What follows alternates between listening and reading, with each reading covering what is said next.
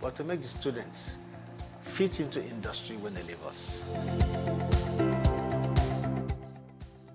Given the peculiarities of the present business landscape, many managers have found themselves in a very tight corner. And as such, at Lagos Business School, we need to address how we can help these organizations, not just to survive, but to thrive. So for us at Lagos Business School, it's obvious that the days of bringing everybody into the classroom is over. Our plan was brought about by technology, COVID, and competition. We used to offer in-class, person-to-person programs. With COVID and technology, we brought in the hybrid, where some people will be in class and others can actually join from their homes or their offices. So you have this mass market product, middle is the hybrid, but our premium products are the face-to-face in-class, because we know that some executives still want to come into class in order to network and exchange ideas with their colleagues. This is how we're going to remain relevant. This is how we're going to compete. Lagos Business School started with the main focus of helping the business community to do better. We also make sure that even our young MBAs don't leave this place just thinking of profit maximization alone, but also how they can touch lives. So from the very beginning of the MBA program, they are introduced to what we call personal social responsibility projects, where the students realize that to succeed as managers, they must actually integrate both economic and social values and objectives into the way they run business. We've done a lot in the private sector, and we believe that it is time for us to now do the same in the public sector. Because if we have a vibrant public sector, the private sector will be the best beneficiaries from it. And our approach is to see how we can assist in the areas of governance, policy making, leadership, strategic planning. It's not an easy field to play. And the starting point for us is to move our breakfast club and start a version of it in Abuja. The breakfast club in Lagos brings together public sector players, private sector players. The more they talk, the more they realize the problems they have, the better they'll be in providing solutions. We currently have 2 global accreditations, the AACSB and AMBA. And these are 2 top accreditations that only about 5% of business schools all over the world have. We're also going for the 3rd one, EQUIS. And that will now give us what I call triple crown. And we want to do that within the next 2 years. We're not slowing down. Getting these accreditations and rankings does not stop there. We need to maintain them, because that's the only way we can prove that we're a top-class business school. And we'll be able to attract top-class faculty and also attract students from other parts of Africa and the world.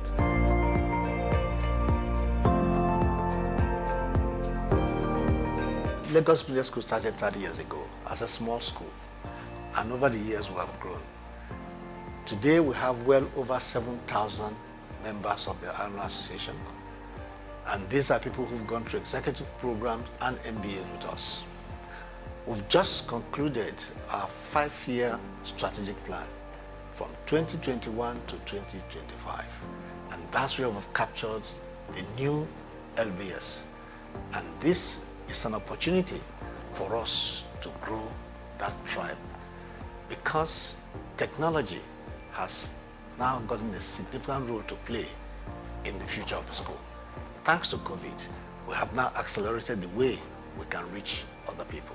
So our objective is not just to focus on people in Nigeria, but to expand, extend our coverage to Africa and other parts of the world, because we want people who want to know how to do business in Africa to come to us. By that means, we will now extend and increase the tribe of LBS. We will not stop at this stage, because our objective is to be the #1 business school operating from out of Africa. And as such, we are going to build a business school that will be the pride of Africa, but at the same time compete effectively anywhere in the world.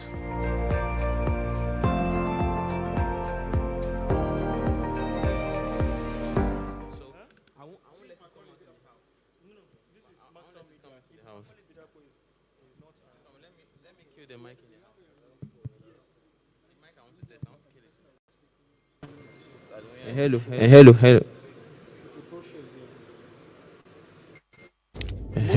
Can you hear me? Most of the failure of the Can family you hear me very well? businesses start from the family. Eh?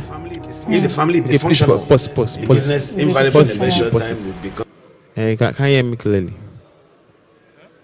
Mr. Macaulay, can you hear me? Sound check 1 2 1 2 1 2 1 2. Can you hear me? Can you hear me? Okay. No problem. Can somebody use the let me tell you how to use the podium mic or else. We can hear you. Okay. We can hear you perfectly loud and clear. Mr. Macaulay, the people are here. They are audience here. They are audience here.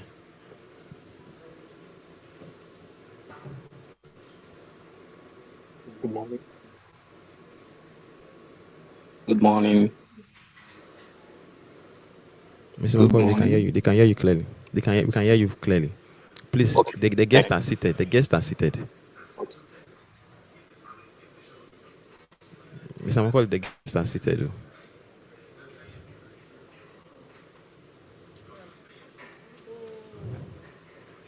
The host has not set the meeting for the only speaker group.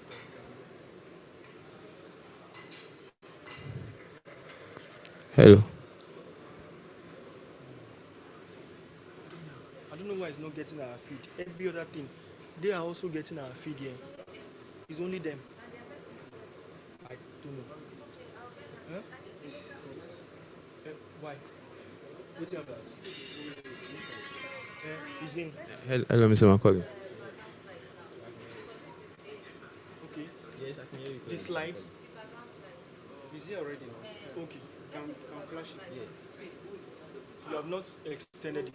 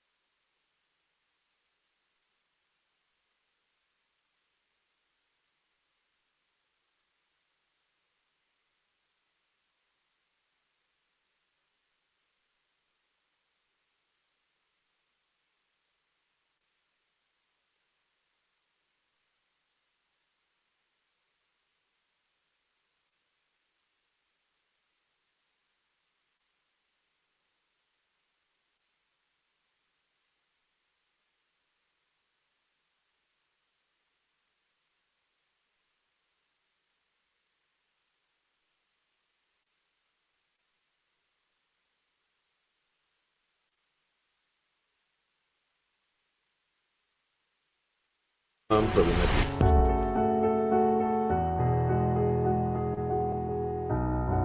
Good day, all, and welcome to the Lagos Business School Family Business Podcast. My name is Orolua Amorigoye. On today's episode, we will be discussing the ladder of longevity, what it means, and why it matters. Our guest today is Dr. Okewoke. Welcome, sir. We would like to know if you could share a bit about your background. Hello, I'm very happy to be here today as your guest to talk around issues on family business. Today we are talking by way of background. I'm not an owner of a family business, but I happen to be a very interested party in issues around family business. I've been a banker. I had to deal with a lot of family business owners, very successful family businesses. But at some point towards the end of my career in banking, what I noticed really frightened me. The fact that a lot of the very successful businesses, family-owned businesses that I knew, we are literally going out of business towards either the founders had issues, dead, getting tired or sick. So it just seemed to me that the businesses were revolving around the lifetime of the founders. I found that very troubling, especially if I put that into context with what I see if you watch CNN, you hear of 100-year club of businesses who've been around 300 years, 400 years. In Japan, there are businesses that over 1,000 years and are still strong and going. So I felt sufficiently challenged and motivated to do something, no matter how little. And that forced me to do a study around leadership, especially as it relates to family businesses and issues around transition. And here we are. Yes, so we can see that your passion for family businesses was concerning their longevity and making sure that they lasted in the Nigerian and African context. With that in mind, what are some of the roadblocks that they experience when it comes to their longevity? No, the way I put it is the issues of longevity is not something, they're not the one shot at success. It requires a whole lot of consistent, deliberate decisions being made within the family that own the business, within the business itself. So now the issue is not just the roadblocks. The issue is what do people do. Well, you can't do something different and expect a different answer. A lot of family business owners they wish. I use the word wish that their children, offspring will succeed them, but they don't take the steps required to prepare those offspring, either by way of formal education, either by way of mentoring, either by way of forcing them to learn and make mistakes and learn from those mistakes. But at the end of the day, maybe I succeed. Maybe if you take me as an owner of a business, maybe I went through the firmed apprenticeship system, for example, and then I'm successful today. I'm happy to send my son or my daughter to Harvard Business School, London Business School. He comes back, no experience in the business, I make him a director, make him executive director. So it's not about what are the stumbling blocks, it's about what have I done to prepare that child of mine to take over. I'm sure if I did what I just explained today, you can almost predict that that child will fail because they don't have the experience to run the business. Yeah. He has not gone through the process of learning through from the master's table, making mistakes, learning from them, then a formal preparation of leadership, what people call succession planning and the implementation. If you don't go through those, it's certainly not able to succeed. So from what you're saying now, we're saying that we need some structures put in place for these family businesses to ensure that their businesses move from generation to generation. Could you please shed more light on some of these structures that we need to put in place? No, there are two parts to this. You have, when you have a family business, you have the family side. You also have the business side. Now, so there are things that must be done within the business side. The issue that many of us know them, creating a structure. It's not that I come in anytime. Maybe I put my brothers and sisters in the business, whether they have experience or not, to run. They don't have experience. I have to find talent that can run the business, whether they're my family members or they're not my family members. That is, you can't take it. That no, if it's a business, you must have scale to run a business. It doesn't matter. You don't inherit scale from your parents. You must earn it. So I must have people that are skilled. I must have authority, boundaries, control. This is everything we talk about in business. What is my authority? As how do I create authority? Within the business. Somebody you go to some place, you have somebody called the managing director of a business, but cannot do anything. Somebody out there is still doing everything. You have to have authority inside to create institutions. Inside the business, so that the structure, whether I'm not there, I am there, the business will run. Yes. That's on the business side. Then, even in that business side, at some point, when people talk about boards, whether it's advisory board or actual boards, the reason why you put all those in place is to also help the owner of that business become a sounding board for the owner of the business. So it's not like one man, there's no one person that knows everything. Sometimes as an owner, I can be blindsided, and some things I shouldn't have done, I do them. But if I have a board, whether I call it advisory board, I don't want to go into the details or the differences now. But you have to have somebody that you report to. Everybody must report to somebody, including the owner of the business. That's on the business side. If we go to the family side, what is the structure around the family? Sometimes you forget that most of the failures of the family businesses start from the family. If the family is dysfunctional, the business invariably in a very short time will become problematic. So how do you create a structure that manages the relationship between the family and the business? Which member of the family can come into the business? What qualifications should he have? What experience must he have before he can take on a particular position? Sometimes they tend to think that once I'm the child of the owner, I can play any role. Yes. What job be created for me because I'm a family member? So there has to be some form of structure that makes managing the entitlement mentality that tends to come up from the family. So if you don't have this in place, you're certainly going to struggle. So when speaking about family, and also you mentioned the family side and the business side, obviously we're going to hire some people that are not family members into this business. How do we make sure that they don't feel, because I'm not a family member, I'm being treated unfairly? How do we navigate that in family businesses? Now, how you do that? Same way you do it in a normal business. I mean, a family business is a normal business, so let me not say it's an abnormal business, but just it's a bit more complex because I had a family that is dominant, in decisions. But if I'm an employee in a family business, what I want to have is, do I have a career?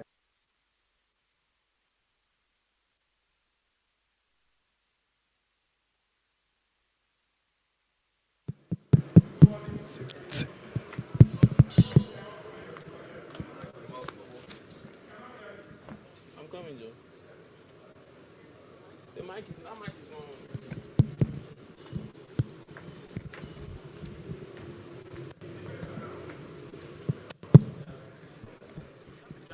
is on.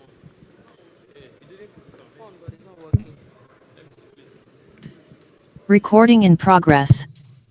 Okay. Good morning, everyone. I hope we are all fine and well. Can we all settle down? You are all highly welcome. So what we're supposed to do first, of course, you know we are in Nigeria, is that we are supposed to take the national anthem first before we now do introductions and give you a lowdown on what we're going to do today. So can we, our media people, are you ready for the national anthem? So we're going to take stanza 1 and 2. Can we all rise for the national anthem, please? Thank you.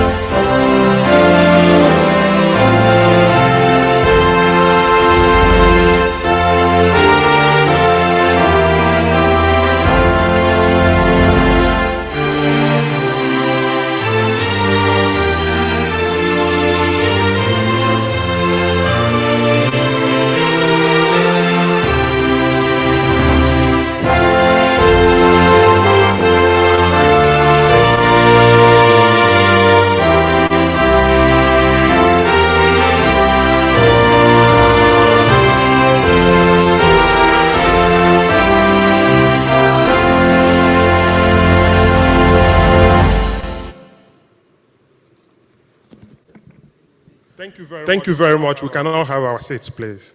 So good morning again. Standing with me, who will help us to do most of the things we're going to do today, is my colleague, Nsima Ogedia Lakwe. And according to my parents, my names are Franklin Nemekangu. We're all both from in LBS.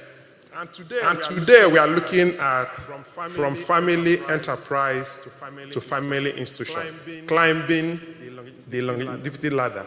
And of course, some of you must have received the program. It's going to be a very impactful and insightful session. We have an array of speakers, we have an array of panel members, and we have other things that we're going to have today that at the end of the day, all of us will live here with some value and some good things that we're going to use to continue to develop our family business. So let me welcome all of you again as we are just about to start the national anthem. They say that just in time, our dean walked in. So he came on time before the national anthem. So the Dean, Professor Chris Ogbeche, you're highly welcome. So it will be difficult for me to recognize all the people here. We have, they said, I think the English is normally men of timber and caliber. We also have women of timber and caliber as well. So we have so many people, and as we go on, we will mention few names. We have our Chief Operating Officer, Bita Bankole, in our midst. We also have the Director of the Family Business Initiatives, Dr. K. Nwuke. And we also have the President of Afrexim Bank. That is Professor Benedict Orama, ably represented by Special Advisor, Mr. Kene Uzo. Kene, you're highly welcome. He came all the way from Egypt, and he said that he brought blessings from Cairo for us. So you were highly welcome. So thank you all for coming. And just in time again, our Vice Chancellor is walking in. So VC, Professor Enase Okenedo, you're highly welcome. We also have other very eminent people in our midst. So you're all highly welcome. So as you know, based on the program, we have a lot of activities today.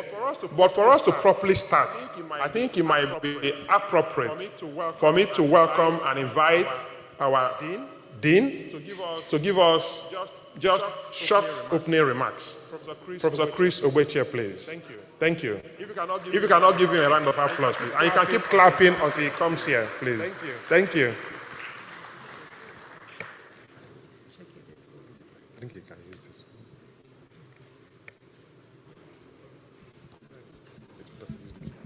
Thanks, Franklin. Just to remind you that teachers don't give short opening remarks. So when you give a microphone to a teacher, don't be surprised. You might spend all the time talking and lecturing.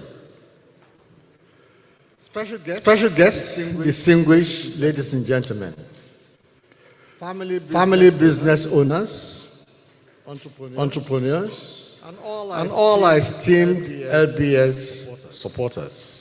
A warm and heartfelt welcome to the inaugural LBS Family Business Conference, taking place here at the Lagos International Hotel. It is a great pleasure and honor to stand before you today as we embark on this special, momentous occasion. Allow me to extend a special welcome to the LBS Family Business Initiative Advisory Committee members, whose visionary leadership has guided us to this remarkable gathering. To our esteemed guests, keynote speakers, panelists, we are deeply honored by your presence. Your unwavering dedication to fostering innovation and excellence within the business community has been truly inspiring, and we are grateful for your presence here and for your support to us at Lagos Business School. We are deeply passionate about family businesses. Because we know that most businesses in Nigeria owned by Nigerians are family businesses. And all over the world, family businesses have contributed significantly to the economic growth of countries. Most of the multinationals we see and hear about are family businesses.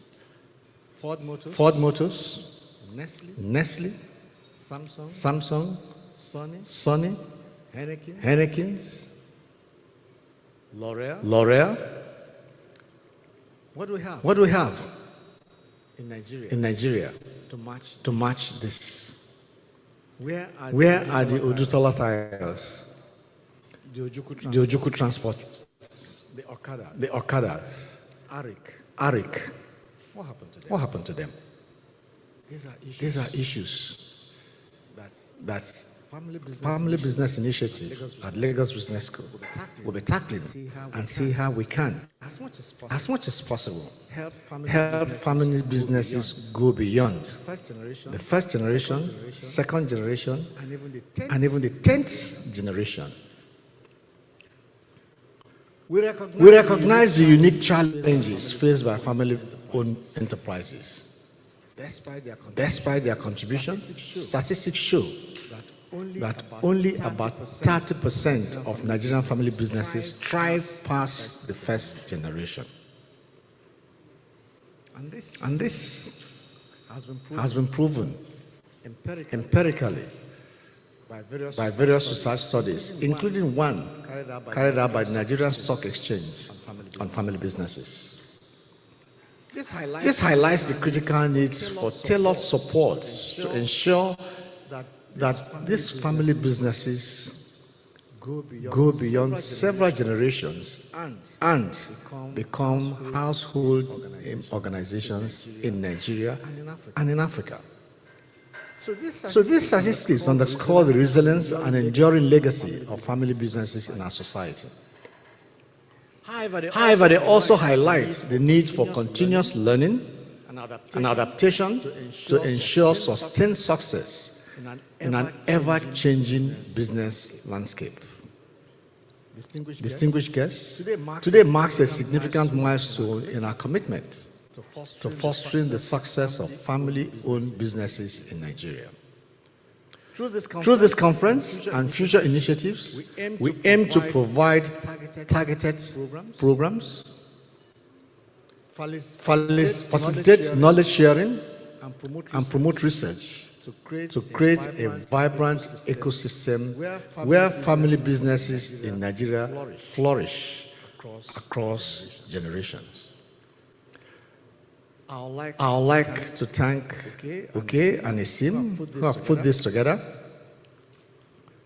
They've spent sleepless nights, banging on doors, calling on executives, generating interest, and making sure that this happens. I'd like to thank you for joining us on this exciting journey. Call it exciting because so many good things will come out of it. Together, let us chart a course towards a brighter future for family businesses in Nigeria and beyond. I wish you all a fruitful and inspiring family business conference at Lagos Business School. Thank you very much. Thank you very much, Professor Chris. Can we give him another round of applause, please? Thank you very much. You know, our dean, Professor Chris Obechet, talked about, he mentioned Nestle, multinationals, and all that with regards to family business. And I'm sure we all understood it. But my first encounter, or even the most recent encounter I have with family business was during my recent visit to the village. So one of our relations died, and they are preparing for the burial. And the burial is in May, end of May. And during the preparation, they said that we have to go and meet one man who is a rainmaker.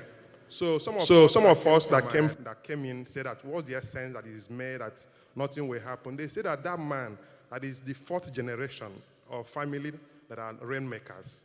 So that he took it up from his great-grandfather to his grandfather to his father and to him now. So that they have been doing that rainmaking business for the past over 50 years. So that we must go and see them. Is that not a family business? It's a family business. So what we need to do is to see how can we make that a proper business. And that's what the essence of this conference, to make sure that all the things that we have in Nigeria, Odutola and Sons, Philip and Sons, Emenika and Sons, Ajayi and Sons, that all of them transform to become more or less Walmart, Nestle, and other big businesses. So on that note, let me first of all welcome our keynote speaker, Ms. Bukola Washika, who just walked in. Good morning, ma, and welcome. So can we all give her a round of applause for walking in? So let me now invite Dr. Okenwuke to more or less give us an introduction of this conference, and more or less to tell us if my own experience of family business and Professor Chris' experience of family business, if they are the same thing, if they are related or if they are not related. Dr. Nwuke, please. Thank you.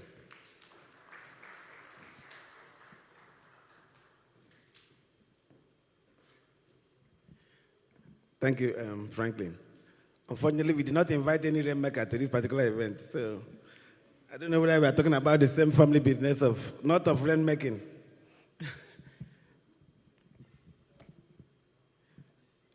Good morning, everyone. I'll ride on the back of the welcome address by the Dean of Lagos Business School. As they say in Nigeria, all protocols duly observed.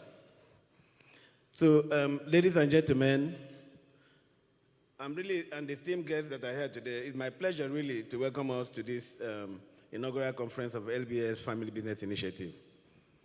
It's not all the time that business people leave all the things that they are doing in the morning hours to come and listen to some people.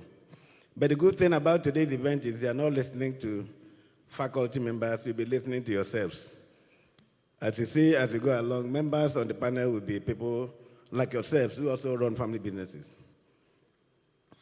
So I'm honored to stand before us, all of you this morning, in the audience that includes founders, leaders, first generation, second generation of family businesses. And some of them are also executives, non-family executives that work within the family business.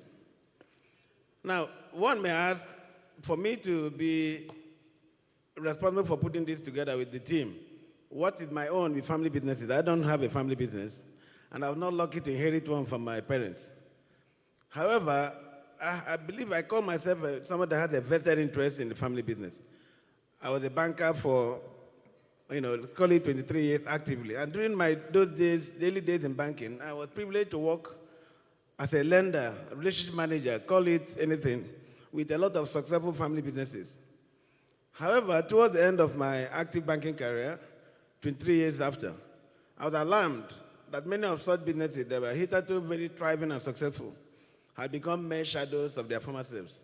In fact, many of them had actually gone out of business. The issues such as incapacitation of the founder, age, debt, management issues, conflict in the family, and etc. Threatened the survival of these businesses. And I was able to contrast that with what I see and read, whether in banking or general finance and management, about family business that have lasted longer than 100 years, 200, 300. In fact, there's a particular family business in Asia, in Japan in particular, that is still over 1,000 years today and still thriving. And for those of us that watch CNN, you see 100-Year Club, which basically talks about businesses that have celebrated 100, 200, 300. I mean, many of us, the tea we have, the British Earl Grey, it's over 300 years, and still the same tea, maybe evolving over time. Now, so I was able to, this realization that a lot of other business schools in other climes have gone beyond generations, created some, motivation in me to try to find out what can be done differently. Is there any other thing that we can do to ensure that our own family businesses could also have the same history? And again, joining with LBS and our Family Business Initiative, we now believe that that's something we can do that will make a difference. Now, like Professor Beche said earlier on, globally, family businesses are the bedrock of every economy. In contributions, anywhere between 70, 80, and above in terms of contribution to GDP. Not just in our own kind of developing economies, even developed economies. Now, in the case of Nigeria, we have over 24 million thereabouts of family businesses. And basically, if you look at our GDP contribution, farming, even though it's not one of the areas of business that people see as very attractive, the largest contributor to our GDP comes from farming. And then majority of farmers, if not all, are family businesses. And then you can also see the same of other economies. Now, there's a report recently that family business in Nigeria over $200 billion of our GDP. In fact, one of our sponsors, I think MoneyPoint, did something recently that's also attested to that. Now, this size of the family businesses, as important as it is, the fact that the alarming high rate of failure of these businesses is actually a cause for concern. I mean, been written by practically everybody that less than 30% survive from first to second generation. By the time it becomes the second generation, third generation, under 10%. By the next generation, literally starting afresh. But what we say in LBS Family Business Initiative is, this is not something that must happen, but it's a consequence of action that were taken in the past. That means that if we take a different action today, we are going to see a different outcome. So today, as we convene to explore the theme of this conference, which is from family enterprise to family institution, and then climbing the longevity ladder. Like I said, we call it a ladder because not something, you don't jump the rungs. It's a process. Now, this theme is for us to help us to explore and draw attention to the unique dynamics and challenges and opportunities that are facing family businesses in their journey toward becoming enduring institutions. The transition that we seek is not just about financial success. So it takes more than financial acumen to do a business. You know, it demands a profound understanding of the intricacies within the family-owned enterprises. I mean, I was having a discussion with one of our panelists today, and what we have found out is the most successful family business, the most successful business can be destroyed by a discordant, a family in dysfunction. You can predict the day that dysfunctionality starts. You can predict when it will affect the business. So that is why we are here today. So this journey, through this conference, we aim to delve into family issues around governance, leadership, succession, strategy, strategic planning. We also tell people that when you plan, if you do strategic plan for a family business, and you don't do for the family that owns the business, that of the family will trump that of the business. So those things have to be taken in balance. So through this conference, we want to see how we can navigate that delicate balance between tradition and innovation that confront the family businesses. Now, during the conference also, we have the opportunity of presenting two surveys. One that was conducted by LBS and administered on family businesses in Nigeria, and another that was conducted by McKinsey. The senior partner is there, Dr. Achaleke, who will be presenting that, which was administered on family businesses globally. We might see, the idea we should be able to see the link between the issues that are thrown up by these two surveys. So I'm confident that today's discussion will offer invaluable insights and solutions to the challenges that face African family businesses. Drawing from the expertise of our speakers, our keynote speaker, she doesn't require any further introduction. And by the time you look at the brochure and the program, you see the array of people we have put together. So they'll be able to do justice to that. So together, we'll be exploring the issue of succession planning and the issues around foresight and cultivation of legacy, a legacy-driven culture for family businesses. So we'd like us as family business owners to celebrate successes, learn from failures, and chart a course toward the future where family-owned enterprises endure and flourish for generations to come. We pray that this event may serve as a source of knowledge and inspiration and transformation for all in attendance. So, thank you for being part of this event. And so, collectively, we'd like us to embrace change as family business leaders that will foster growth and pave the way for future generations of African family business leaders. Let us, together, ascend the ladder of longevity with wisdom, foresight, commitment to excellence. Thank you.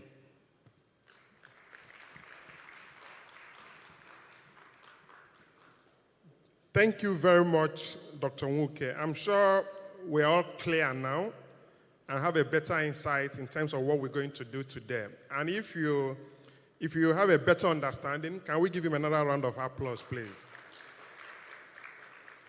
And to help us to more or less expand or clarify, we have a keynote session with the team building a legacy beyond today's profit, charting the course from family enterprise to family institution, which means moving from Okenwuka Enterprises to maybe Ford or to maybe Stallion Group, as the case may be. Say he doesn't own a family business, so that means he has to start from the small one and now move to the bigger one.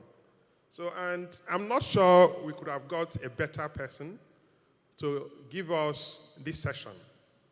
You know, some people, they don't send their profiles because their profiles are already public knowledge. Because they are well known. Anywhere you turn, you hear about them, you see them, you read about them. And I'm talking of no other person than Mrs. Ibukun Awashika. She's the founder and CEO of the Chair Center Group.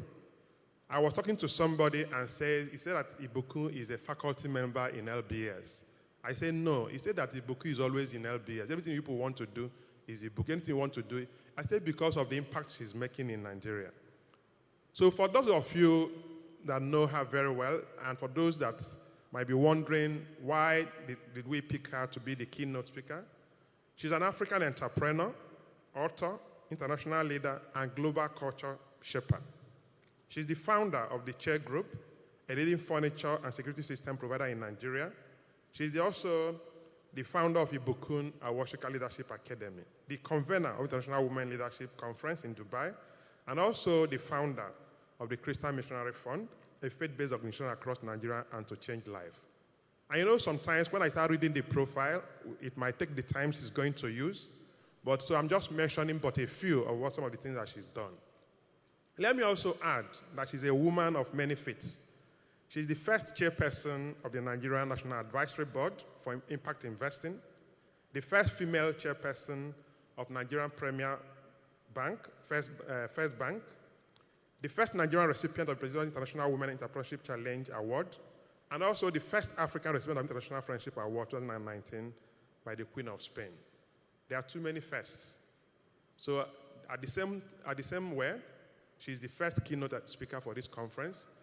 And we now invite Mrs. Ibukun Awashika to. Thank you.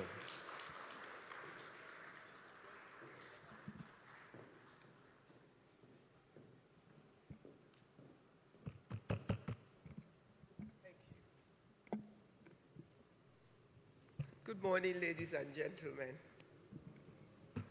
Well, LBS is home to me.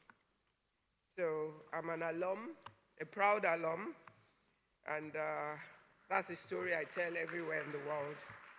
And it's a part of, at a time when I wasn't sure what to do next with my business. I was in my 30s with a big vision in my heart and needing to learn more to help me sort of move the business to the next stage. Lagos Business School was where I went to. And I'm a proud member of the CEP9. And it really added a lot to my life because it was CEP9 and a workshop in Barcelona that made me then decide to go to IESE and get an MBA from IESE after that. But they prepared me for all of that learning. And I proudly serve on the Governing Council of Pan Atlantic University, and I've proudly served on the advisory board of the IESE Business School as well for the last 8 years. So yes, I'm always glad to be available for the school whenever is necessary. Now, we're going to have a short conversation, but I hope an honest one. And my topic, as I've been given by the school, is building a legacy beyond today's profit, charting the course from family enterprise to family institution. I think the first question to ask ourselves is, what do we call a family business?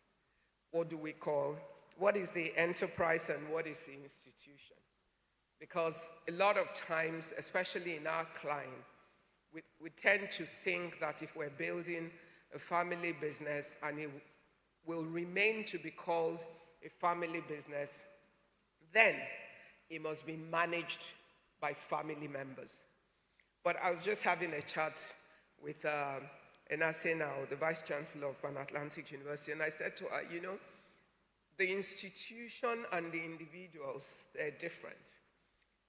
Every business has a visionary, someone who puts the seed in the ground, someone who starts the vision and watches it grow. But there's a stage at which it is irrelevant whether there are any members of the family in the business at all. Because you can build a business that is owned by the family, but is not family managed, because they're two different things. That the business is managed by members of your family is different from the fact that it's family owned. And there are many businesses around the world that are global, and maybe today the people who run it are not. In fact, the gentleman said something about Okeowunka Enterprise as compared to Ford. Ford and Okeowunka are the same, because they're organizations named after individuals. But it's about what they have become and how they are run and they're established. So how do we go beyond the profit? It starts from the vision. What is the vision in the heart of the guy who started the business? And what is the vision that is established even as the business is being transited through different seasons? What is important? Because a lot of times we do not have clarity about why we started a business in the first place. Is it just to make money? Is it to provide for our family? Is it to keep our family name in the public eye as having done something? Or is it to build an institution that will create value for all times? Because depending on what your actual goal is, your line of action is different. The kind of decisions that you make is different. So it's the same reason as with partnerships, because there are also many family businesses that are partnerships, because they have partners that are investors in the business even from the beginning. But we don't spend enough time to clarify that we all want the same thing from the business. There are partnerships that are husband and wife, that are family businesses, that are spousal partners. But the question also is always, do we want the same thing? Some people just want to build a great name. Some just want to make money. If you want to make money, anything and everything is good, as long as it makes you money. If you just want your name to be popular, then you spend all your time with visibility and the noise making and all of that, because that's your vision, that's what you want to sell. But if you want to build an institution, even from day one, you will pay attention to details. You will be clear about where you want to go. And that clarity is mobile in itself, because over time, circumstances, environment will reshape, but your core vision will remain. And if you're able to clear that up, you will make the right decisions for the business at the right time. Now, a business that you set out from the onset to build, to become an institution, which means your goal is that it will outlive you. You will not run it with a sense of this is Nigeria. You can do anything. You can do it anyhow. Because it's the reason also many businesses have not transited generations. They were not structured to transit generations. And there are clear examples. There are cases, there are Nigerian cases that are being used in business schools. I don't know if LBS or Pan Atlantic University uses the Odutola case. Because when that case was being written, it was a case that was written by a mentee of mine when she was at Harvard. And I worked on the side with her in trying to put that case together with her professor in Harvard. Now, when I was growing up, if you're going on the Lagos-Ibadan road, not express road, you know, there was Lagos-Ijebu, the Lagos-Ijebu-Ibadan road when we were growing up. Most of your journey, you will see a massive plantation on the side. The rubber plantations that belong to the Odutola family. And they had the tire industry, they had everything. This was a brilliant entrepreneur of his time, a man that built a massive industry that there is no reason why that organization and the core areas of their investment should not be competing with some of the biggest companies in the world. One of my habits as a young entrepreneur was always to buy volumes and volumes of books about successful entrepreneurs from around the world. I used to love to shop airport bookshops and find volumes of stories about entrepreneurs. So when you're reading about the Fords, the Sears, and all of that, you will understand that these were visions on the heart of individuals, but somehow they built it to transit beyond them. And in most of those organizations, there might not be one single family member who is involved in managing it. However, they could own shares in the company and they're shareholders of it or not. Because if it becomes a publicly traded company, depending on how they decide to keep it, then you can move on to become an institution that is even beyond the family institution itself. Now, what happened to like an Odutola and a few others like that? I think Ndidi Onwuneli did a good job. There's a book that Leap Africa wrote about a few of those businesses, about 9 of them that we've had in the past, but that didn't survive. Why? What happened to the Odutolas? It was about the individuals. It was about superheroes. It was about businessmen who were the alpha and the omega of their ideas. They were the alphas and the omegas of their businesses. They built it in the color of themselves. They had many people that worked with them, but they worked for them. You know, because when you're building from an enterprise to an institution, you will not just have people that work for you, you will have people that are empowered to create value for you. People that can think, people that can innovate, people that can chart new courses, people that can bring new ideas, people that are free to express themselves, not just take instructions. Because typically, what we tend to do here, including when we bring our children into the business, is if the father is the one who started the business, our children are just meant to follow what we have done, to take instruction. That's not how I do it. That's not how your father does it. It's why most of the children do not want to work with their fathers. Because, in a sense, we burden them with our own vision and our own limitations. We burden them with how far we want to go or how much we know. And yet, we educate them, supposedly, to bring new knowledge, to be empowered to come into the business. But whether it's our children or other people that we employ, we're the same ones that put the wrong plug in to make it impossible for them to add value.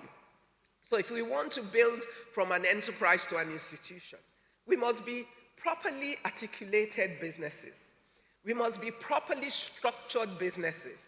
If we're structured businesses with a vision, when we're looking for the people to take particular roles in our organizations, we're not looking for them because they belong to our family. We're looking for them because they're competent or not.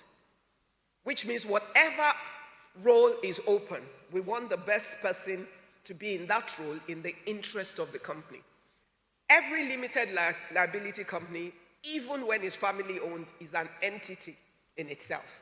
And if we make it an entity, we give it a life of its own. Which means even though we're protectors, we're advocates, we have responsibility for it at that point in time, our responsibility is to serve the best interest of that institution. And in serving the best interest of that institution, we will make the best decisions for it. First, in finding the right talent for the positions that are open within it. 2, in setting up the right values. Now, this sounds simple, but I haven't seen one organization that is able to survive long-term that isn't based on the right values. If we build institutions and we forsake establishing the right values for the organization from the onset, you know, Yoruba people say, don't do as I do, do as I say. But you know, that's not true. Because if you're building an institution and you're doing something other than what you are saying, we all have these things, vision, mission, we have all sorts of things written down. But that's nothing. It's a worthless piece of paper. It's really in what we do. And the example setting is in the leadership of the organizations. And especially in a family business. If your son comes out of secondary school, and because he's your son, just by having your DNA, he becomes executive director, you already have a problem. Because what have we done? You have discouraged everybody else that works for you. You have told them the cap of their ambition within the business. You have told them they cannot go far. So if you want to build for the long term, and we want to transit from an enterprise to an institution, we must sit with ourselves and decide what is our long-term goal, what will serve the interest of that business, what is our vision for the business, and what are the ingredients that are critical to it. The main ingredients: vision. What is the market sector that we want to play in? To what extent? What are the values with which we want our businesses to run? And those must not be, people that work for you must not be confused about them. I'll tell you a story. So as a young woman, when I was starting business,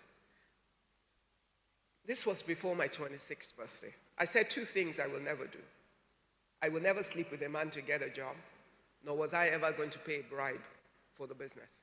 It looked like foolishness in 1989, Nigeria, and people thought I was just some idealistic young woman. Can't go far in Nigeria with those things. But this was my belief, and that's what I wanted to build. That's the pattern I wanted to build on. And everybody that worked for me had to understand that. And the only way they understood it was that I had to live that example for them every day. They watched as people would come to us. I remember then at our Injola Emi showroom, people would come and they would love everything that we have. And then they would tell you to prepare an invoice for their organizations, whether public or private. And then when you finish preparing the invoice, they've negotiated a discount. And they then ask you that the discount they've negotiated plus extra should be written back into the invoice. And that when the money is paid, that portion of it will come to them for some other matters. And we'll say, oh, sorry, we don't do that here. And they'll look at you like, which planet are you from? Are you out of your mind? What do you mean? And we watched a lot of projects that we were best suited for walk out of our doors. And sometimes my staff would come and ask me, can we survive with these things? And I'll smile. There were two things they always took me up on. Those practices and paying duties for our shipments. At a point in Nigeria, duty on furniture was 100%. As painful as it was, I knew we didn't have a choice. I had said two things from the beginning. Those things were pillars for building. And along with that was my faith. And for me, that was not negotiable. And we would have to pay those 100% duties. It meant that our margins were small, but it also forced me to search for the most cost-efficient sources of materials for us so that I could still be competitive despite the cost structure that we had to deal with by paying the correct duties. And then, going back to my faith, it became for me a matter of saying, God, I do this because I believe in you. So you would give me the kind of turnover that my competitors can only dream of. So that my small margin multiplied by numbers will give me more profit than my peers. And my workers watched us labor through that. They would come. Can we continue to do this? And I said, yes, that's what we would do. But they also watched us continue to grow. And they watched us continue to prosper. And they watched us continue to be able to do things that some of our peers could not do. And then we had our victory moments. There was a year that there was a crisis in the country. And the government shut down the entire port system in Nigeria. You couldn't clear anything. Every container was locked into the port. You had to go to the port and clear your goods by declaring what was in your container. They did 100% examination of your shipment. And in doing 100% examination of your shipment, they will write the actual product, apply the right category of duty, and then there was a 50% penalty for every falsely false declaration over the right duty that was applied. And a lot of companies went under forever and could never come back. But we had 10 containers at the port through that period. And every single one of our containers we could clear. And then market forces took over because a lot of people were stuck, but we went through the process and were able to get our goods out. In a market that had high demand and low supply, what do you think happens? Market dictates its own price. And we had to sell to a lot of our competitors to meet their own obligations to their clients. And some of those moments helped to establish the value of values within an organization to the people who work with me. And it made it easier for me at a point to say, I had told myself that by the age of 50, I was not going to be responsible for running the business. At 48, I asked a company to come in and restructure everything into the group and find the talents within and out to take over running the business on a day-by-day basis. And I sort of stepped aside and look at things from the outside from a point of strategy and new business. My point is, when we want to build, we must build with the right values. When we set the right values in, when grooms come, you know, in the time and season when companies are searching for companies to invest in, what they are checking, your vision, your strategy, your values. And when they find the right practices in place, it becomes easier for you. I'll tell you another story that supports that. There was a point where Standard Chartered, globally, they have a provider for them in the furniture, for furnishing their offices all around the world. And the Nigerian office was not a part of that for a while. And then they wanted to reset and correct that. And this company had to find a local partner to work with in order to be able to execute on their behalf, because there were certain regulations that made it impossible for them to. And eventually, they told them that, look, there's only one company we think will fit all the things you have said. And that was us. I remember my team and I, there were 3 of us that went to meet their Middle East and Africa team in Dubai. And we had this was so many years back. And we had these meetings. And at the end of the day, I remember the vice president for Africa, Middle East, and Asia said, you know, one of the things we thought would be most difficult for us for finding someone to work with in Nigeria is someone with the right values and practices. And it's amazing for us that this is the least of our problem in dealing with you. And then they sent a team. They took us to their factories in China, in this. It's an American company, but with multiple productions around the world. And then they sent a team of 5 to Nigeria to come and visit our own factories in order to see our processes. By the time they were done, we had 1 or 2 machines that were ahead of theirs in terms of what we could do. And so it was not a problem for us to sign into that contract and become the local partner for the number 2 largest furniture company in the world, who was the provider for Standard Chartered at that point. If we're building institutions, it would not matter who is there. Have I built for my children? I don't believe in that, personally. Why? Because this is my vision, not my children's vision. My father didn't force me into his own vision. And our unfulfilled vision sometimes that we force our children into, we forget that they also have their dreams and their vision. They can serve the company in multiple ways. They can bring their talents and their learnings to serve on the board of your company at an appropriate time and add immeasurable value. The business can be OK and Co. without an OK inside, after OK has founded it. Because what OK has done is to establish a vision that runs, a vision that works, and to find the right talent. And yes, sometimes there will be those children who are the right ones for the company. And you will see them and you will know. And I learned this lesson from my Italian partners, because the Italians are the most established, I think, in family business practices. One of my biggest partners in Italy was a family business. Their father had 5 sons. And which is part of why we also must be careful about enforcing families into the business. Not because it's not a family-owned business. Then there's a difference between the two. It can be family-owned without being family-run. They had 5 sons, and they all, you know, the way the Italians do, their children from like 10, 12 start coming into the company over their summers to work, to sort of learn. And then they try to watch who is interested in what. In this particular case, the business is over 100 years old now. The 5 sons were in the business, and then they brought all their wives in as well. And then katakata burst. Because somewhere along the line, the wives caused a lot of problem, and the problem between the wives created a problem between the sons. And then they made a declaration that no wives will work in the business. They took out all their women.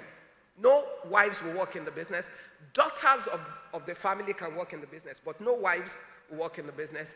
And one of the sons, because he was defending his own wife, decided he was going to leave. And they bought him out, and the other 4 sons remained.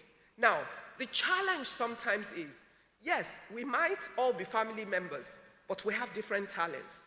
And so should the oldest be the managing director just because of age? No. Because he might not be market facing. He might not be good at engaging customers and doing the right things. He might be better at production, and therefore he serves more like a production or operations manager, because that's where his talent is. And he might be the youngest one that is best suited for facing the market. But in a family structure, that can be a challenge. And the politics and dynamics of family always comes in. But in building an institution, that should not be. What is important is, what is the right talent for the business? And is that right talent the youngest or the most senior? Or the cousin rather than the son? Because now, if the son or the 3rd child becomes the MD, is it his own son that will take over, or the son of his brother who was operations manager? Many questions that come in.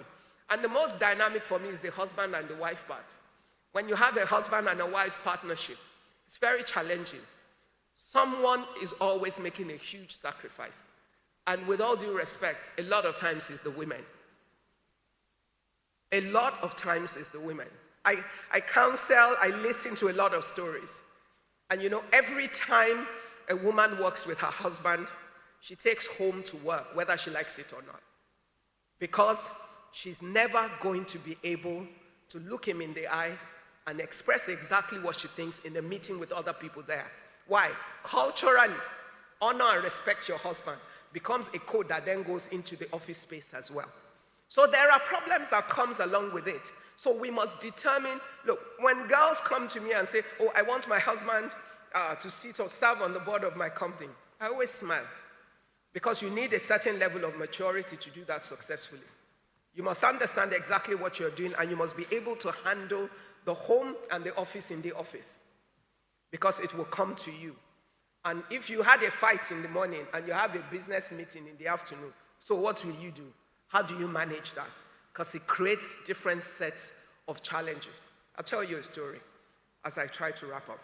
So I have this mentee, and she started this company, smart girl, brilliant. And her husband invested along with her, and about 4 of their friends invested in the business as well. She built this company, they have like 1,000 employees and everything and all of that. And one day she came to me and said, you know what my problem is? My husband is always against me in the meetings. He always stands with the other people, and I always feel as if I'm alone, and everybody is standing against me. So we went through, and I said, but he's thinking, and the guy is a very decent, right-thinking, brilliant guy. He's thinking for the business, and if he's saying something, he's probably saying it with the best of intentions. She said, but you know, that's not how I feel. And I realized that it's so difficult to separate your emotions at the door, between the emotions at home and the emotions at work. And it's the same with fathers and sons. Even if your son is in the wrong in a meeting, you're going to be caught between your son and the other manager who might be speaking the truth or better skilled. So you must make those decisions as to why, which is also why it must be the best fit person that you give a position. Even within, if you want to build an institution, the emotion has to stay at the door. And the values that will give the company its ability to stand for the longest time is what must come to play. In this particular case of this lady and her husband, it became a real challenge. And I realized that the guy was trying to do the right thing, but she's his wife. She expects her husband to be in her corner. So I called him aside because he was someone who I had a good relationship with as well, without her ever knowing. And I said to her, your wife feels as if you stand against her. He explained to me, I said, I already know why you do what you do, and I know you're doing the right thing. But it doesn't change the fact that she would always feel like you're not on her side. And she needs you to be her husband, but you also need to be fair to the other investors, which is why you're doing what you're doing. So it's a catch-99.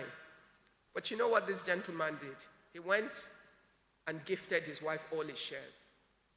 So she became even stronger in the company than she was.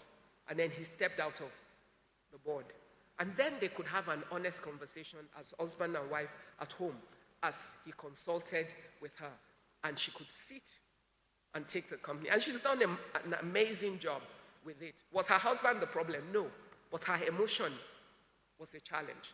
And nobody bottles the emotion in.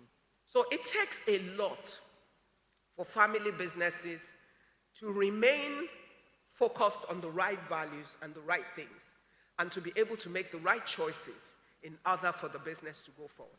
So what is my challenge to us? We must be clear about where we want to go. We must be clear about what we want to build.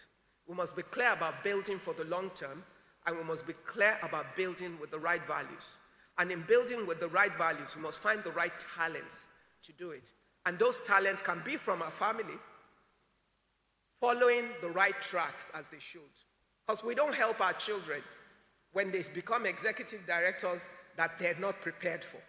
We actually destroy them. A lot of times, they get burnt out with those things because they don't have the maturity for the offices we give to them ahead of the time. If they walk through the ranks, everybody knows they will probably end up there, but let them compete with everybody else. Let them get there and know that, oh, I earned this. Let the people they have to work with have to respect them because they know that the boy is his rights, it's his father's business, but he's good. You can work with him, you can trust him, you can respect him, and you can build with him. Because there isn't one single family business that can be built just by the family members. No matter how small, there will always be some other people who will have to add value to your family business for it to transit beyond the emotions of the family to become an institution that is based for the long term on the right things that would help it to stand. For us as a nation, we can't afford to lose one. Not one enterprise that is started should we lose. If this whole family business initiative is taken down and up at the highest level, more businesses will survive in Nigeria. And when they do, more jobs will be kept. Because what we do every day, with losing organizations as huge as Odutola and Co., is we lose jobs. And we're replacing them. They're new enterprises, but instead of adding to the jobs, we are replacing jobs. Simply because we haven't paid attention to teaching the right things to help businesses build for the long term. And it shouldn't start later. It should start from the beginning. So if Enterprise Development Center is training its entrepreneurs, it should be part of it. If they have the right values to build on from the onset, the parameters they will set, their measures, their goals within the businesses will be the right ones. It would give them a higher chance to build and build for the long term, whether with their children, their cousins, whoever. But on the long term, it's about building institutions that can face all seasons and stand. Thank you very much.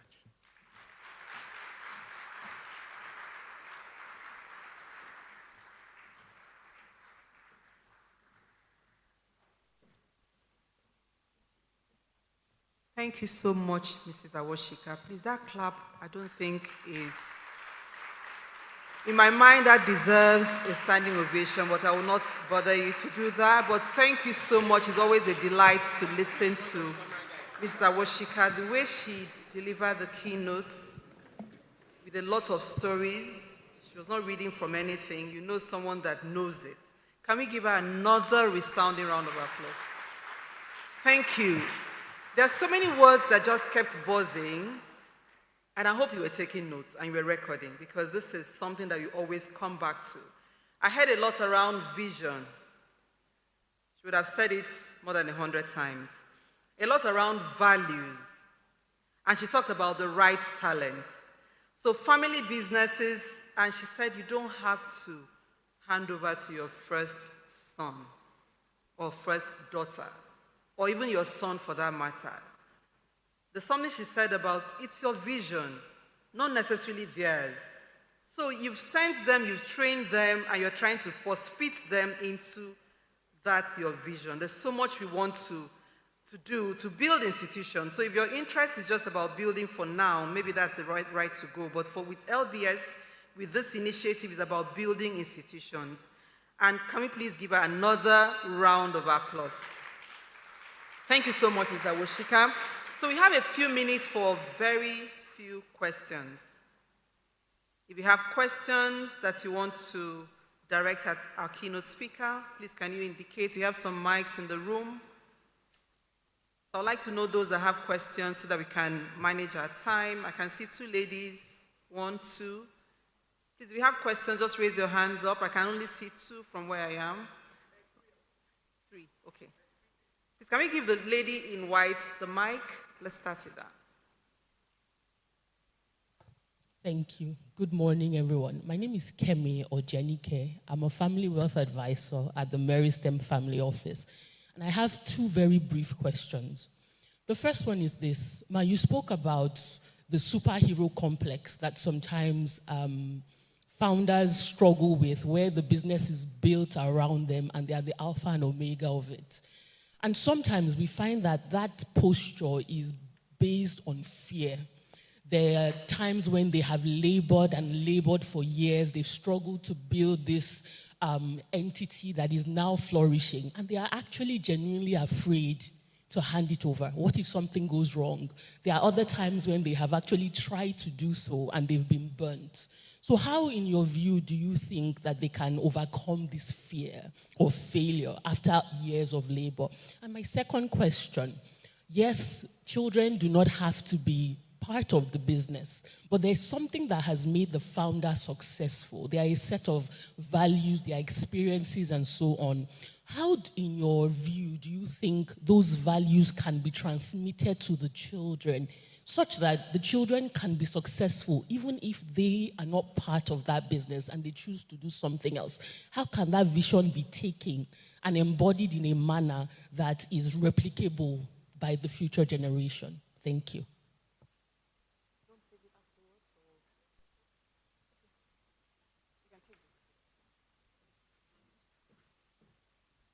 Okay, so, life is full of fears. We would be afraid to go out in the morning because a car is going to run into our car.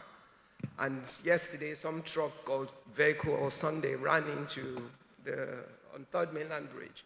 So that's part of life. However, what we do, which I can see Archer here, but that's what the McKinseys of this world do, which we all do in our small ways, is you put your best foot forward if you know where you're going. What does that mean? If you have labored to build this vision, to be honest, if you were building right from the onset, you would not have been the only one that labored in the business. There would have been people that labored alongside you along the way. 2, if you allow yourself to have some level of clarity about what you want to do, and you're honest about what you need. You see, especially for small, medium-sized businesses, we tend to employ who is available rather than who is competent and capable. Because if you love this business so much, the first thing you do for any role where you need to employ for is define what the job is. And when you define what that job is, your responsibility to that business, if you know you're building an institution, is to take the emotions out. It's not your wife's brother, your friend's cousin, your neighbor's child, your colleagues, somebody, which we do a lot, especially in family businesses. People tend to look down at the family business and think it's a place where you can dump people into. Now, you are the one that has the responsibility to make sure that you haven't defined what you need. You must shop around until you find the right talent for it. That's one. When you find the right talent also, we also tend to be, especially family businesses, smaller size, we tend to be tight-fisted about paying the right wages too. Now, if you are building with a vision for the long term, what you want to do is to pay the right wage for the right talent, because then you will get the kind of value that you're seeking to help you build the kind of company that you want. And if you, okay, let me go back to my faith and forgive me. The Bible says, having done what? All. So all you can do is do the best to find the right people for the right position within your organization, and you let them work. Even multinationals hire wrong sometimes. And sometimes people come into the job and they don't pan out as they looked. When they do, what do you need to do? You must have the courage to fire. And you must have the courage to hire the right people and take out the emotions out of it. And do that because if the business is core to you, then you will pay attention to those things and you will make the commitment to protect what you've built. Life is a risk. Business has its risk, but that's something we have to do. Now, talking about teaching values. Honestly, we can speak our values to our children or to our workers, but it's about what they see us do more. So if we hold certain values to be there and important, we must leave it within the organization. And if we leave it within the organization, we set the example that people tend to follow. There will be many moments for you to do alternatives, to do other things. If they see you never forsake what you have said to be true, you will find that they also will follow you. Example setting is important no matter the size of the organization. From a multinational to the smallest company, what they see leadership do is what will corrupt the system or build the system. I have seen it. If you walk into an organization, even if you consider them to be in such a bad state, when you start setting the right examples, you would see the good people within them emerge from the woods. People who always wanted to do those things, but didn't have an environment where they could breathe. So yes, you can do that in the way you live, with your children by the example and your nurturing, in your organization by your example and your nurturing as well. And obviously, all of these can become procedures within your organization. What you set as your processes and your operational practices can embellish all of those values into it and help you to secure and build it for the long term. Thank you. Thank you so much. So leave the emotions at the door, focus on the values, and then we have to leave the values by example. So we take the second question. Yes, please. And then we'll take the second and the third so that she can answer once. I believe there's no other person that has a question. If you do, please raise your hands or forever hold your peace. Thank you. Okay. Good morning. Violet Abdulkadri, and thank you so much, Ma, for your inspirational talk and all that. I really appreciate you. All you said is true about building the right culture, the value, and all that, which is, I run a small company, I would say a medium-sized company. But what I've seen that is the greatest challenge for me as a person is getting the people to follow the SOPs that have been laid down. There's this general attitude of people always trying to jump processes and run into problems. So I don't know how to achieve this, to get people to be that disciplined, to consistently follow processes so that we can build an enduring institution. So I don't know if you have something, maybe a nugget you can give to me that will help in that direction. Thank you. Thank you. So we'll take the third question.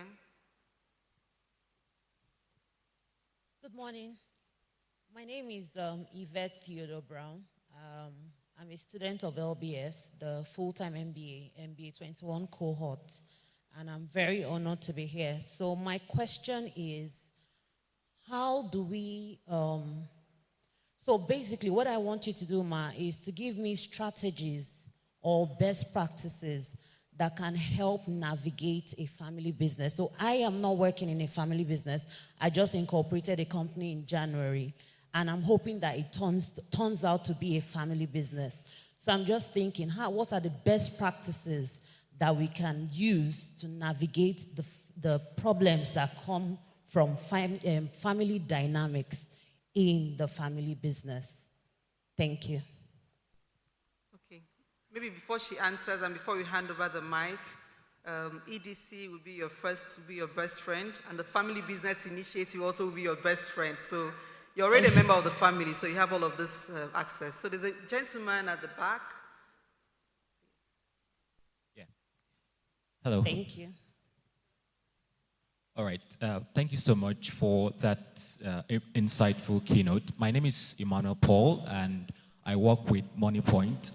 My team and I worked on a case study on family businesses, and we kind of found some interesting insights, which you have kind of cemented here today. So one thing we found was a lot of these businesses are in the informal sector.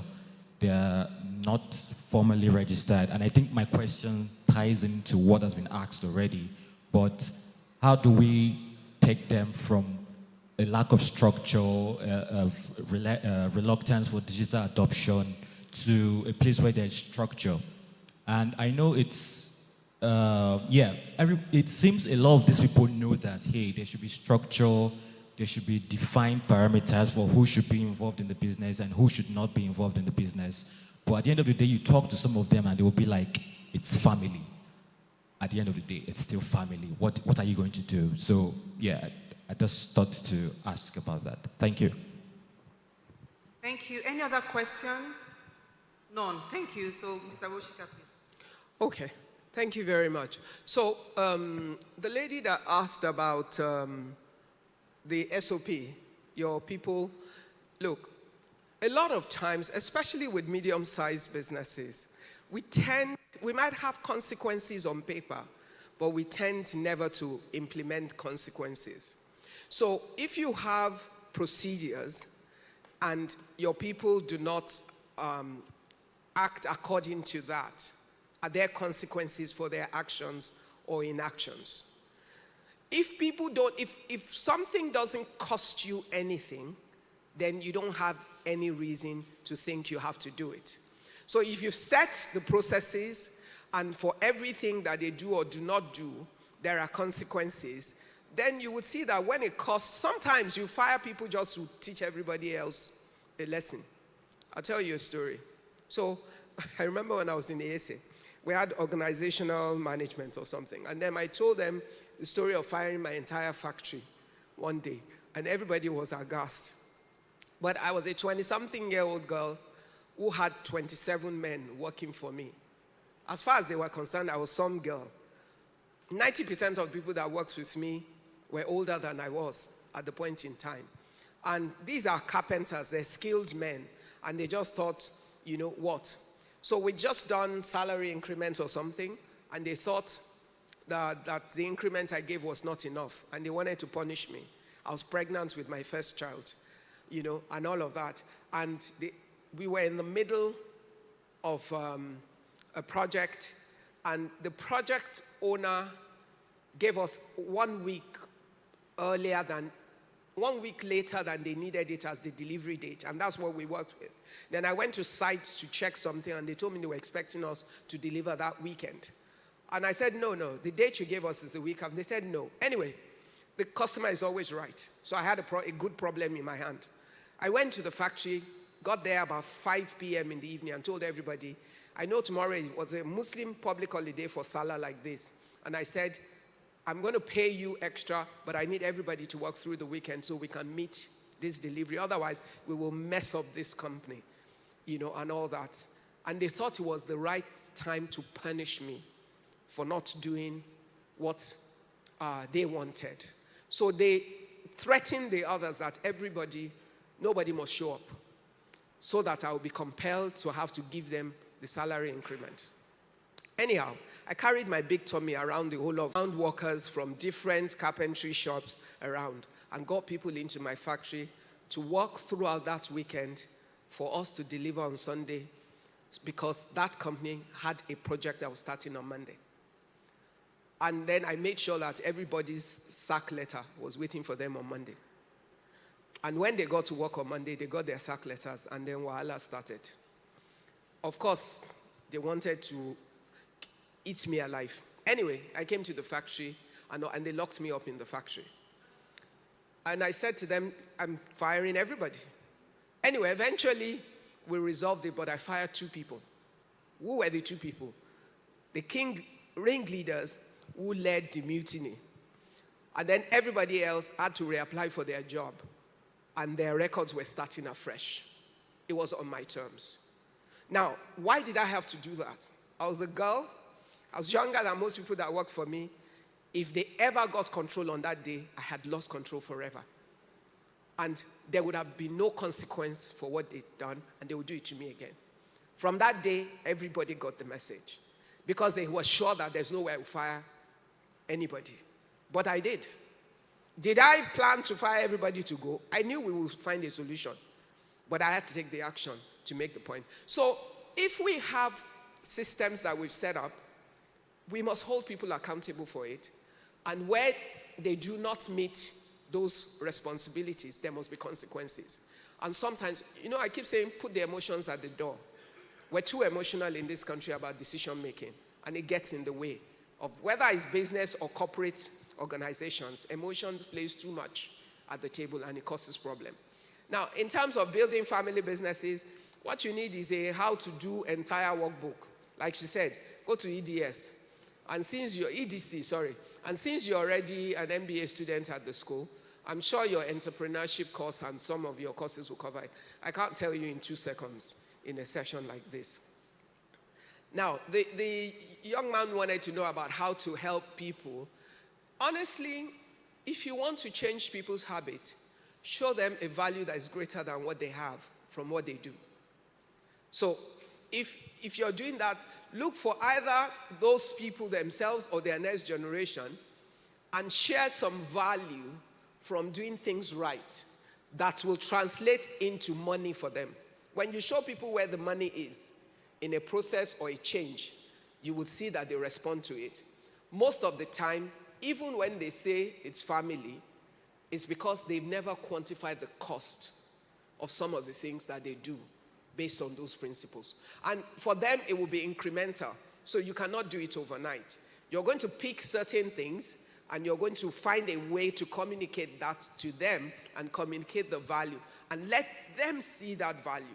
When they begin to see it, then they will trust what you're saying, and you can continue to engage in stages. And hopefully, we can build more sustainable family businesses in Nigeria. One day I went to a seaside in countryside UK, and I saw just a shed in, I think it's Folkestone, by the water, from 18-something. What do they do? Seafood, grilled in this, I don't know how to, but like a trailer. But they proudly, the business had been on in their family from 18-something. And the guy who was running it now was next generation of that business. But they hadn't grown more than that. But they had maintained their value and reputation of what they delivered, enough that people will swear by them. There must be something and a way they're doing it. You know how they say there are family recipes for some things, that you won't buy one puff-puff until you get to a particular place to buy the puff-puff. And if you go there 20 years after and it still tastes the same, then you know they've managed to communicate the recipe to the next generation. We must find how we do this. Otherwise, we can't build the scale we need and the number of family businesses that must survive for Nigeria to find work for the number of young people that we're breeding every day. Thank you. Thank you so much. The value of values cannot be overemphasized. And then she talked about bringing this back to nation building. We cannot afford to lose any more businesses, because when we lose one business, you're losing jobs, you're losing livelihoods. Thank you so much. Before you leave the stage, I'm going to please invite our dear Professor Enase, please, to present a plaque to her. And then we'll also invite, after the plaque presentation, the Dean of Lagos Business School, Professor Chris Obeche, and Dr. Okenwuke. Please, let's join her for a group photograph. Thank you. So the plaque presentation first.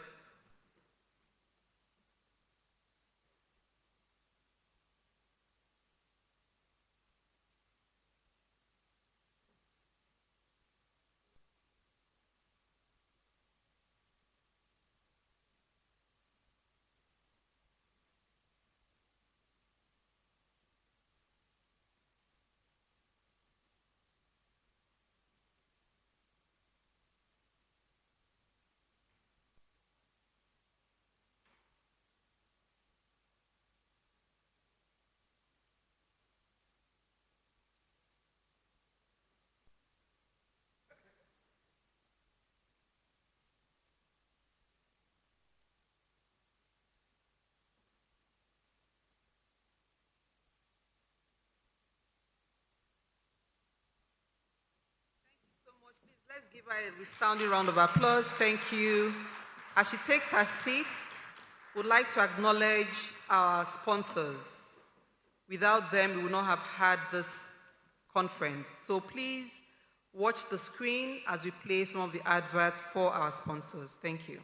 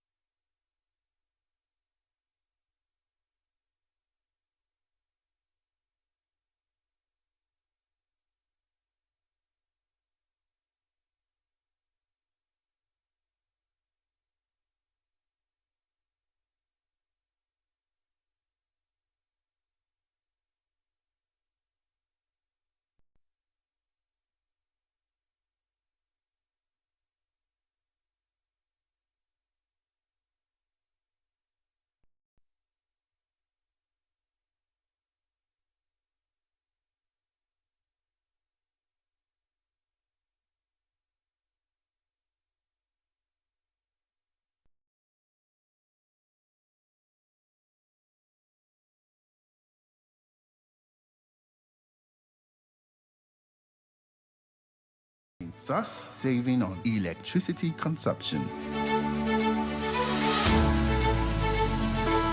Our ultra-modern classrooms are equipped with the best facilities to accommodate traditional and hybrid learning for our MBA, DBA, and executive programs. The classrooms are Wi-Fi enabled, just as the rest of the school. The layout of the classrooms currently complies with COVID-19 regulations. Nestav is setting a new standard in aviation excellence. From our base in Lagos, your journey begins.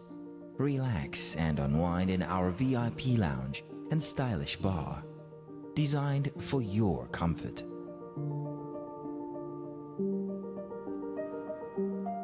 Experience a seamless check-in and customs process before and after your flight.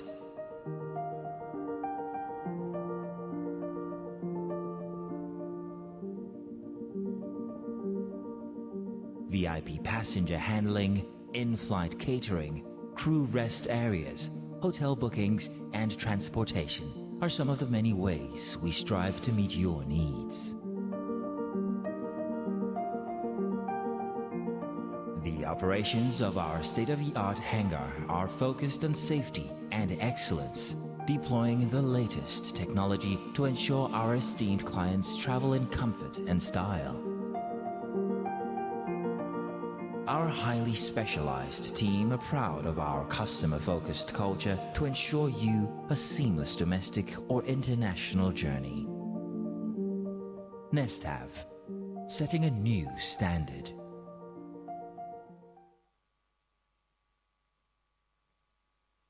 Thank you to all of our sponsors. Please, can we put a round of applause together for them? Without them, this conference would not have been a reality. So we'll move very quickly to the next program. If you look at page 10 on the program before you, we are moving to the first panel discussion. The topic, Navigating Succession Dynamics in African Family Businesses, Balancing Tradition and Innovation. I would invite on stage the moderator for the panel, and he will introduce other members of the panel. Mr. Shegun Showande, Senior Partner and Head, Strategy and Market Sector, KPMG. Can we give a round of applause to him as he takes the stage? Thank you. Please, can we clap? Are we already tired of clapping? Thank you.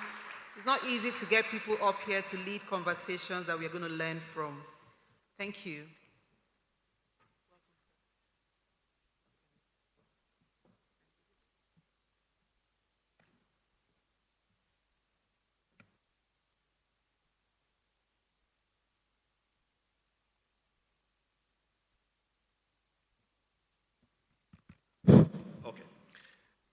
Good morning, distinguished ladies and gentlemen. Welcome to the first panel session we're going to be having as part of this very important, program for today. The panel is going to be Navigating Succession Dynamics in African Businesses, Balancing Tradition and Innovation. And to help us, do justice to this very important topic, we have a very distinguished panel that comprises of a very good balance of founders of businesses, as well as second generation, participants in businesses. So I'll very quickly invite to the stage our first panelist, Mr. Rashid Sarumi, who is the Group Managing Director of Saro Africa. Mr. Sarumi, please. And a round of applause for him.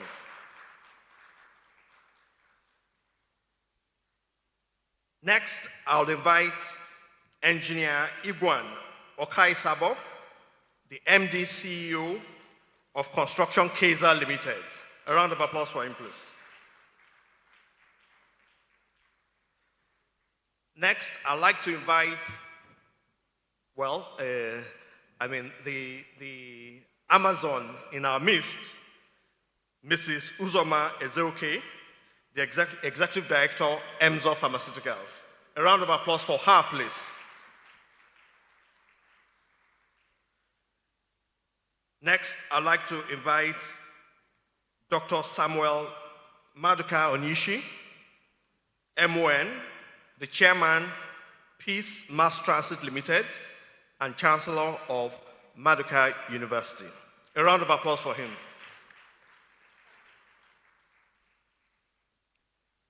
And last but not the least, let us welcome Mr. Ikechukwu Eyisi, Executive Director, Sims Nigeria Limited. A round of applause for him, please.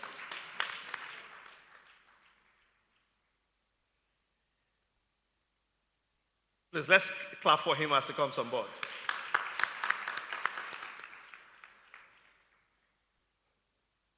Before I join them on the panel, on the sitting down, just listening to the keynote address seemed like we actually have all the answers, at our fingertips. However, seated with us for this panel are founders. The three founders who are on the panel have run their businesses for over 30 years. And they are actually at the stage where transition is definitely of crucial importance. And managing that succession is going to be very important to them. And like I did mention, the two other, second generation participants have also spent, decades within their businesses. And in fact, not only are they the second generation, but they are actually in the process of now onboarding the third generation, preparing them to actually get interested in the business. So we look forward to a very interesting session. So let's just sit down and enjoy this.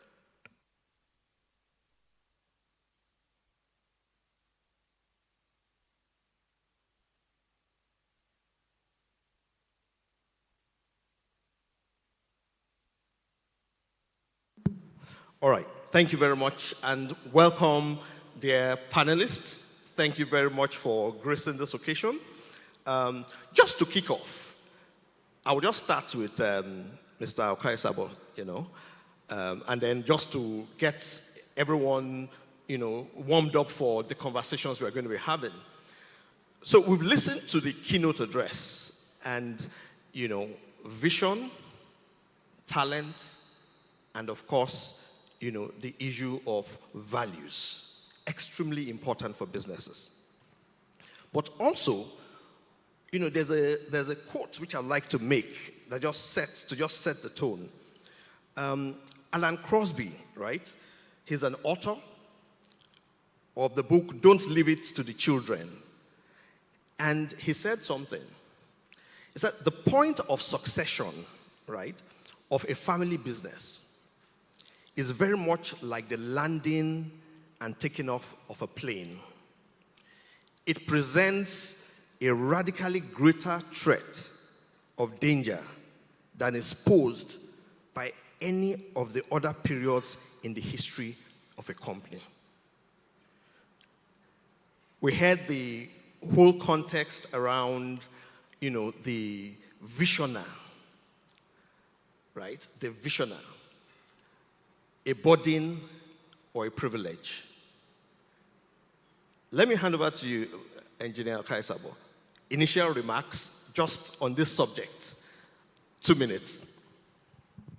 Thank you very much. And it's a pleasure to be here. When I listened to Ms. Awoshika speaking, I was just smiling because entrepreneurs have similar stories. If it just felt like I was talking with her, telling my own story too. So, my father was a civil engineer. He graduated some 70 years ago, and he used to handhold me to take me to sites.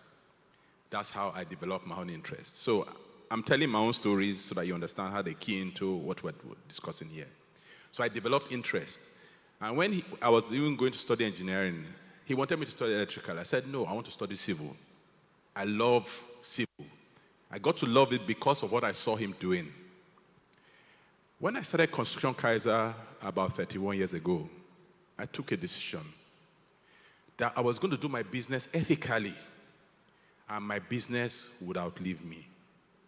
And that shaped all the decisions I took along the way.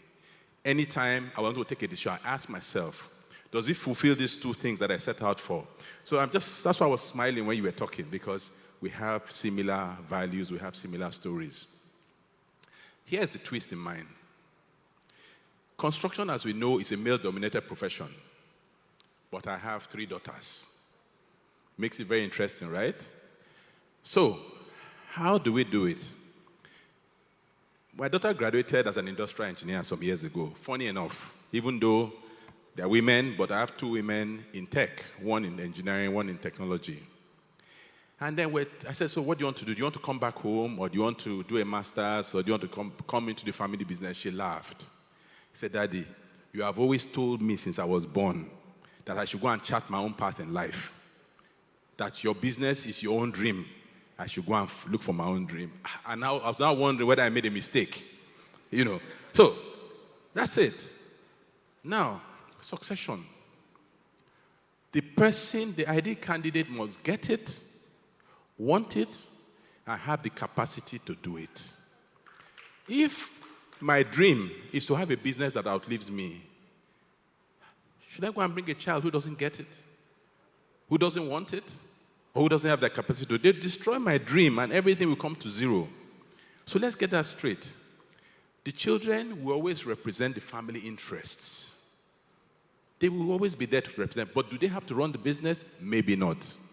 Now, Prof, and I say my dear classmate from primary school, I used to teach you in primary school, you know that now. But you are the one teaching me now. Okay. We'll settle that matter. Now, your inaugural lecture, you said something that we cannot be targeting this demographic of people and we don't have them represented on the board. Do you remember? This year, I brought my 3 children on board. My first daughter is on the board of Construction Kaiser. My second daughter, who is in tech, she's on the board of Kaiser Development. And the third one, who studied community use and education, she's in the foundation. And I tell you, the first board meeting, I was shocked at what my daughter said. So that means I've been underrating her. She has something to give to the business. But am I going to bring her now and make her MD of the business? Of course not. We have to look for the right person who can do it, who wants to do it, and who has the capacity to do it. Thank you. Thank you very much. Please, can we get an extra mic? Such that so that we can actually help this process. So, okay, thanks. Okay, that's fine. So maybe we should hand over to Mr. Sarumi to give his opening remarks.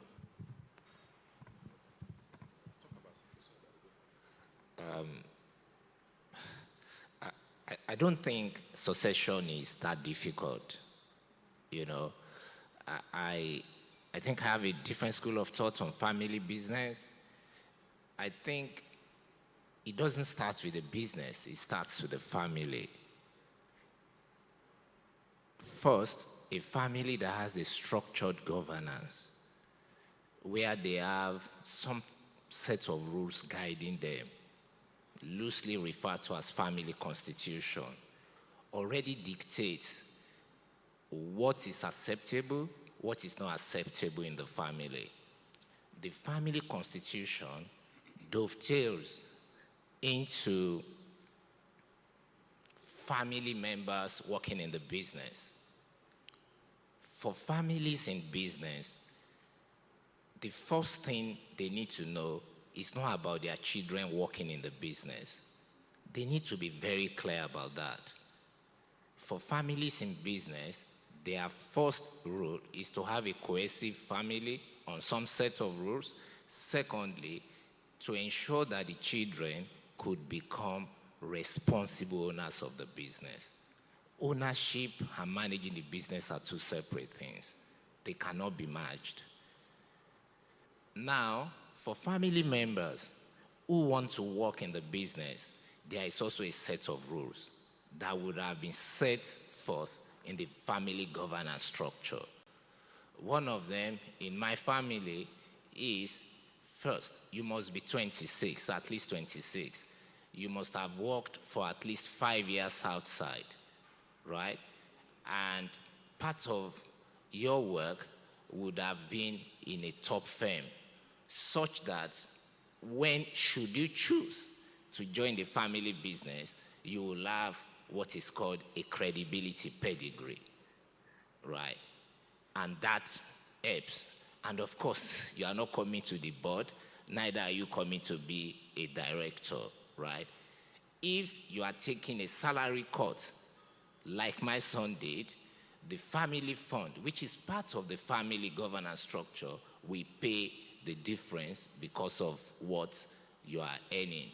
So I mean, if the family governance is sorted, then you can have a business that will be able to live from one generation to the other. Of course, I didn't start the business. My daughter will always say, you know, you are not that smart. Your mother started the business. True, you know. And though my business, offshoot of my late mother's business, but I've been running the business for 33 years. I expect a few of them, one son is saying, I'm not even coming to this business. I don't even like you. I can't even be in the same room with you. It's correct. But when we have the family council, he reads, he asks questions, very different, and is able to provide a perspective. His responsibility as a family member and as a future owner of the business. From the family governance point of view too, kids are not just gifted shares. There's nothing so called. They have to earn it. And they have to know that the ownership of the business is entrusted in the matriarch and the patriarch of the family, for which they are ready to transfer at a point in time that they deem it fit, right? The family constitution also has several funny things like spousal rights. For example, you must sign a prenup.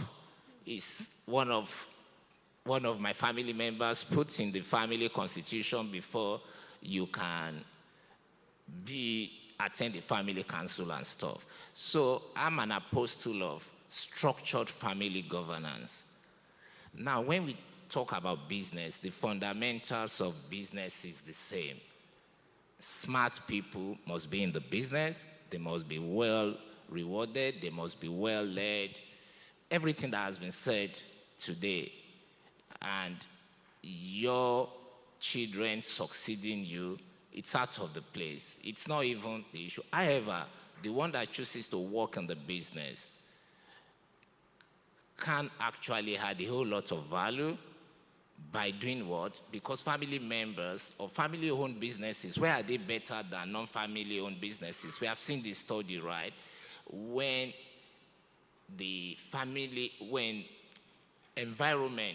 external environment is very harsh, family businesses will go and take their reserve to support the business to weather the storm, thereby protecting jobs, protecting livelihood, and in turn protecting their legacies. So family members who choose to work in the business will also do the extra mile for the business, right? So they will carry the business properly when they have the right to lead. Thank you.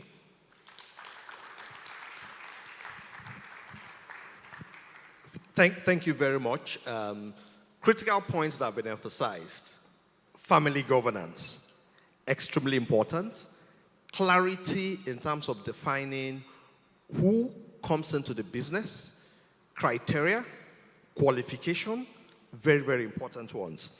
As I hand over to Mrs. Uzoma, is it okay? You know, I want to shape the way I want you to more or less kick this off. You have been the beneficiary of a successful succession, as it were, you know. And, you know, as you talk through what that journey has been, would like to get the perspectives from, you know, sibling partnerships, you know, how siblings have been able to work together. And of course, you know, what we call the cousin confederation, meaning the next generation, how we are actually putting them together to, you know, show interest in the business, or what are we doing to prepare them to just get them into the business? Over to you. Good morning. Thank you. If I may. Okay. It's coming in and out. Is it okay now? Thank you so much. I feel like a parent with 20-something-year-old children attending a training for people with toddlers. I'm banging my head thinking, oh my goodness, where was all this knowledge when mine were coming up? I think I can speak. My older brother is actually here, so I think I'll take some liberty in talking about our shared experience. I have to be guarded and also, mindful at the same time. We fell into the business. There was no plan for us, so. We were never invited. Neither of us returned back to Nigeria immediately after university. I never got a call to join the family business, which was founded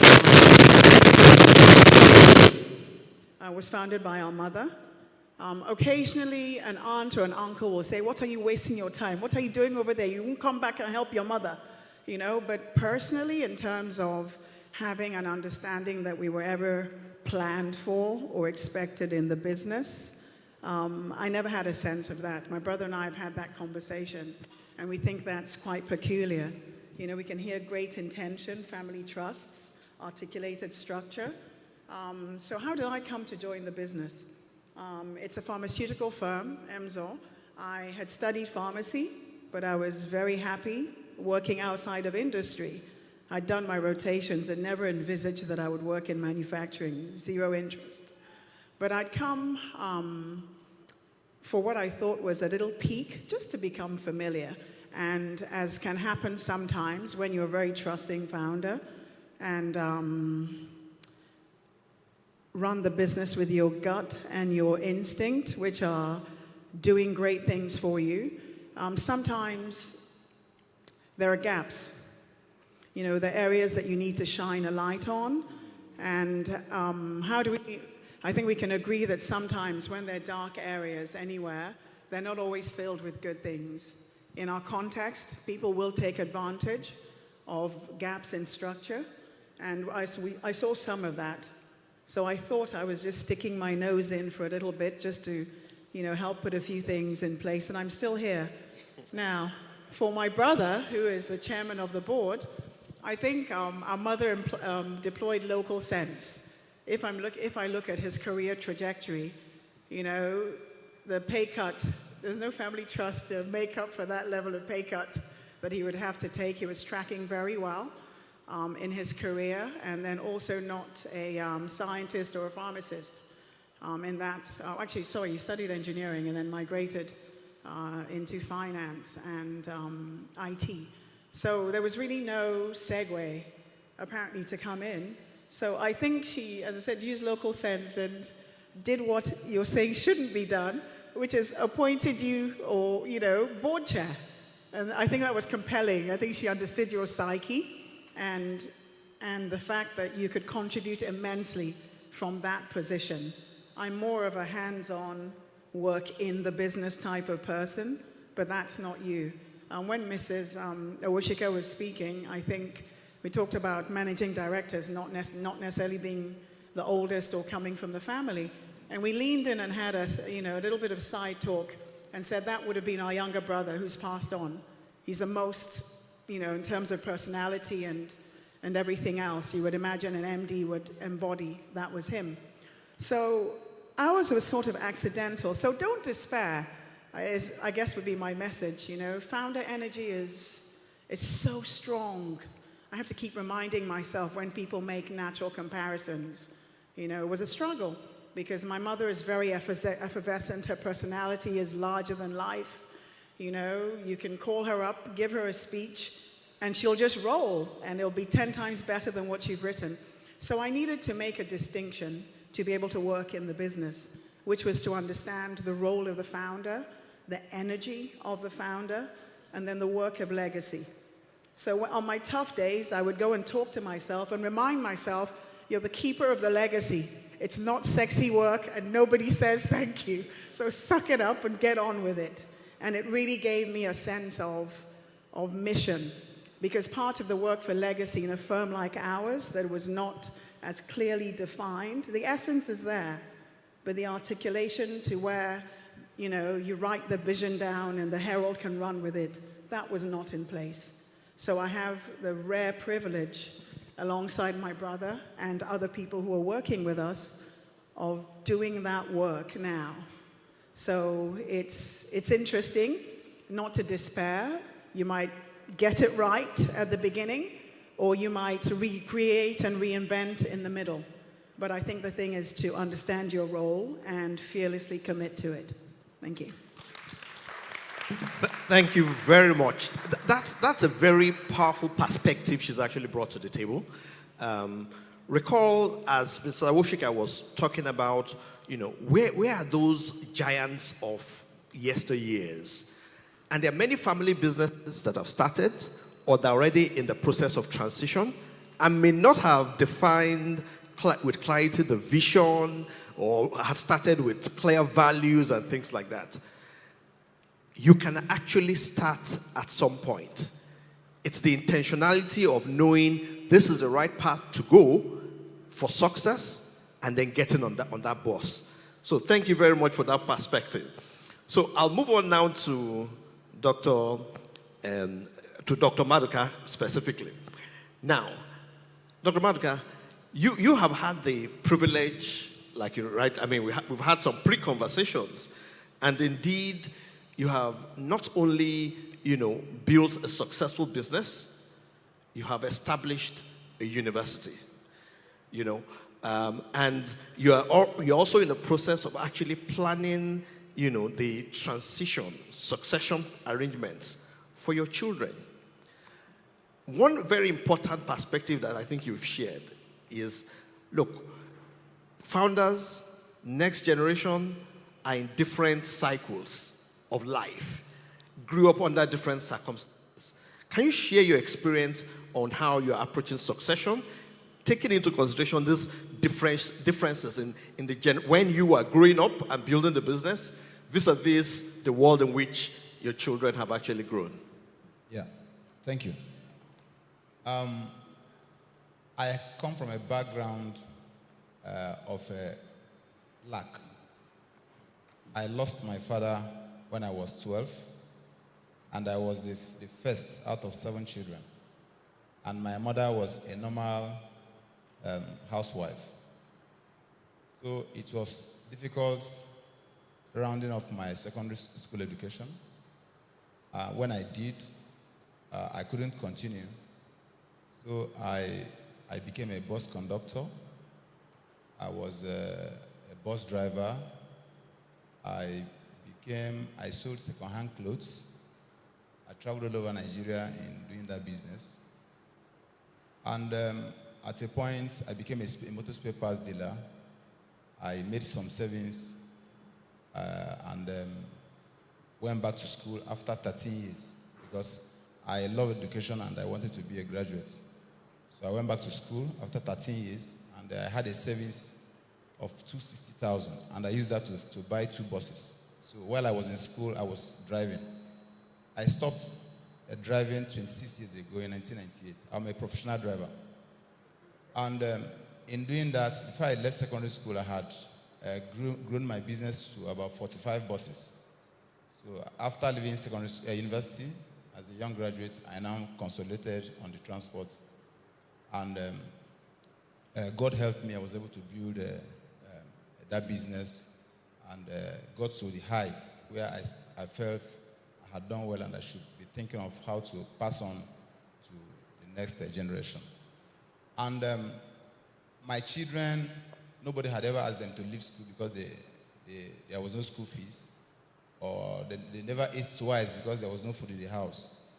And I happened to be in road transport. Road transport is a different kind of business. It's not something that anybody can just come in and say, I want to do transport. And it's not something you study in any university. You must be you must have a lot of street sense to do road transport business. And I felt that my children may find it difficult to fit in there properly because I used to bring them around anyway. But it was clear that they didn't have the background that I had. What made me tick in transport is because I was a driver. So they don't have any story to tell me. We settle the score on the road if you like it that way or in the motor park. So it's not like I'm waiting for tomorrow or to call any lawyer or to go to any court. We just finish it there and I collect my money.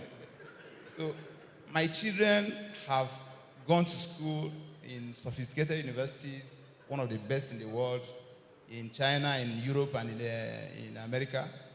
I say, no, I can't see these guys coming to do this to fight with these my drivers.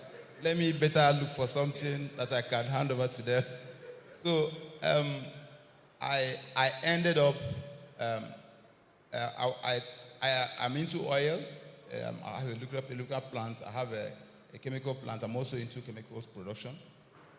And then a few other things anyway. But majorly, I decided that the best way to thank God and to thank nature for what they have done to me is to invest in the education industry.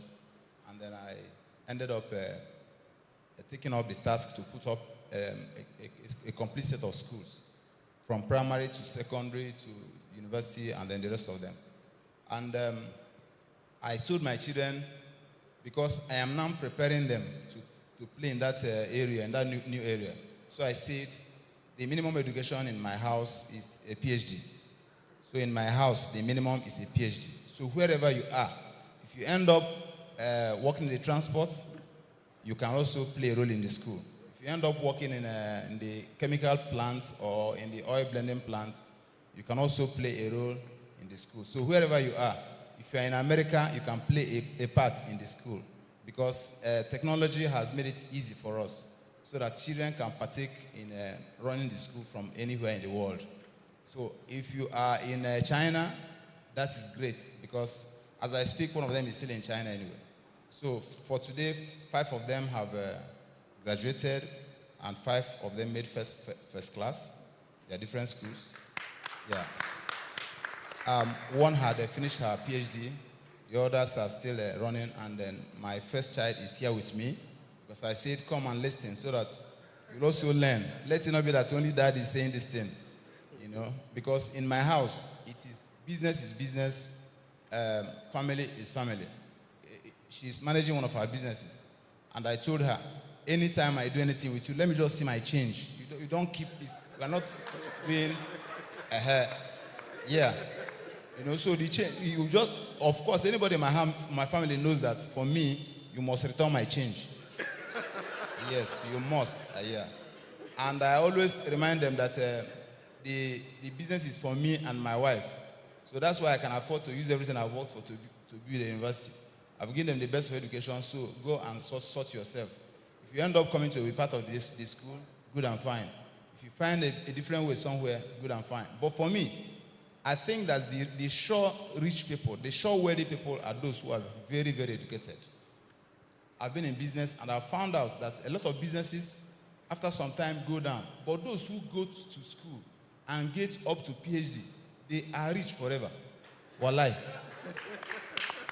They are rich forever, but they will be telling us, you know, I'm in civil service, they're following education. It's a lie. Look at the number of people that did business with me. How many of us are successful? Then look at those that took the route of education. All of them are professors today. Because if you can get your PhD before the age of 30, even if you're in school, you become a professor before you get to 45. And you are wealthy forever, for life. With all those your business and all those your money, where are your children? Those that you said are not in business, they give their children the best of education. They have the best. They live better life, better quality of life, sustained all through. But those in business, at a point, you can begin to collapse. One single government policy can change everything you have done for your life. So I said education is the way to go. Thank you very much. Distinguished ladies and gentlemen, every family, every business is unique. You've seen one family, you've seen one business. You've seen 1,000, you've seen 1,000 different businesses. So the context and circumstances of every family is unique. And you have to chart a path that is actually best suited for your own family and the family business. Thank you very much, Dr. Onyishi. Now, on to my dear brother, Ikechukwu Eyisi, ED Sims, Nigeria Limited. You know, IK, you've had the benefit, you've again, another successful transition where you are now integral with the business. Can you share what that succession journey was like for you on the one hand, and how your siblings have actually been drawn into the business, or what are the dynamics? And I should speak to that. Mr. Sarumi mentioned something around family governance.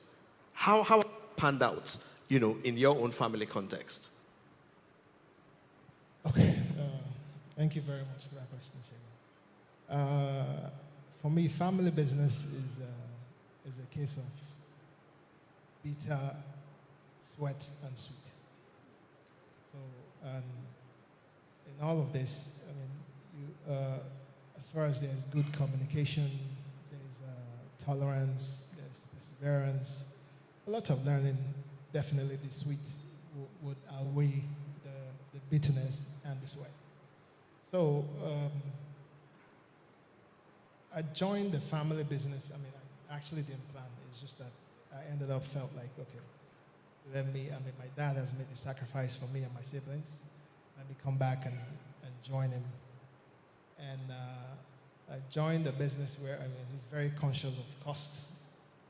And this is someone who stopped in primary school and has been able to build a successful business for more than 21 years. Before I joined, this was like 17 years ago. So obviously, I joined a business that was doing well, but not properly structured. So in trying to work with him to put structures in place, he's looking at you like, okay, we need to create departments. It's like, okay, that's how money goes. Everything is like, oh, you try to get this done. It's like, oh, that's how money goes. But then is a situation of trying to communicate and letting them understand why certain things have to happen. And then that tends to start to happen in most cases. And is a situation whereby, okay, in our culture is a lot of respect. And he's my father and he's my boss. So you have to find how to manage that mix. And okay, I have to listen to him. And I also have to be able to tell him the right things as someone who's trying to contribute to the business. So, but the relationship has been great. None of my siblings, unfortunately, want to be part of what we're trying to do. So they figure that it's a lot of hassle trying to join you guys. But on the family governance side, it's something that we're still working on. Like you said, it doesn't, even if it's not set up, because everything is a work in progress. You try to see how you put things together, because a family who lives together and is happy together, then definitely business will be impacted positively. So siblings are now part of the business, but we're now trying to make efforts to bring them in, even if they are not actively in the business. They still have something to contribute from the other side. So that's the way it's been working. Thank you very much, Ike. He's brought in a flavor, right?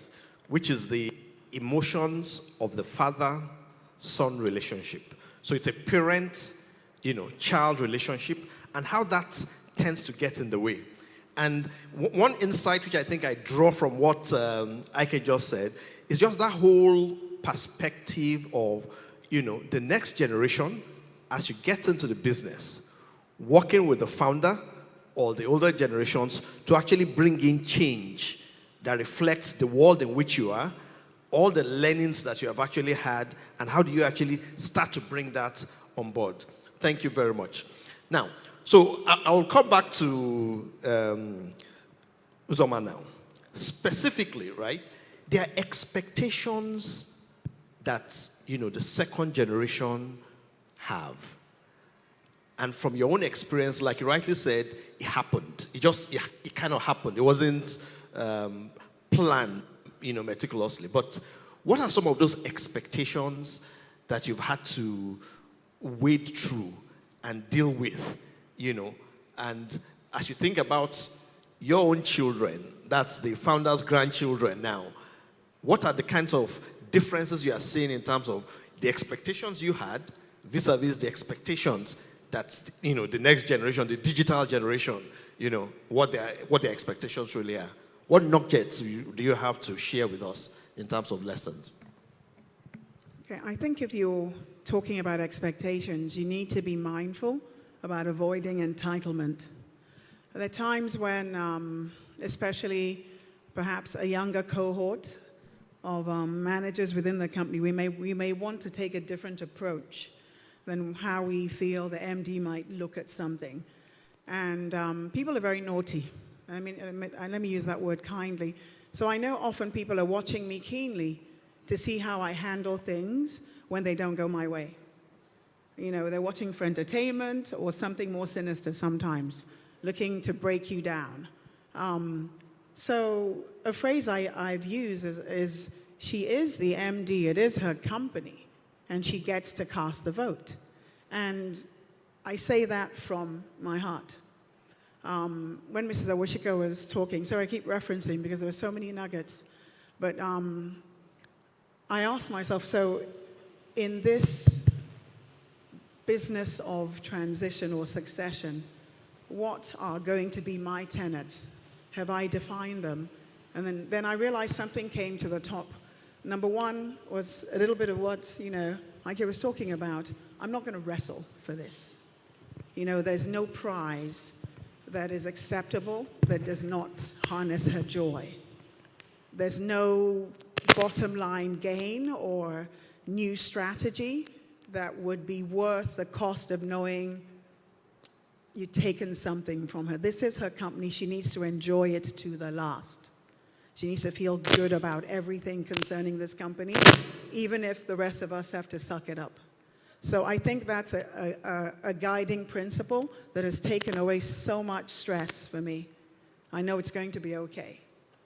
The reason why we weren't invited in is because of her guiding principle. She doesn't worry. She doesn't worry about anything. She doesn't even worry about making a plan sometimes, and that's hers. I'm not going to change that. So I think a lot of peace, and that helps manage the expectations. I don't expect to do anything that's going to cause a problem because I'm yet to find the outcome that's worth that.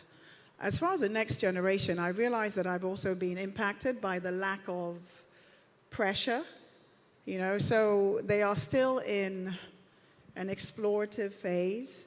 But I'm looking at it, I don't have anybody studying pharmacy. I had somebody who was studying biotechnology, and then during COVID and all the mix-up now switched to economics. So that's my scientist gone. The others are not.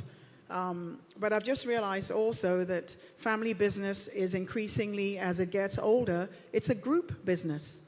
So they may bring on new avenues. You've gone all the way from transport to education.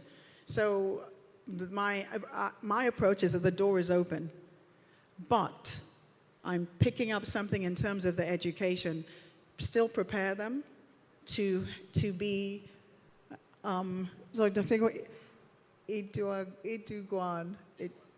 sorry, my apologies. You talked about they must also be competent. So that's my responsibility. So I'm taking that seriously now. They need to be educated and exposed enough. So 2 of mine have done internships, and I have a deal now. You come in every year. Find something. It doesn't have to be clearly very junior. It will be very junior, but it doesn't have to be in any area. Pick anything, but do it with excellence. So I think the expectations, the pressure I did not receive, I kind of don't feel I want to pass it on, but the world is changing, and structure has demonstrated its value if you're going to endure. Thank you very much for that. A round of applause for her, please. So educate them, prepare them, but like we've all heard, across board from the keynotes as well as, during this panel, it's not mandatory that the business is handed over to the children. It's to get the competent hands, and the children can participate in various ways on the board and in other ways, other ventures, as it were.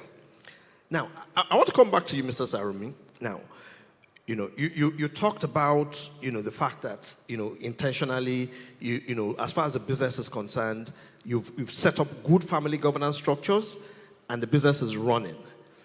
From a succession timeline standpoint, right? From a succession timeline standpoint, are there any particular lessons that you have? Are there particular nuggets of ideas or innovation that you are bringing into how you are planning the succession, how early do you start the process? The pool of candidates, how are we trying to get the next generation to even be interested to actually participate in the business? What are your thoughts? Thank you. So I'm going to go back again to the family governance. I define a family business as a business where the co-ownership belongs to someone or a family. And I can see some of my friends here, when we did the OPM, they never surfaced at the family business elective. And that's why I'm teaching them today, because all of us thought we were not running family businesses. We were running professional businesses.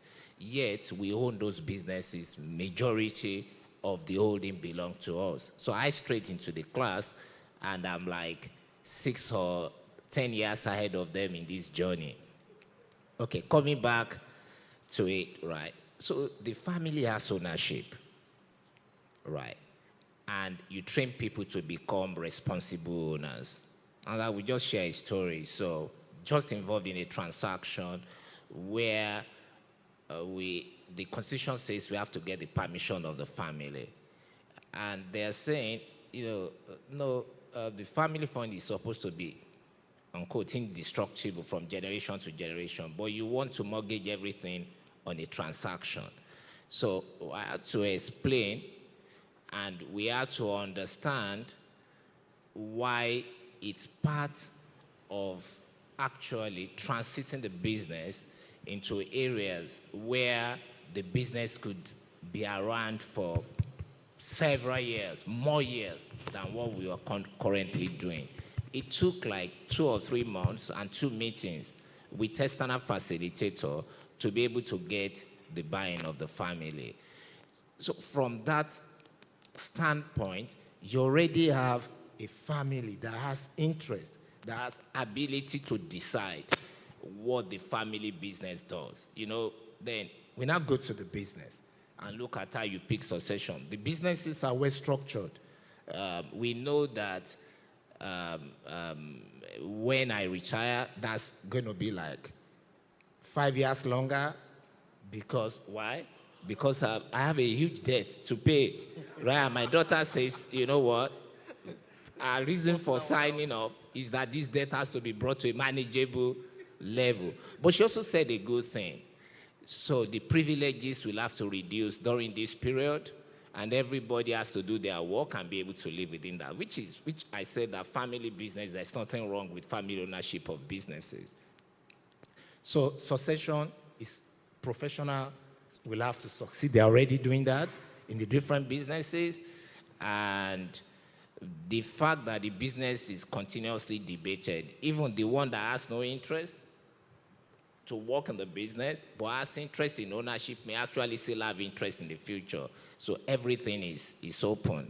And the one that has joined is also seen and moving through the ranks, involved in bringing new and crazy ideas, which can be difficult for parents to accept, right? And again, going back to another story, so we're doing something, it's going to take us like 8 to 12 years to get it with, and he says, why can't we acquire something that is running? And I said, look, but this will bankrupt it. He said, you always think the old way. So but you must accept, right, that they bring perspective. You must accept a creative tension with the family. There's nothing wrong in you, I heard, say that if your son, no, for me, we have the conversation. It's like that. Even where others are, they can know the different view. But she understands. I always tell them, you know why I get paid more than you? Because when you do all the things, I solve the problem. Yeah, because I can have a seat at that table, I will always earn more than you. When you are able not only to come up with these ideas, but you can also, when the problem goes, you can solve it, then I know my time is up. But so they know what to do, smart enough, and they will get by. And they may even be involved as family, as owners, in actually choosing the successors that is not them. Thank you. Thank you very much. I think lots of very important perspectives have been shared by, Mr. Sarumi. Using external help when it is required. You don't have to decide everything internally. Get help. There are people, there are firms that can actually support you through that process, whether it's with respect to a business decision or an evaluation of a decision, or even in that succession journey. He talked about responsible ownership, and I think that's extremely powerful.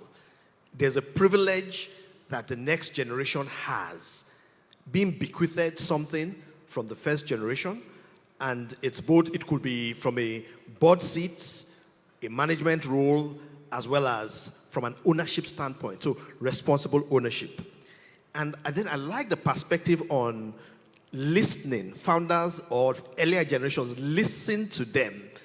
The way you did it in your time is potentially different, and there are new ideas. So listen and communicate. That will obviously make a lot of difference. So I'll come back to, let me come back to you, engineer.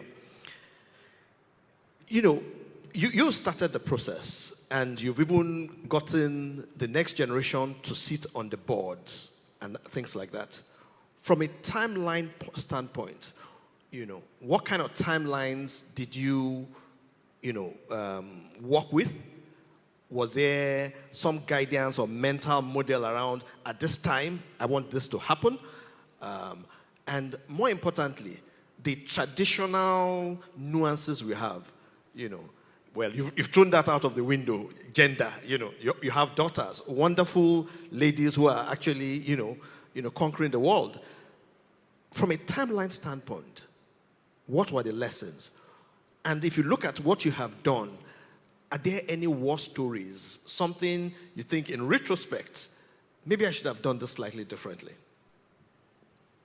Thank you very much. I think thanks again to your inaugural lecture, Professor Nase. And when you spoke about bringing millennials into the board, you were talking about the demographic.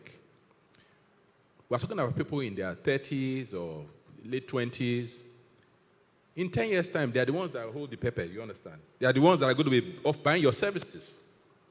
So you need to bring them on board so that they can come with the ideas of where the business is going. So apart from my 3 daughters who I brought onto the boards, I brought on one Harvard MBA graduate. She's in her 20s. I brought on another young smart boy who is in his 20s. They're on 2 other boards. So they're going to come with a different perspective. Now, talking about timelines, I think the time is just right. When they graduated from school, they work for a few years, they start to understand what it is, in business, then they can contribute, knowing that they come with a perspective. And let's say this, I'm sure a lot of us have studied Nokia as a company. Over 200 years ago, Nokia was a lumber company. They used to sell wood, firewood. They continue to evolve until where they are today. So we must allow these people express themselves. We must allow them come with their own ideas, fresh ideas. We're talking about sustainability of the business. It might not be what we are doing today that we're going to do in 10 years' time.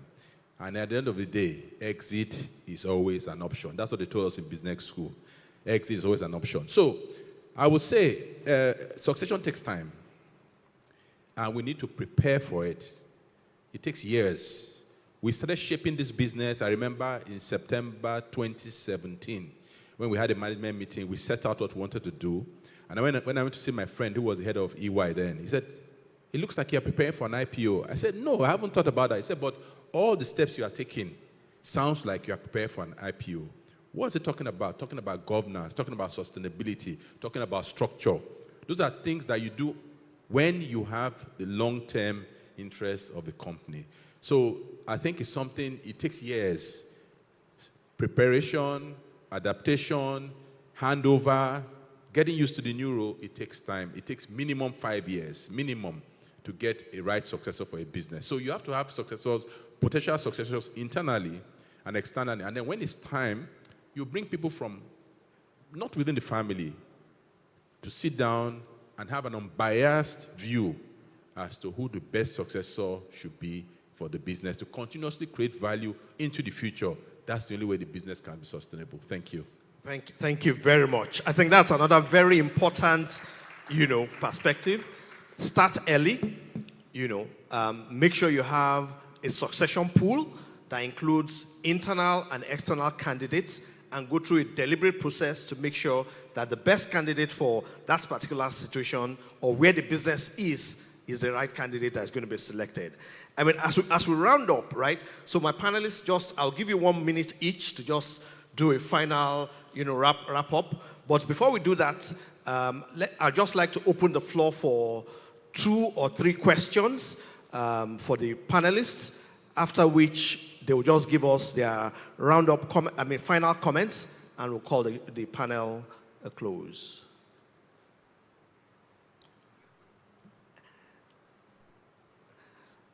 Okay, so the lady in front, 1, 2. So I'll take 2 questions, and any other? Okay, 3. So only 3, the gentleman, the lady up front here, and the lady behind, yeah. So we'll take those 3 questions, and of course, I'm sure we'll be able to interact with the panelists after this particular session. So, question, over to the mic for the first lady in front.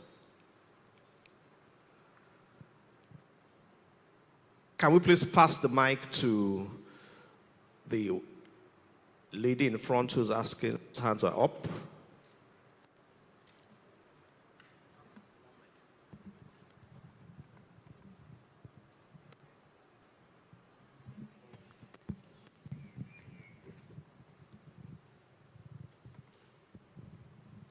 Good morning. My name is Amarachi Ofia. I am a current MBA candidate at LBS. My question is for Mrs. Uzoma. Just like you, I am second gen to my family business, and my parents never really said to me, "Oh, you guys are we're gearing you up to take over the business." They just let us do what we wanted to do and explore different careers. But by myself, I was always finding myself working there at some point at different levels. While I was in university, I was working in sales. I moved to HR and then some form of management. My question is really, considering my personality, it took a lot for me to, envision myself to take on a leadership position. So I wanted to ask Mrs. Uzoma, what did you do? I mean, you have experience in the industry, but you had to at some point join your family business, and I'm sure it took a lot for you to adjust and fit into working in the Nigerian climate and then with the people that you're working with. What did you do personally to prepare yourself for the role of leadership to take over your family business? Thank you. There's a lady at the back and then the gentleman in front. We'll take only those 3 questions, just because of time. I can see more hands, but I think we are hard pressed for time. So we'll just take those 3 hands that went up first, yeah. Good morning, everyone. My name is Onyaka. I'm a PhD student, and my research is in family business. So my question goes to Mr. Sarami regarding the family constitution. So I'd like to know if there is room for flexibility or there are exceptions to the rules in the family constitution. And is the document something that the company files with CAC so that it can have a legal flavor, or just is an internal family business governance tool for the company? Thank you. Thank you. So the gentleman in front, please.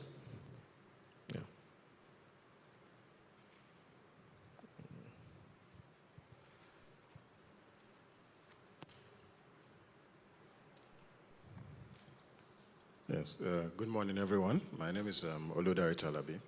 And my question is particularly to, let me say, anyone that has actually had to build the business from the ground up, either even as a second gen or as first gen, depending on the stage of the business.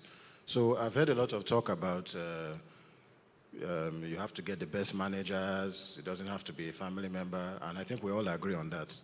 But I would like to bring a different perspective.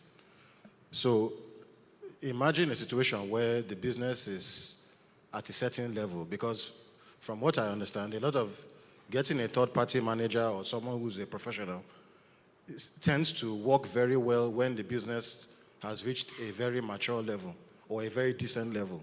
But in a scenario where the business has started and is doing well. But it is at a point where a lot needs to be done to take it to the next level. And anyone that started a business knows that this thing did not come about because of discounted cash flow analysis or whatever. It came with blood, sweat, and tears, and sleepless nights.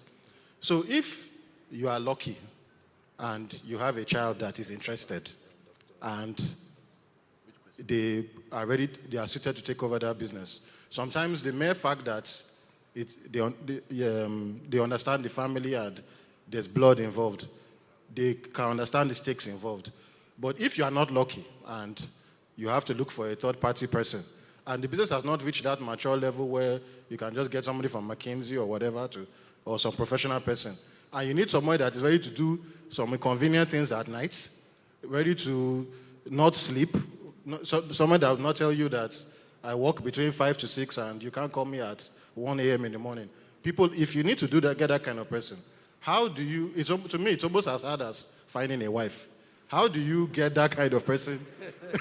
How do you get that kind of person just by, the person may have all the head knowledge, they may have the competence and skills, but how do you pass that, I'm ready to sow my blood and my heart and my soul into this thing when at a certain stage of the business? That's my question.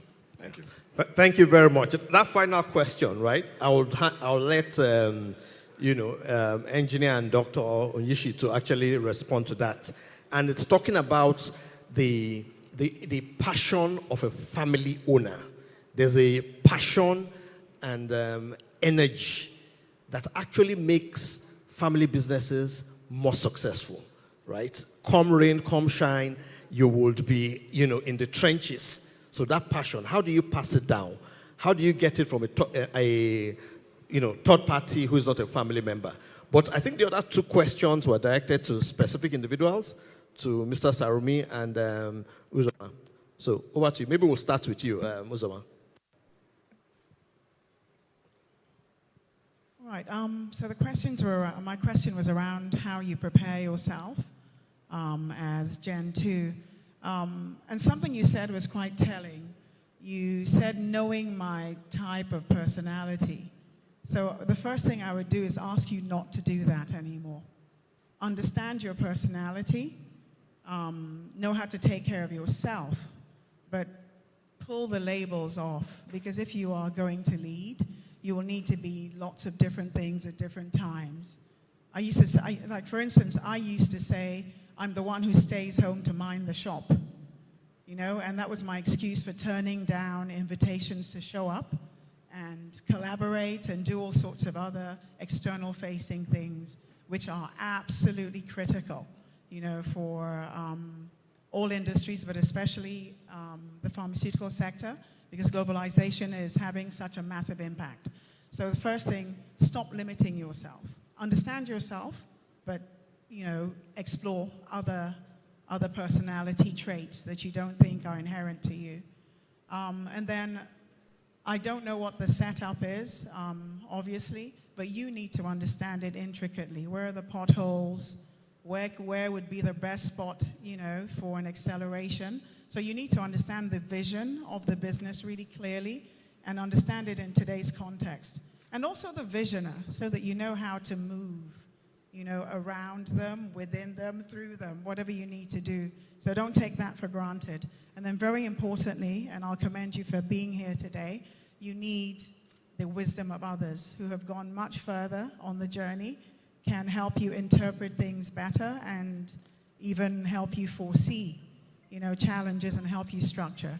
So a mentor would also be good that has that sort of relevant, experience on the path that you're taking. I hope that's helpful. Thank you. Thank you very much. A round of applause for her. Okay. So let's take Mr. Sarumi first to respond to his question. Then Dr. Onishi, you'll take yours last. Yeah. Okay. The family constitution is not filed at CAC, right? But there are ways you can make the constitution binding by going a step ahead and putting it in the trust. Then it's binding, and we're in that process now. And but I need to, the family constitution is rule-based, and family is supposed to be love-based. So my daughter asked me a question, why is this family so rule-based? The family is rule-based when she wants a privilege that is not, when she wants to have a sense of entitlement. But when she wants what is in the Constitution, she really said, right, no, we are meant to have this. There's supposed to be one family where we should have a family assembly. Where is that going to be? She won't say it's rule-based, right? So we need the discipline and the focus in ensuring that that Constitution, we do not move away from it. But there are still the same qualities the keynote speaker spoke about. The discipline is still very important. What works for you must also work for the children. And largely what I have seen in our society with some of my friends who want to go this way is because we don't want to discuss money, or with our children, we don't want them to challenge us. We don't want them to challenge decisions we are taking. I think that's, to me, the most important thing. If you want your children to become responsible owners, if you want to build a family institution that will last generations, you must be able, you must humble yourself. After all, they are your family, lastly, my wife also runs business. And in the family council, we talk not only about the business I'm involved with, but our business too. The questions, in our house, we separate the boardroom from the bedroom. The questions I'm unable to ask her normally. The children will just ask the questions. I've looked down. She must answer. So it works. So when you also has the pain and you ask those questions, you should also be bold enough to answer those questions. I think it makes them want to participate more, ask things and do things that will work. Thank you.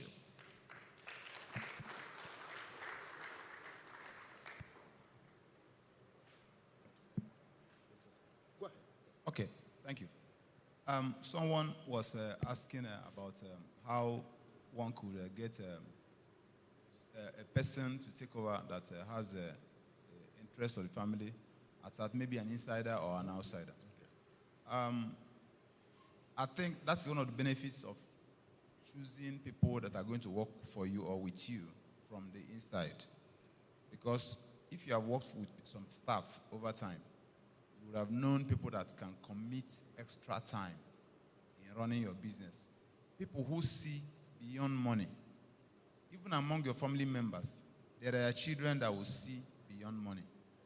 The only person that can have that kind of, what you called bringing out his sweats, even you call a person at midnight, the person will answer and will not ask for overtime allowance or something. It is somebody that sees beyond money. Somebody who sees either a career, wants to make a name as a career person, or wants to grow to becoming a director in the company, or a family member who is thinking of, this is our thing, not just about money. It's difficult. There's problem bringing in some children from abroad. Some are there already, working and collecting like $6,000, $7,000, $10,000 a month. And then you ask the person to come back here, and you can only pay maybe 1 million or 2 million. And that money you are paying is not enough of his or her saving outside. So it requires more than just money. So the way to go for me is communicate the bigger picture to the children, to the family members. Always talk to them. Let them know what you are doing and why you are doing them. Always communicate. And then let them also participate. Like when you are running a budget, sometimes we are afraid of letting our children know how much money we have in the bank and so on. But when you are running a budget and then you are planning on the growth of the business, and you drop the numbers in their presence, of course, that's another benefit of allowing them to get good education. Because when as they are growing in the academics, they are having bigger pictures, they are having bigger experiences, they are seeing larger numbers. So it's no longer about million and billion. They will begin to see numbers like trillion. And then when the family is talking about billion and others are already talking about trillion, you will see that the family is just starting. So he or she is coming to join those that will begin to look for the trillion. But if you allow them to see only small numbers, at a point they will think, oh, we have arrived. Let's go and begin to spend money. Let's go and begin to fly private jets and things like that. So for me, I think we just have to open up the more for the children. Let them also be a part of the numbers and see that at the end of the budget planning, you are even having to borrow some money to complete what you plan to use for absolutely to spend for the year. So by doing so, it will be easier to pin down on somebody that can actually be a replacement and that will put in that same energy or even more. Thank you. Thank you very much. Thank you very much. Very practical, pragmatic insights. Final comments. Thank you. I just want to add this. Every business needs a different type of leader at different times in the life of a business. So as entrepreneurs and founders, let us not think that the business will not survive without us, that without us, oh no, this business is dead. In fact, somebody that takes over from you might even do better than you have done. I always tell the story of GT Bank. The first MD, the second one, now the third one, they're all different human beings. But they kept taking the bank to greater heights. So let's look for the right values. I want to stress that. The right values. People, once you have the values right, bring in the person, let the person run and fly. And the business will continue to grow. Thank you. Thank you very much. Distinguished ladies and gentlemen, I'm sure you know we can go on and on for the next hour, and there'll be nuggets of, insight being provided by this panel. I know they are going to be around, for some time, and so you can still be able to engage and interact with them. But in closing, balancing the expectations of older generations with the aspirations of the younger generation is often a key challenge. We acknowledge that, right? But open communication among family members is essential to navigate all these complexities. Having the right governance structures, family governance structures, business governance structures would definitely make a big difference. Now, the traditions around gender, around first son syndrome, and all those things, we've learned today that we need to put that aside and make sure the business actually gets the right kind of talent for the particular time or cycle in the evolution of that particular business. Family businesses will benefit from external expertise in succession planning, professional advisors with experience, both from within the traditional context of Africa and modern realities of what businesses need will be very crucial to actually help us navigate all these things. In conclusion, let's just say succession planning in African family businesses requires this delicate balance between tradition and innovation. By fostering open communication and seeking external expertise, businesses can ensure a smooth transition to the next generation of leaders. Once again, ladies and gentlemen, let's give our panelists a round of applause, please.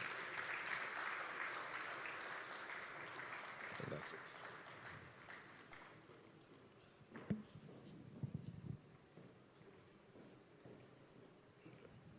Thank you so much. Please, can we give the moderator and the panelists a resounding round of applause? I can't hear your clap. Please clap. Thank you so much. You've done a brilliant job. So we would have group photographs, and I'd like to invite the dean. Please join them for the photograph. Don't be tired of coming up. The dean of the Lagos Business School, Professor Chris Ogbeche. Dr. Okenwuke, please join them on stage. After the photographs, we'll do the plaque presentation, and then I'll also call Dr. Peter Bamkole. Please join them for the photograph. Thank you. After this photograph, we'll have plaque presentation, which will be done by Professor Louis Nzego. Thank you so much.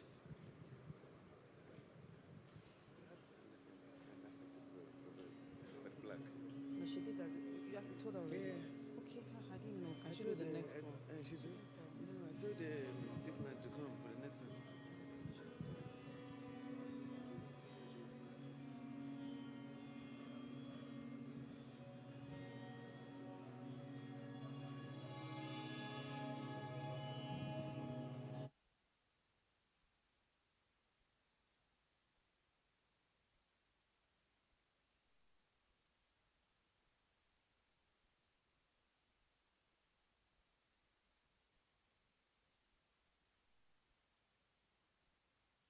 presentation, please.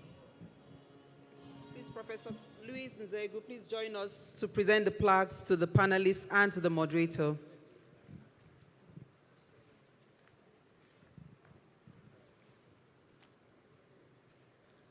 As that is going on, please, can we have the sponsors video in the background? Thank you.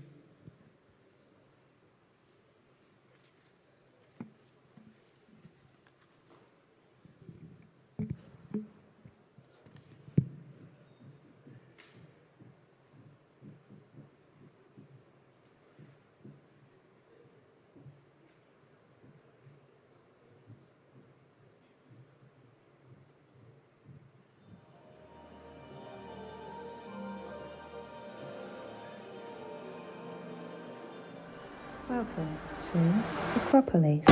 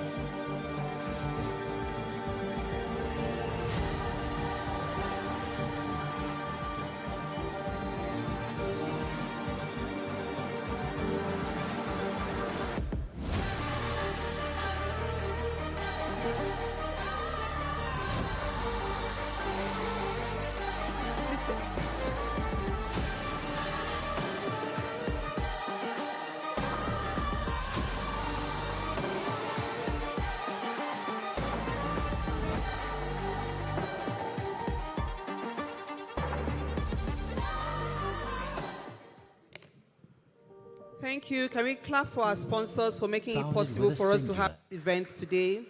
We appreciate you. Thank you for your contribution.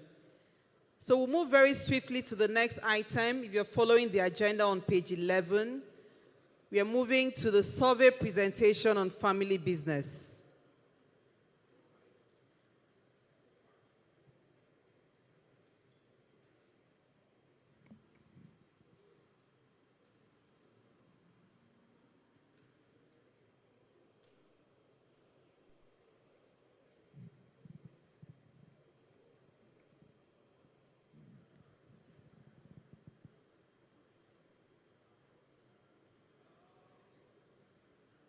This presentation will be anchored by the Family Business Initiative Lead, Dr. Okenwuke. I'm looking around the room for him. So while we wait for him to come, maybe just put up the, yeah, I see him at the back. Please put up the video one more time. Thank you for your patience. Thank you for being such an engaging audience. I believe you're taking the nuggets out of this session that you'd apply to your business.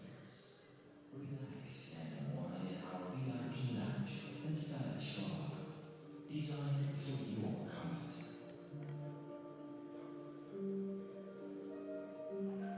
Experience a seamless check-in and customs process before and after your flight.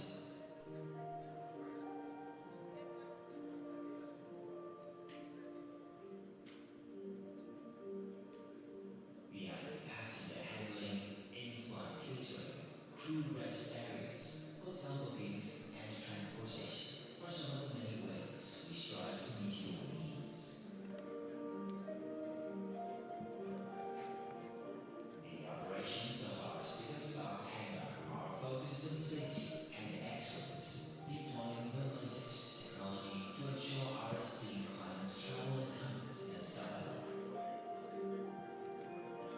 Thank you. Let's welcome Dr. Okenwoke on stage as he takes the presentation on the family business. Please, can we give him a round of applause?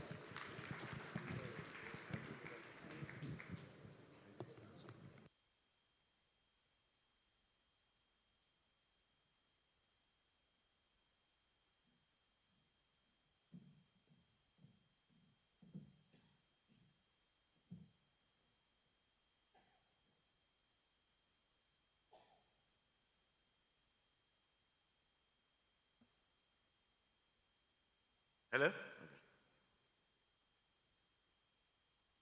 Good afternoon, or good morning still.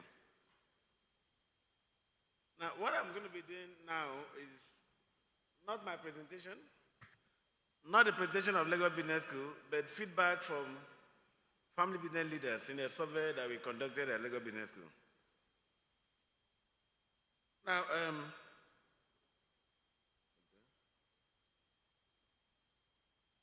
coming into the conference, we thought that, and as we set up the Lagos Business, Family Business Initiative, we thought that yes, there has been a lot of research done, but we wanted to get directly from family business leaders in Nigeria. What are the major challenges that they face? You know, we posed a lot of questions. So what I'm be presenting now is the outcome of that survey. So not like a presentation that we put together in Lagos Business School. Now, like I said, what we tried to do was to customize our offerings. Because in Lagos Business School, the Family Business Initiative is not a one-off, maybe after the conference, everybody goes home. We tend to have a lot of follow-up actions. But we wanted to build all of that around real feedback that we get directly from owners and people that work in family businesses. So in terms of methodology, what we did was, like I said, I said this earlier on, pose questions to family business leaders, get their insights, which will form a basis for some of the things we'll be doing going forward. The target respondents here, basically, like I said, family business leaders, the family members, some of them board members, senior executives in family businesses. Now, what we wanted to do, address was people that really know people that wear the shoes are those that know where it pinches.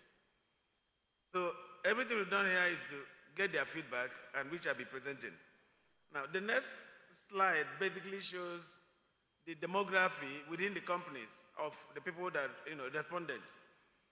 You can see that over 75% of that are people that really either at the C-suite, owners, founders, directors, whether executive or non-executive. And the respondents, like I said, come from a diverse group of people that work within the family business environment. The idea is for us to have real insights upon which we base some of the things we'll be doing at Lagos Business School going forward.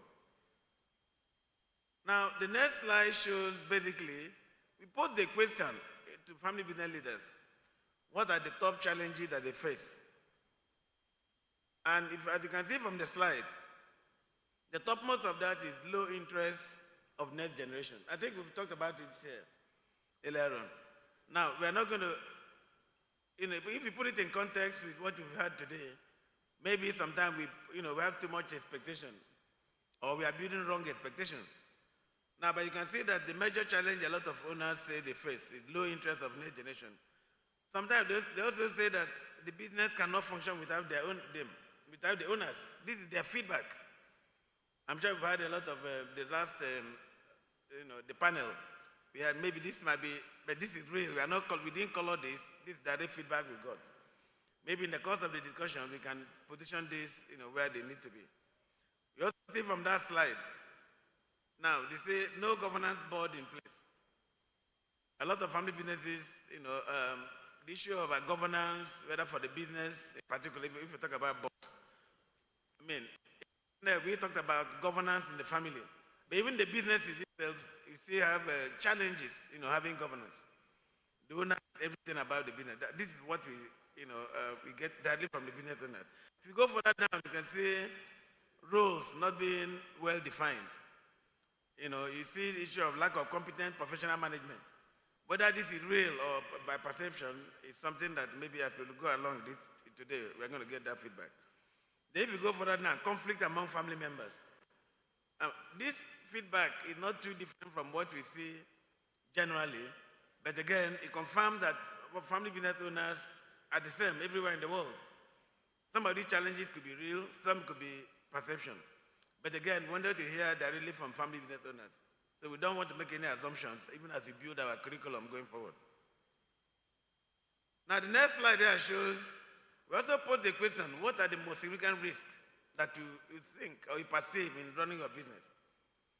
The topmost there is succession planning. Now, sometimes this is a general question. We didn't want to narrow it down. Now, what many of them think is succession planning is thinking about succession is their major challenge. They don't sleep well because they're thinking about succession.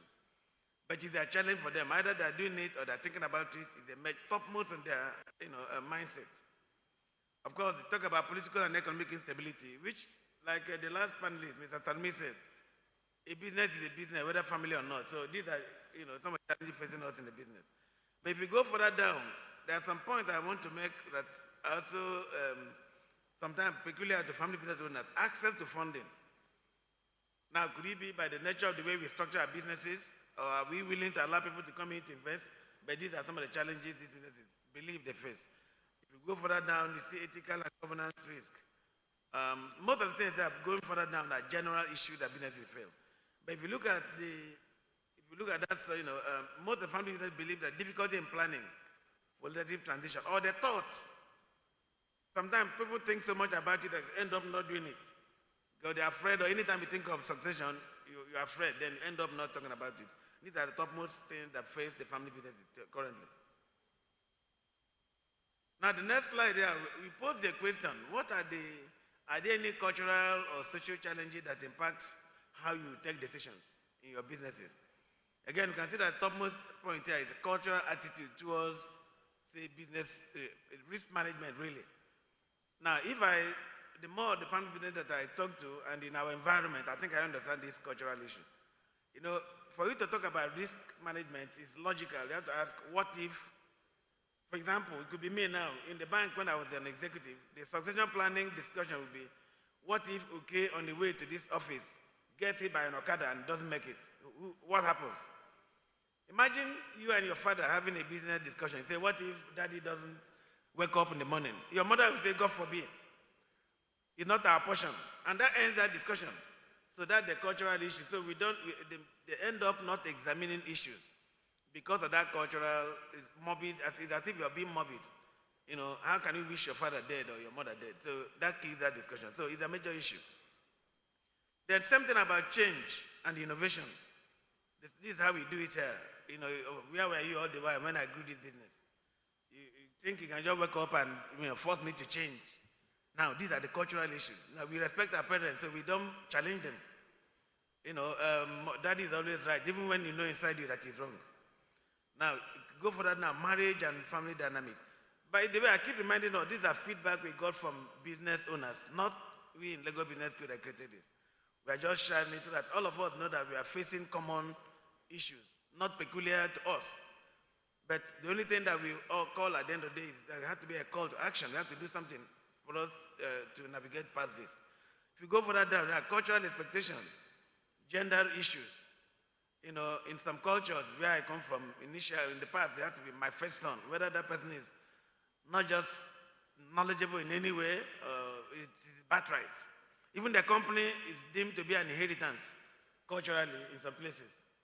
Okay? Now, if you go further down, we also talked about family hierarchy and in authority structure.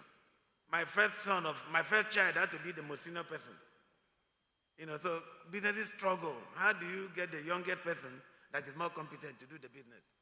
It might not be cultural, but the truth today is if you do the same thing that their businesses did not succeed, beyond them did because of these same issues, you may not have a different outcome. I think these are things that we are pointing out today. The next question, what are the key challenges they face, especially with regard to family harmony?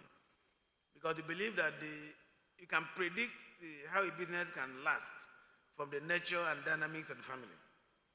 A very well-run business, in quotes, with a dysfunctional family, it's just a matter of time when the cancer enters into the business. So we asked that question, what are the key challenges in trying to maintain family harmony? The topmost point there from most of them was the different perspectives and priorities of family members. And then if you go through all of this, lack of formal processes, resistance to change, succession planning concerns, conflict of interest, it just tells you of an entity that is not governed. I'm talking about the family. If you leave a business side of it without having the meeting, the vision, the strategy and all of that, it will not be different. But what we tend to see, the business has some semblance of governance, but the family that owns the business is like everybody to his own. So that's why you're seeing different perspectives, lack of formal processes. Sometimes writing something down seems to be, people call it bureaucracy. You are being bureaucratic. Why do I know what to do. Why do I need to write it down? This is part of the challenges that you see. Again, I keep saying, from the mouths of the business leaders, not from Lagos Business School. Now, the next point, you ask a question whether how many family members have intention or are even thinking about it and their disposition towards succession. You can see from this slide that the bulk of it, over 57% or thereabout, haven't done much about it. It's almost like, okay, yes, I've done a little, but they're aware of succession, they're thinking about it. The next bulk there is almost 42%. They're not even, maybe it's like a good to have. I'll think about it someday. Now, but the interesting thing I point out here, that small pie there, 1.6% or so, are the only family business owners that are even contemplating handing over to non-family competent professionals. I think that says a lot, even what we are saying today. Only just under 2%, it doesn't even cross their mind that a non-family member, no matter how competent, can run their business after them. That is the mindset that we need to change if we want to change the narrative about family businesses. Now, we also asked a question, again, I like this particular slide. No, I think I missed, okay, good. The question here was, this particular slide, sorry. Whether we asked question of whether there's present some semblance of governance on the family side of business. We are not even asking for mature family governance. Just, have you thought about it? Are you doing it? Do you intend to do it? Now, from this, 62% or so say no. They're busy making money, that this is not important to them. Or they've never thought about it. Now, the rest, 38%, say yes. Yes also doesn't mean that most of them have done anything, but at least they are aware. They are thinking someday they will do it. Now, but what we say from this slide is, it's good to be successful in business, but if you don't think of governing the family, if your wish or desire is to hand over that family business to the next generation, it will not happen. Or it will happen in a way that you never designed it.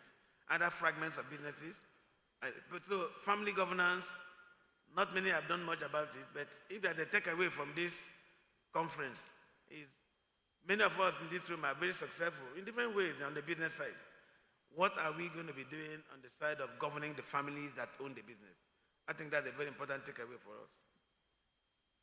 The next slide here was, ask them a question, what do you think, what are the things you believe that are features of family business that make you think you are better than non-family businesses?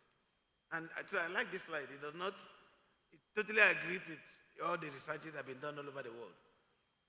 It's a strong place to be, long-term perspective, and a family business owner, we believe they think in next generation, not next quarter. People present financial on a quarterly basis, but family business, that quarter is not important. Next generation is important. So these are very good attributes of family businesses: loyalty of trust, entrepreneurial spirit, etc. But what we also warn or draw attention to Lagos Business School, these strengths, if not well managed, they end up becoming impediments. When you talk about not willing to change, this is how we do it, I trust a family member instead of an outsider, all we say is put that trust in a structure, not in an individual. You can say have a trust, but put that trust in a structure, not necessarily an individual, because that individual can also disappoint you. I'm coming to the last as overview of these findings, even though I've mentioned some of them.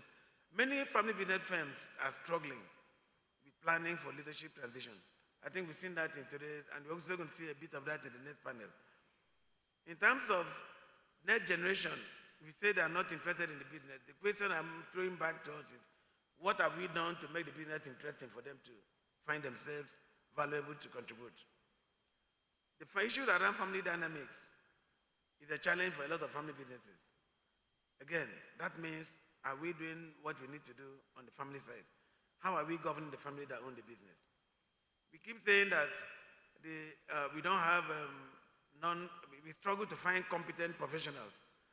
What are we also doing to make them have a career, feel they have a career in the businesses that we have, without rubbing it through their nose that is not their business every minute and in every discussion? Now, the next point here is, how are we creating governance in the businesses? I'm laying all of these things to tell most of us why we need to come to Lagos Business School, why we need to align with Lagos Business School. We are going to handhold you to do a method thing that we're saying now. I'm happy that Mr. Sarumi talked about introducing the issue of family constitution for many of us who haven't heard about it. A lot of people have not heard about it, but I've not seen a family business across the world that succeeded to go across many generations that do not have a family constitution. That's why I can tell you that. And it's not something you copy and paste. Family have to come together to create it. What works for Mr. A may not work for Mr. B. You look at your family dynamic, but you need help. You know, somebody in the room to make sure that the loudest voice is not just that of the father and the mother. To make sure that the younger people are able to contribute. So we need to work on that family governance structure to create a structure that runs the family. If we can do that, I mean, Mr. Sarumi laid that out very clearly, it becomes the foundation for a lot of the things. How to communicate formally and informally in the business, how to resolve issues around conflict between the family members, because conflict must come. It's not God forbid. But the issue is, how do you resolve it when it comes? I mean, I've told in strategy that in times of peace, you prepare for war. You don't prepare for war when the war has been foisted on you. So creating a family constitution, make sure you anticipate all those issues that you believe could be challenges in the future and try to find solutions for them now. The issues around succession plan, I think we talked about that. Now, basically, I'm going to end this by saying that the call to action is we have to do things differently. We have to do, if the issue around family governance, we must make a step. Somebody asked the question, at what time, what is the best time to start? I'd say the best time is now. You cannot change yesterday, but you can change tomorrow. What you didn't do yesterday, you can't do anything about it, but what you can do tomorrow is still in your hands. I'll be calling for us we are happy at the Lagos Business School, the Family Business Initiative. Our website is there, our LinkedIn page. Everything that we do here, we're going to post it on that, even this conference. So people that were not here today, this survey, we are going to also share it at some point with people that attended. So please keep your contact, emails, and all of that. We're going to make this available to you. I think that would be one of the takeaways for those of us that came today. But we are very happy and willing to work with you at Lagos Business School to handhold you custom programs which you can put together for you and your family, because the issues are different from that of the next family. At the end of the day, all our objective is to change that narrative of high mortality of family businesses from one generation to the other. Thank you very much.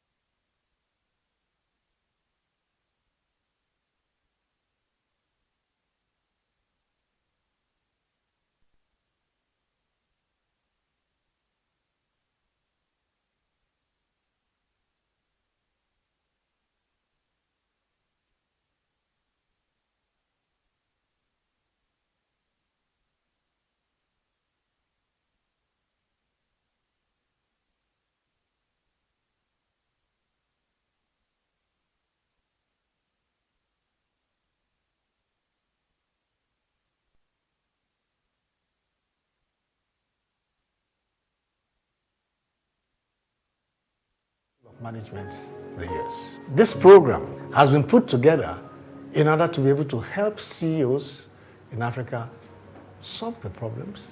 But the starting point is that they have an opportunity to network among themselves, discuss these issues, come with some form of agreement in terms of what the solutions are. But it's also an opportunity for them to become more strategic in their thinking, opportunity to see how they can manage and lead across different cultures and different boundaries, but also an opportunity for them to redefine their business models. The future of business in the world is in Africa. Europe, Asia, America is experiencing very slow growth rates. The opportunity, the big growth is in Africa. If African CEOs don't take advantage of it, the chances are that the Europeans, the Americans, and the Asians will be the ones who will come in, eat our lunch, eat our dinner, and probably eat our breakfast. But because this is our market, we know about it, we should be in a position to know how to do business in Africa and take advantage of it. So you mentioned that the big growth is in Africa. So what exactly should participants expect from this Global Chief Executive Officer Africa? One statement: innovate, grow, or die. The program itself is not just classroom lectures. Cases, experiential seats, interaction with successful businesses in Africa, interaction with people who've done it and done it well, and they are still learning how to do it better. So it's an immersion program that by the time they leave, they should be able to have what I call a playbook or a roadmap to enable them to take advantage of this growth. So if you want to succeed in Africa in the next few years and be part of the success story of the African economy, come for the Global CEO Africa program.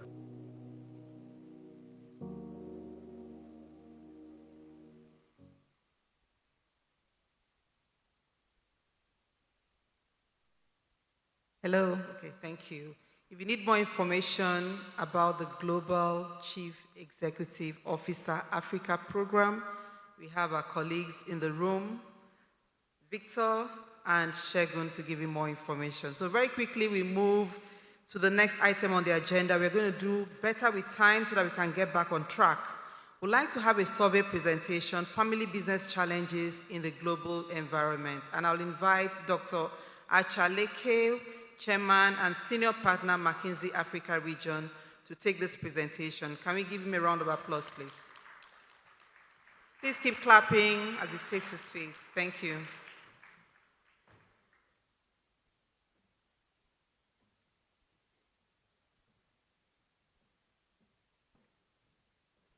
Good morning.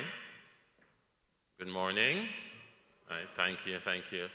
Can we please have the presentation? And when it comes on, it's great to be here, so thank you to the LBS team for inviting me. My name is Achaleke. I'm a senior partner with McKinsey. I help set up our office here. I actually now lead our global family business practice for McKinsey. And so what I thought we would do is share with you some work we've been doing. It took us about 6 months to do this massive piece of work, really trying to understand, as I've heard some questions today, what does it really take for a family business to succeed? We call it the secret sauce. What is that secret sauce of family businesses? We've been sharing this around the world. It's been extremely well received. And it's more of a global perspective, and then it'll be good to sort of compare and contrast to what OK presented and what you're seeing in Nigeria. But before we start that, I thought I'll put it a bit more in context of what's happening across Africa, and then we'll go into the family businesses. So if you look at what's happening across Africa over the last 30 years. This is again some work we did and presented, released a report last year on the back of our Lions on the Move series. You know, 30 years ago, if you look at the 1990s, we were growing at 2.7% as a continent in a context where population grows at 2.7%. So net, we're making no progress. Then the 2000s came, and that's sort of where growth shot up. Across Africa, growth, was above 5%. The top 30 economies on the continent were growing. Remember, Nigeria was growing at sort of 8%. 2/3 of those countries had actually accelerated their growth relative to the 1990s. And so this was the Africa Rising story. We're all excited about it. And the truth is the last 10 years have been more difficult. Growth has slowed down to 3.3%, and that's really because of productivity growth, and we'll come back to that. If we then look at what does that mean? We talk about Africa, but the truth is it's 54 countries, it's not just one, right? And so here we just plotted on one axis the growth between 2000 and 2010, and the other axis between 2010 and 2020. And you see 4 clear quadrants. On the top right, we call them consistent growers. These are countries that have grown above average for the last 10 years, actually 20 years, right? Look at Ethiopia. Ethiopia is the fastest growing economy in Africa. It has grown at 9% a year, not for 1 year, not for 5, not for 10, but for 20 years, right? Rwanda, I was there last week, again, is the second fastest growing economy in the continent. It's grown at 7% a year for 20 years. That's really how you start to raise people out of poverty. That's what's needed. The top left are countries, we call them recent accelerators. They have accelerated the growth in the last 10 years. And by the way, the top right tends to be more East African countries with a few West African countries. The top left tend to be West African countries. You see Cote d'Ivoire, you see Senegal, you see Togo, you see Benin, and a few East African countries. The bottom right, countries where growth has slowed down in the last 10 years, and unfortunately you see Nigeria there, but you also see Morocco and Egypt in that group. And the bottom left are countries that have been slow growing for 20 years, and unfortunately where I live, South Africa, is in that group. But 2 messages come out of this. One is half of Africans live above the line, right, which is half of Africans live in countries that grow above average, that have grown above average for the last 10 years. But that only represents about 25% of our GDP because they tend to be some of the smaller countries. And what has dragged down the overall continent is the fact that our top 6 economies, whether it's Nigeria, Angola, Morocco, Egypt, Algeria, and South Africa, are all below the line. Right? That's what has dragged down the... Now, if you look at across Africa, if you look at what's happened from a GDP perspective, we used to grow, like I said, I'm trying to figure out where to point this to. We used to go, can we go back? Oh, is it this? Oh, shoot, I'm now drawing on this. Oh, no. Can we go back, please?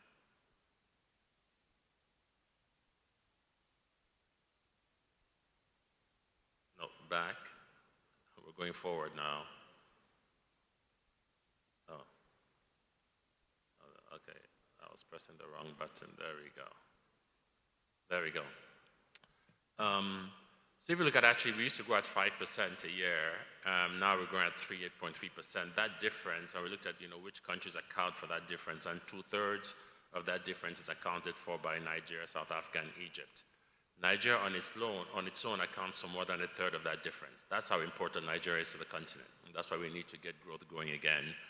And if you look within that, it's really the services industry, right? So the services industry used to grow at 11-12% in Nigeria. Now it's growing more. It was growing at more 3% in the last 10 years. So we really need to get Nigeria right. From a sector, we also looked at sectors, right? From a sector perspective, very, very interesting. We're seeing a fundamental shift away from agriculture today. And you see on the left-hand side, you'll see Africa. On the right, we plotted Nigeria, right? So as Africa, agriculture used to account for 60% of employment. That has gone down to about 50%, right? And all of that shift has gone into services. If you look at Nigeria, it used to account for about 50%. It's gone down to 35%. And again here, all of that shift has gone into services. So huge opportunity here that we're seeing on the services industry, whether it's financial services, retail services, trade, tourism. There's huge opportunity there. There's some challenges we still need to get. Of course, extraction resources, we still need to get manufacturing right. But you're seeing a massive shift into the services space.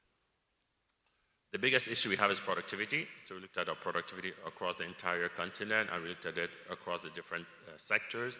We also plotted Nigeria, as you can see here.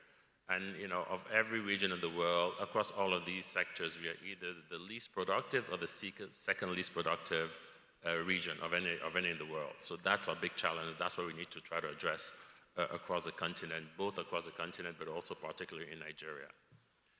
And then maybe one final chart, and then we'll get into the sort of family businesses, because this provides some context, which is what's exciting is that we will actually have the largest working age population in the world, right? And over the next 25 years, we will add 800 million people to the workforce. And by the way, Nigeria accounts for about 20% of that. What was actually quite surprising to me, we know that North America is slowing down, so North America is flattening. Europe is slowing down. I was actually surprised to see China is going to lose 200 million people to the workforce during this period. So the world is going to have to turn somewhere. It will turn a bit to India at 183 million, but it will turn primarily to Africa.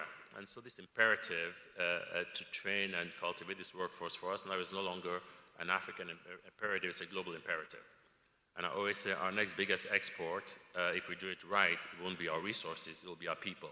But they won't have to leave our shores to go and provide these services, because through digital services, a lot you can do locally.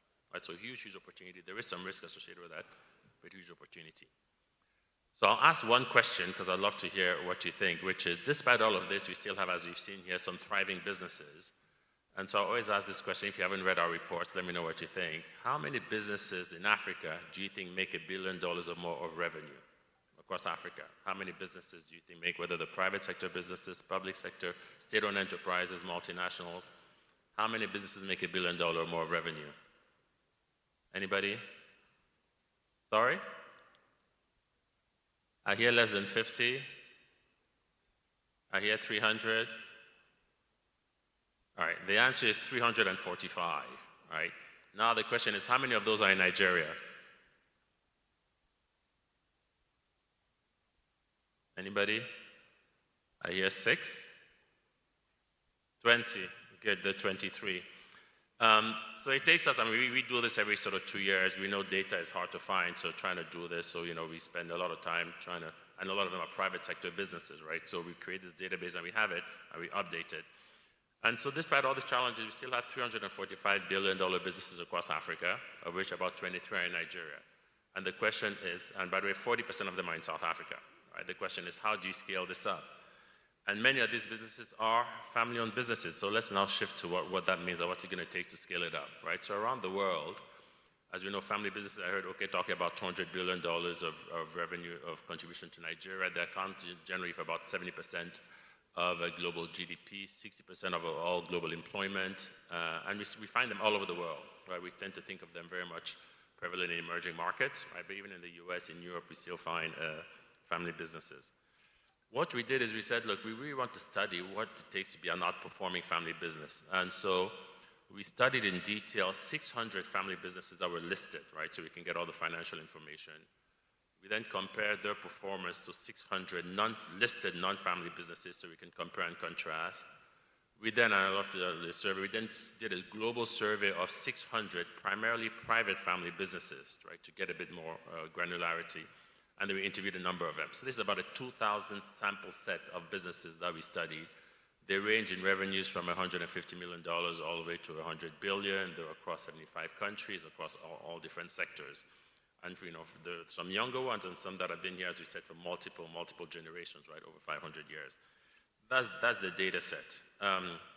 What did we find? One is, we then said, how do we study value creation? Because it's been well documented that family businesses outperform non-family businesses. That has been well documented. What had not been as well documented was the why. What really drives that outperformance? How do they do it? Right? So we started looking at two metrics. We looked at the metrics, just value creation. So how much more value is created by this family business relative to if you had invested, say, in the stock market or somewhere else, and the value spread, how much of a spread does that generate? And what we found is, across all the metrics, family businesses outperform. So from a total return to shareholders, from a stock market perspective, that is well known that they outperform.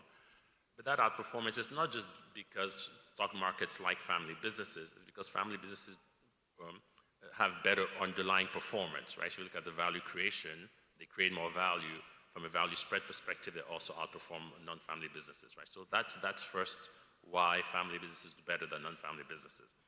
We said, well, let's then get to below that. What really works and how do they do this? And what we found is very interesting. If you look at, as they evolve over time, younger family businesses, right? We looked at some of the ones that were, less about $150 million revenue, smaller family businesses, as they start by being better investors. So I heard people talk about, you identify the opportunity, what should I invest in? Because you can make decisions quicker. You can actually be much better at investing. So that's sort of on the left, right? They're more efficient investors. If you look at capital turnover, they make more dollars per sales that they invested in, right? They make more sales per dollar they invested in, right? They're much better investors. As they grow over time, they become better operators because they've learned to operate the business. They have younger family members in the business. They've been crafting that trade for a long time, and they're really good. So they become better operators, and as a result, they have better margins. Right? So that's a bit of the journey. You start as better investors, and then over time, you become a better operator. Secondly, we then looked at how they grow, and it's very interesting to say, if you look at on the left side, these are family businesses that are 25 years or less, right? They grow much faster than non-family businesses, about twice as fast as family businesses. As they mature, they still grow faster, but the difference is smaller, right?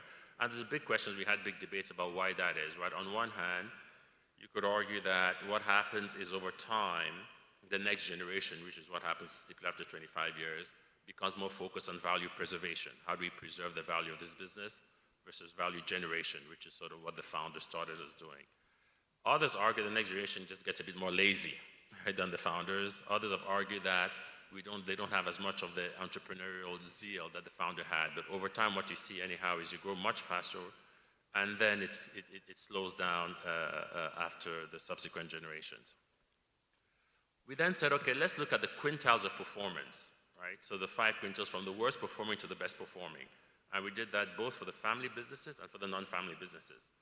And what you find is across every single quintile, so those who are underperforming on the left, the family businesses underperform less than the non-family businesses. All the way on the right, the family businesses outperform much more the best non-family businesses. So family businesses do better across all the quintiles, right? That's one. Two then is we found that the top quintile, right, the best performing family businesses, they do much better than the best performing non-family businesses. That gap is much higher, right? So there's something they do really well, and we call these outperformers, and we said, let's really go study these. These are the best performing family businesses. What do they do? And we identified about 120 of them from the database. Again, here they range from $1 billion to $100 billion in revenue, years of operation from 10 to 650. They're across every sector, across every region. We said, let's then go study these outperformers and really understand what is the secret sauce for what it takes to be an outperforming family business. And this is what we came up with. So I'll just take you through these dimensions and some of the facts behind them, and then, happy to engage in any questions you may have.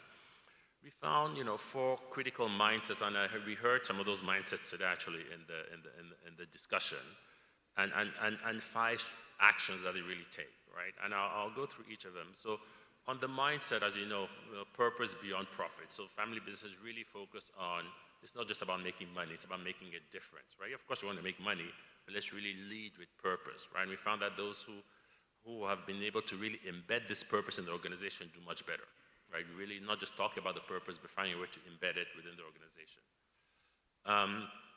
2 is, and I'll probably go through the slides as I go through this, cautious financial stance. We always think of family businesses, actually let me go, 2 is long-term perspective. They take a much longer-term perspective to the business, right? And they reinvest. If you look at the dividend yields, we're surprised. Some people, initially we thought, well, the family members want to take the money out of the business, but no, they actually reinvest in the business, right? And you see Dr. Ostrika agreeing to that. So the dividend yields for family businesses is lower than that of non-family businesses. Right? Third is the fact that they're quite cautious financially. They don't take on too much debt. Right? By the way, there's a flip side to that. If you look at actually now, we looked at the leverage ratios of family businesses versus non-family businesses. The leverage ratios for family businesses was lower, and actually for the best performing family businesses was even lower. Right? So they're quite cautious around how much debt we take on. Let's not extend ourselves too much. By the way, the flip side is when things now pick up. So what happens is when there's a downturn, they're much more protected, right? And you see fewer family businesses go bankrupt than non-family businesses. But when things turn around, they're not as fast to get out of the gate, right, and capture that opportunity. So there's a bit of a risk there that they need to manage. But from a debt perspective, they're actually a lot more cautious than non-family businesses. And then finally, decision-making, much more efficient. It's not always fast, by the way, but it's efficient, right? So once the family agrees on what needs to be done, they make a decision. If they don't agree, there's a process to actually get to hopefully make a decision quicker. And that actually helps them as they try to make these decisions, especially around investing or pivoting the business or those kinds of things. So those are the 4 mindsets that these family businesses have, and I know we heard a lot of those mindsets in the panel today. On the actions, this is actually quite striking. So first is the best performing family businesses are so much more diversified than the others. Right? And I'll just show you a page here, which was actually quite striking to us. Here, we asked the question which says, what percentage of your revenue comes from businesses outside of your core business, right? And the outperforming businesses at the bottom, you'll see 40% of them had more than half of the revenues from non-core activities, right? 40% had more than half of the revenue from non-core activities. For the other family businesses, that was 7%. Only 7% had more than half of the revenue from non-core activities. So again, really thinking through, and now when we say diversification, it's not about, oh, I have to now start a whole new product line, right? It could be what other product, what other geography are you going to, what other country are you going to? But it's very, very important to be diversified, right? That's one that, and by the way, when we interviewed them, 70% of them said they'll actually continue to expand beyond the core business. So as you think about it, what are you doing? How much are you really to concentrate on your core business? Where can you expand your activities? That's one. And by the way, the way to do that, a lot of them do it through M&A. And we've done a lot of work which says you're more successful if you do what we call programmatic M&A. So you do a series of smaller deals than doing just one big deal every few years, right? Those who've done a series of smaller deals on a more regular basis, because they learn how to do M&A, they learn how to integrate businesses, they learn better how to identify the kind of businesses that would suit them. Are much better. So our performers actually do both. They actually do these programmatic M&As, but every now and then they also do a big deal, right? That's important for them. So that was the first point on the actions. The second is resource allocation. What we've shown through a lot of the work we've done at McKinsey is that companies that are able to dynamically allocate resources much faster just do much better. As opposed to saying, I was in this, this was your budget for this year, I'll give you another 5%, 10%, we'll just continue doing the same thing. How do you reallocate resources and really go after the best opportunities? What you found again for family businesses, you'll see it here, quite striking, which is, we then asked them, how much of your resources have you been able to reallocate between businesses over the past 5 years? And the outperformers were able to shift more than 60%, or 60% of the outperformers shifted more than a third of the resources to other businesses, right? 60% versus 20% of the others. So again, huge difference between those who outperform and those who don't. So the push here is to think through, how am I really reallocating resources effectively and fast enough to go after the real opportunities? And that means you're going to starve some other areas of your business from resources, but that's the right thing to do if you really want to create value. So capital reallocation was a big one. Second. Third, as you remember, I said as family businesses, the pathway to excellence is you start as being better investors, and then over time you become better operators, right? The best performing businesses are able to do both, right? So they continue to be better investors, right? So in terms of sales, capital turnover, the sales they generate per every dollar they invest continues to be high. And at the same time, they're better operators, right? So they're able to do both at the same time. And that really is what creates a differentiation for them. The fourth is on the people front. The fourth is, you see here, relentless focus on talent. We heard a lot of that from the panel today, how much they focus on talent, how much they attract talent, how important talent is for them. And then the fifth, and I'll just share the page on the fifth one, we talked a lot about governance today, incredibly important, right? And, having formal documentation for your companies, 80% of the best performers have that in place. The forum for the families to meet regularly, 85% of the best performers have such a forum. An independent board of directors, 90% of them have that. 95% actually involved. We also talk about involving non-family members, in the executives. We could also involve them on the board, but regardless of where they are, 95% open up the decision-making process to also non-family members. We think that's important. And then 80% have an effective training program, right? So it's really, really important from a governance perspective. That's and we talked about it today, right, to really maintain strong governance if you want to be a well-performing family business. Now, maybe just 2 more slides, and then happy to open the question. So what is the process to get there? This is the process. We've accompanied many family businesses along the journey here, thinking first about, what do you want to stand for? What is your dream? What am I trying to aspire for? What is my purpose? Leading with the purpose, as we said. And what am I aspiring for? But then what's my starting position? Right? And how different is that from where I want to get to? Then the question is, how do you close that gap? Right? And of course, is how do you optimize your core business? Your core business is still quite important, even though it's important to diversify. But what are the steps you're doing to optimize your core business? But then what are the steps you're also doing to divest from, underperforming businesses? Which business should you double down on, but what should you invest in? What should you invest in? Really think about what's the next business you want to grow and build. So what opportunities do I want? Where do I want to have what opportunities do I want to have more access to beyond my core business as I diversify? Like you said, diversification is hugely important. And then all the enablers to make it happen, right? The capital allocation that I spoke about, having the right talent and putting in place the right governance. And what we found, which is actually quite striking, is the companies that did this created 4 times more value. So all the outperformers, 120 outperformers you identified, they were able to move up 1 or 2 quintiles over a 5 to 10 year period. And that's how much value they created, 4 times more value. So I'll just stop here and say, this was hopefully it's helped you think through a bit what we call the secret sauce of outperformers and what you need to do to create more value in your business. Thank you.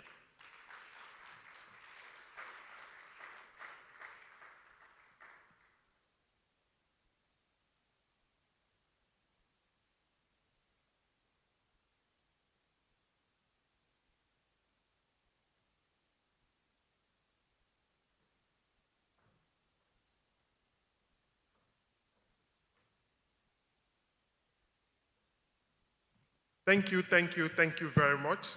Can we give him another round of applause, please? Just to ask if we have just one question, just one question, not more than one, for him, or did you understand it very, very well?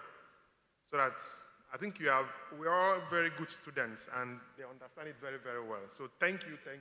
Okay, where is the question? Okay, just one. Please, if you can allow the person there to ask a question. Quickly, please. Okay, you're raising your hand. Are you writing the question down or?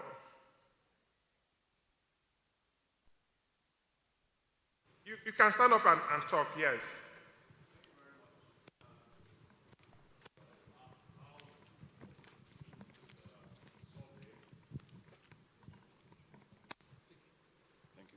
Thank you very much. I would like to ask the duration of the survey and also among the factors you pointed out in slide 8, talking about government policies, how is affected if we could probably get a if we get a paper, probably we could see the FOBs that have stayed longer and how government policies or even access to credit has enabled the business to thrive. Thank you. On the first question, the survey, it was necessary when the research was done. We had a full-time team working on this for 5 months. Right? As part of that, we then did a survey of these 600 businesses around the world. And that survey probably took about 5 to 6 weeks to get the input from businesses around the world. So that's on that question. On the second on policy, access to credit, part of it, you're right, part of why family businesses also are not as leveraged is because it's not as easy for them to access credit. That's very true. But we then looked at even the bigger ones who are doing well. Thank you very much for coming. So the next person is Mr. Mezuo Muneli, who is the co-founder and managing partner of Sahel Capital. Thank you. And also, as I said, this panel panel session is quite rich. We have Mr. Nnamdi Ezigbo, CEO, Slot Nigeria Limited.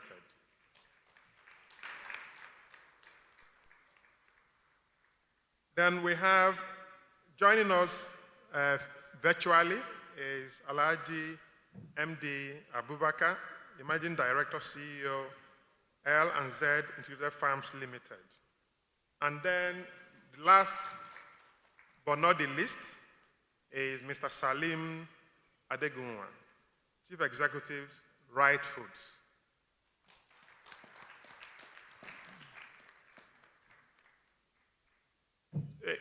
Our media people, can you give us, help us with mic, please? Okay, we have mic. So over to you, our director, please. Thank you. Thank you very much, Franklin, for that. So just a point of correction. It's Enterprise Development Center. Enterprise Development Center, not Entrepreneurship Development Center. So thank you very much, OK, and the Family Business Initiative for putting this up. And thank you so much for accepting to have this candid conversation. So I think the first question I'm going to ask, and I'll ask all of you, really is to share your journey into the family business and what family business means to you. So we're going to start with the gentleman on our right, who already is the second generation. Thank you very much. Good afternoon, ladies and gentlemen. It's a pleasure to be here. Thanks to Dr. Oke for the invite. Family business, for me, is I think a lot has been said already, so I'll just dive directly to my experience. For me, it was something, I think the founder, who is my father, happened to always sound out to us that we were going to join the family business. So from a very young age, it was something that of interest to myself. I think we were brought along at different occasions to the office, not for anything major or serious, but just to get a feel of of what goes on and what he does. And I think he was also military in his idea of having his children in the family business, because there were certain blocks and stops that were put in our place to ensure that we joined the family business. I've heard a lot said about the willingness of the next generation to join. Sometimes you're only aware, or your knowledge or what you do is depending on what information is put before you. So personally, I wanted to be a sports person. I wanted to play basketball, but they never stopped me from playing basketball, but they just ensured that I was not in any place where I could be scouted properly to advance my dreams. So if it meant, schooling abroad where he would get better opportunity was the thing, then we'll revert and make him school in Nigeria. So there are no scouts in Nigeria to see that talent. So I think he had a very focused idea of what he wanted. And fortunately, we're five children. 3 of us are in the business. The 4th one is thinking about it. And my sister, because there are 4 boys and 1 girl, she's a medical doctor, but she also engages in the business. So fortunately, he has 5 of his children around and involved in the business some way, somehow. So in a short answer, I think it's on the founder if you know what you want, because I think the first panelist said he told his children, go and look for your own. But in my case, it was like, this is what we're doing. This is the family business, and it's supposed to outlive us. And before I joined, I was in the financial institution or the banking industry. I worked with 3 different banks, and there was a point where there were some challenges within the business. So that kind of shortened my stint with the financial institution and brought me into the family business. And I've been there now for 10 years, since 2014. Yeah, so it's been so far so good, but Okay, that is the experience so far. The military strategy worked for you. It worked. All right, thank you so much. So I'll move on straight to Mezwe. Tell us, for you, what does family business mean, and how has that journey been? Thanks, and thanks to LBS and EDC for the opportunity to be here. And I think I have a unique perspective because my wife and I are majority shareholders in 3 companies, which we oversee.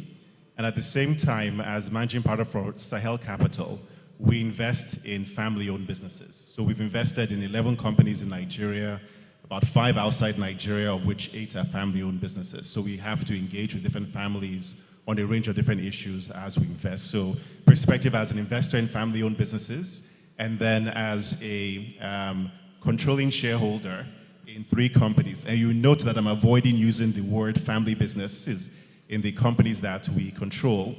And I think the reason is that very early on, we decided that we were building companies not to hand over to the next generation. We wanted companies that had impact in society, but at the same time, we would see how do we bring in and attract talent? How do we attract other shareholders? So ultimately, over the long term, we'll be a smaller investor, shareholder in a much larger entity. And then let the next generation go do whatever they wanted to do elsewhere in life. So we made that decision very early on. And throughout our entire engagements with our companies, we've been very careful to ensure that we separate decision-making from equity ownership, from how we do the compensation distributions, and how we attract our talent. So there's some discussions around that that I'm happy to go into a little bit later. Okay, thank you very much. So I think maybe I'll just go on to Alhaji. Alhaji is online. Alhaji Abubakar? Yes, you are. So okay. just your Yeah, good. Yeah, okay. So mine equally is unique, and more unique than Ms. was, because we founded the business with my 2 wives. The second wife is late just last year, so that leaves only the 2 of us now remaining.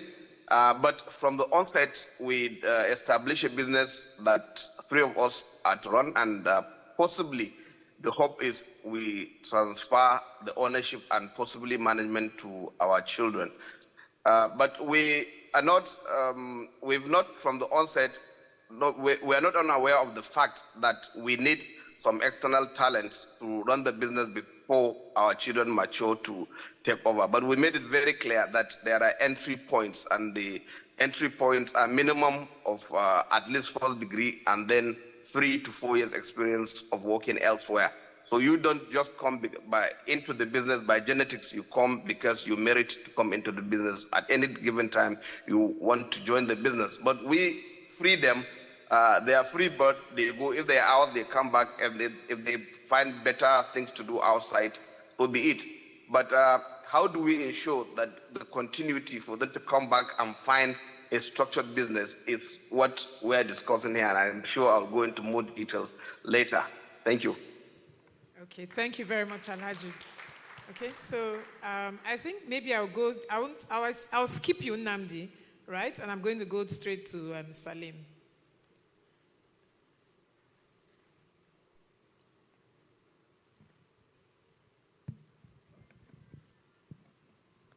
Hello, hi. Yeah, I think we have a philosophy that basically says that you don't inherit a business, but family business is not inherited, but it's something you borrow from your children. So it changes the mindset, because there's a sort of responsibility about it. It's not because when you think about an inheritance, it's just some sort of an entitlement about it. But when you think about it as a loan from your kids, then it's a totally different approach. And how you approach that, how you approach the business, is ensuring that you nurture it, you grow it, and you're able to hand it over to the next generation in a much healthier manner than how you received it. Okay. All right, thank you very much. Okay, and Nnamdi. All right, thank you very much. Family business, I believe that every business must be, there must be an intention from the beginning. So in my case, Slot was built, there was an intention to build an empire. There was an intention to build a system. So you have to first of all address the structural issues. So if you have a company and you have the right structure, you have the right system, you have the right people, right? It is natural for the organization to achieve goodwill, achieve continuity, stability, and then you can actually have something that you want to pass on to the next generation. So I think the most important thing is to intentionally build a system, intentionally build a company. And so if you don't do this right, so what are you actually passing on? So there are three components in this whole conversation. One is ownership, management, and leadership. So if I have a system and the ownership is clearly defined, of course, the family members are the owners of the business, but must they be involved in management? That's not supposed to be so. So you have to have the right people to manage the organization. It doesn't need to be a member of the family. All right, so ownership can be reserved for family members, but driving the organization, which is the managerial skill, the operation and all that, has to be done by the right people. So if over time you find family members, kids who are interested, who are passionate, who are qualified, then they can be allowed to get into the business and to drive one aspect of the business, but not necessarily that they must manage the operation, not necessarily that they must be involved in the day-to-day activity of the business. In my case, I happen to have my wife also, who is the executive director of Slot, so we are co-owners. And like Mr. Woshika talked about, sometimes in the past, when we started the first 5 years, we used to have little conflicts, all right, because we have different ideas and different perspectives. And so most times, I was able to make my argument stronger and to convince her why she should agree with me. So the most important thing for me is to have the right structure, systemize the business, attract the right talent, have a clear vision, like Mr. Woshika said, but you mustn't have a family member to drive the management. I believe that family members can own the business, they can be shareholders, but not necessarily involved in running the day-to-day activity of the business. However, if you find someone who is passionate, who is qualified, who is interested, and emotionally involved, why not?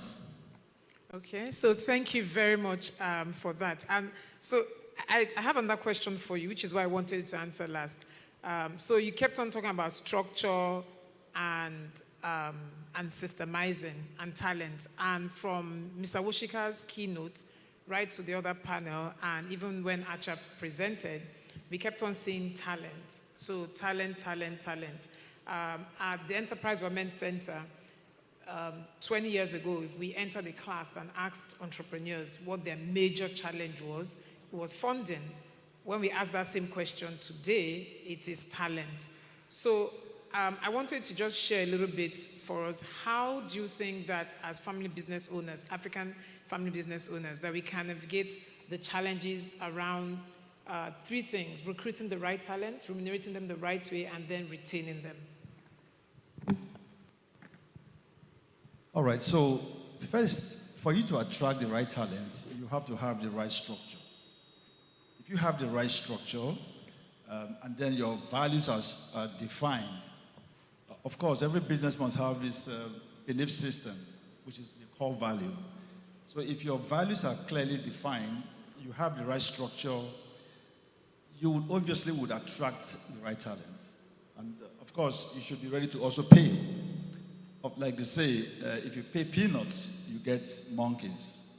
So if you have the right structure, you're professional about driving your system or driving your business, professional in terms of defining your core values, you have a clear vision of where you're going. And if your vision is inspirational, people want to join the organization, right? Because they want to aspire to be part of the big picture. So if you attract talent and you're able to retain them by treating them right professionally, of course, that will also help you to attract the right partners, strategic partners, And as you attract strategic partners, you're also going to be attracting more talents. And as you attract talent and you have the right partners, of course, your revenue will grow. So I think systematically, these are the components that should be at play. All right, thank you very much, Namdi. So the next question I have, Alhaji. So this question is for you. Are you still online with us? Yes, I'm with you. Okay. All right. So the question I want to ask is around values and culture, and how, as your company has grown as a family business, you've been able to maintain your culture and the values, and you live. Yeah, I think it's very easy. Once you define your values, particularly the family values, which I'm sure most humans that want the best for their family would, that you don't cheat, you don't lie, you keep to promises, you do the right thing, then I can't see myself bringing my child to a business that what I tell him at home is going to be completely different from what he sees in the business. So you are now bound by that promise, or by that value instilled into your kids, not for him not to see you act differently, to make sure you do the right thing in your workplace. This will help and ensure that the values are continuous. And if you go to the next level of engaging the kids into the business in the future, they'll be able to ride on those values. So you have incentive of doing the right thing, and then institutionalizing your family values into the corporate values of your business, so that you will not be seen to be a liar in the face of your children, and not to be able to instill what you have told them as they are grown up in the corporate world that they may likely join. So these are some of the things that guide us. And I'm sure the values of a family are very simple, and everybody wants the best for his family. So if you're able to take that into the corporate value of your business, it will help, and that's what is guiding us, and we intend to continue with that. Okay, thank you very much, Alhaji. Okay, Salim. So my question is to you, and it's around decision making, and the intricacies and dynamics of decision making as you're running your family-owned business, and the interplay between that. How do you manage the conflicts when there are clashes with your family-owned business and the culture and the values? So we are a family business now that's 61 years old. So I'm actually, the second generation. So we are we were fortunate actually, because in our case, our founder is very, very crystal clear in doing things properly. One of the things, when I was studying the notes and we're talking about African business, it's like, when we talk about African business, it almost takes away the fact that at the end of the day, you're running a business. So, if you just remove the Africa bit of it, is you run it as you would any other business. What we have is we have absolute structures in place. We have constitutions, we have, the SOPs are clear.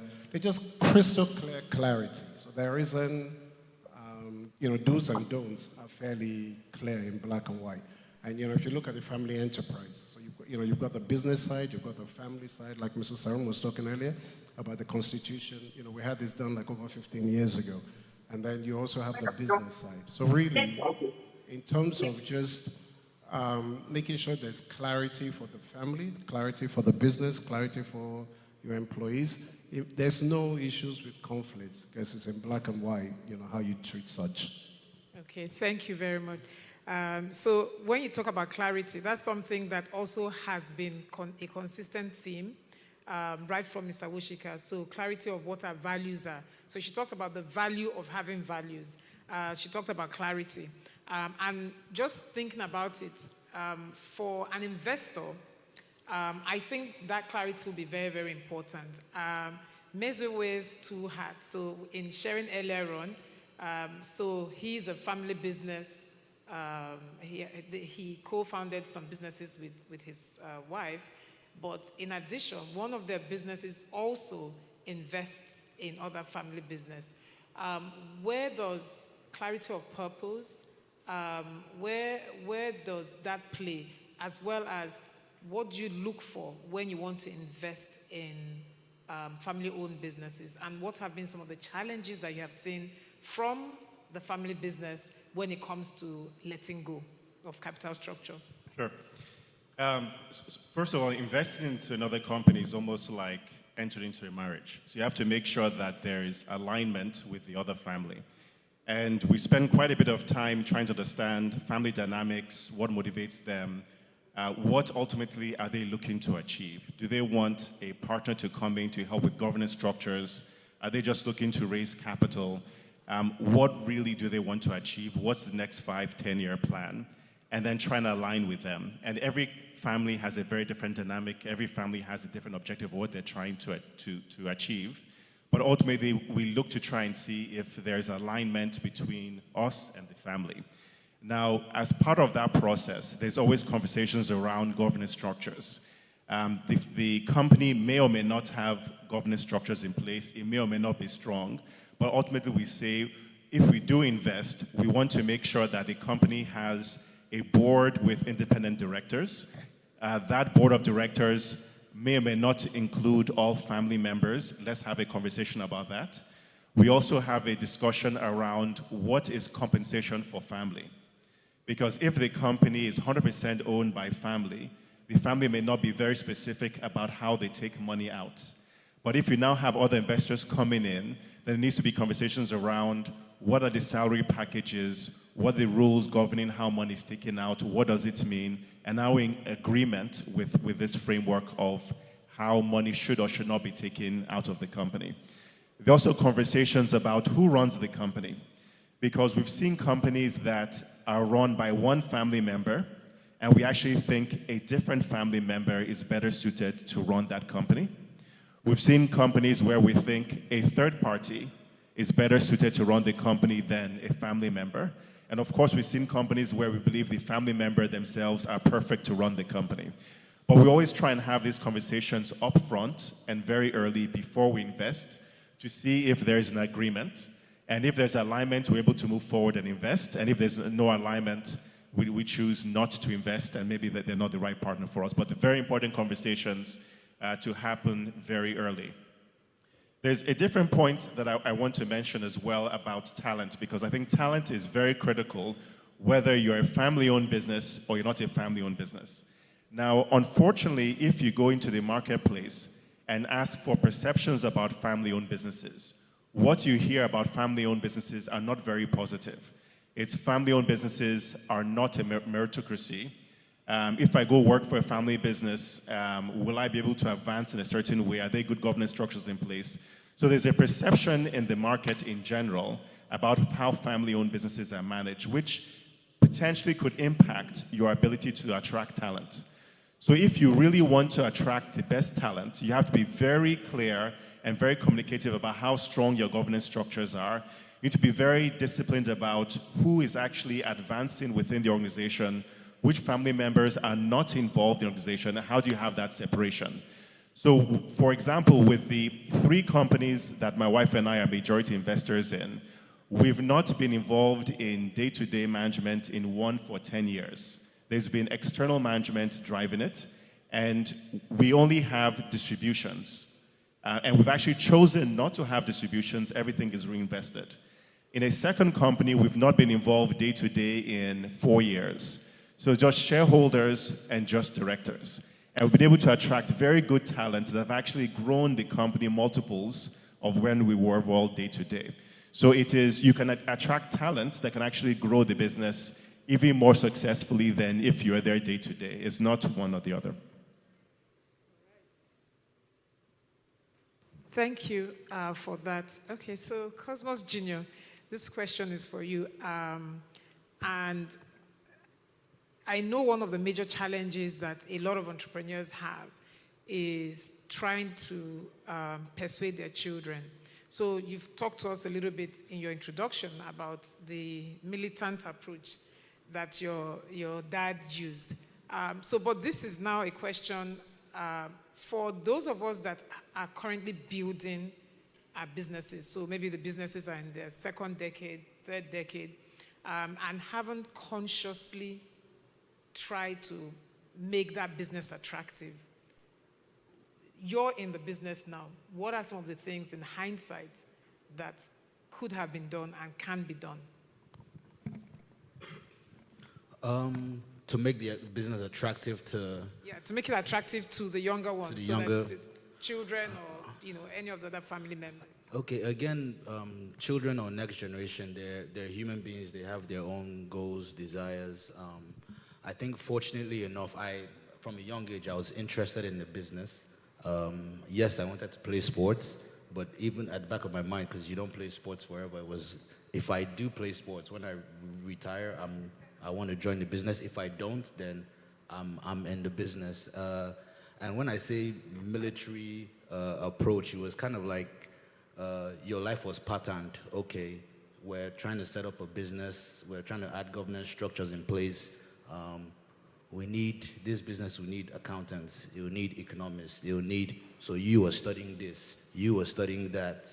So it was kind of military in that way. And then after first degree, you were then left on your own to, okay, then go and explore what you wanted. So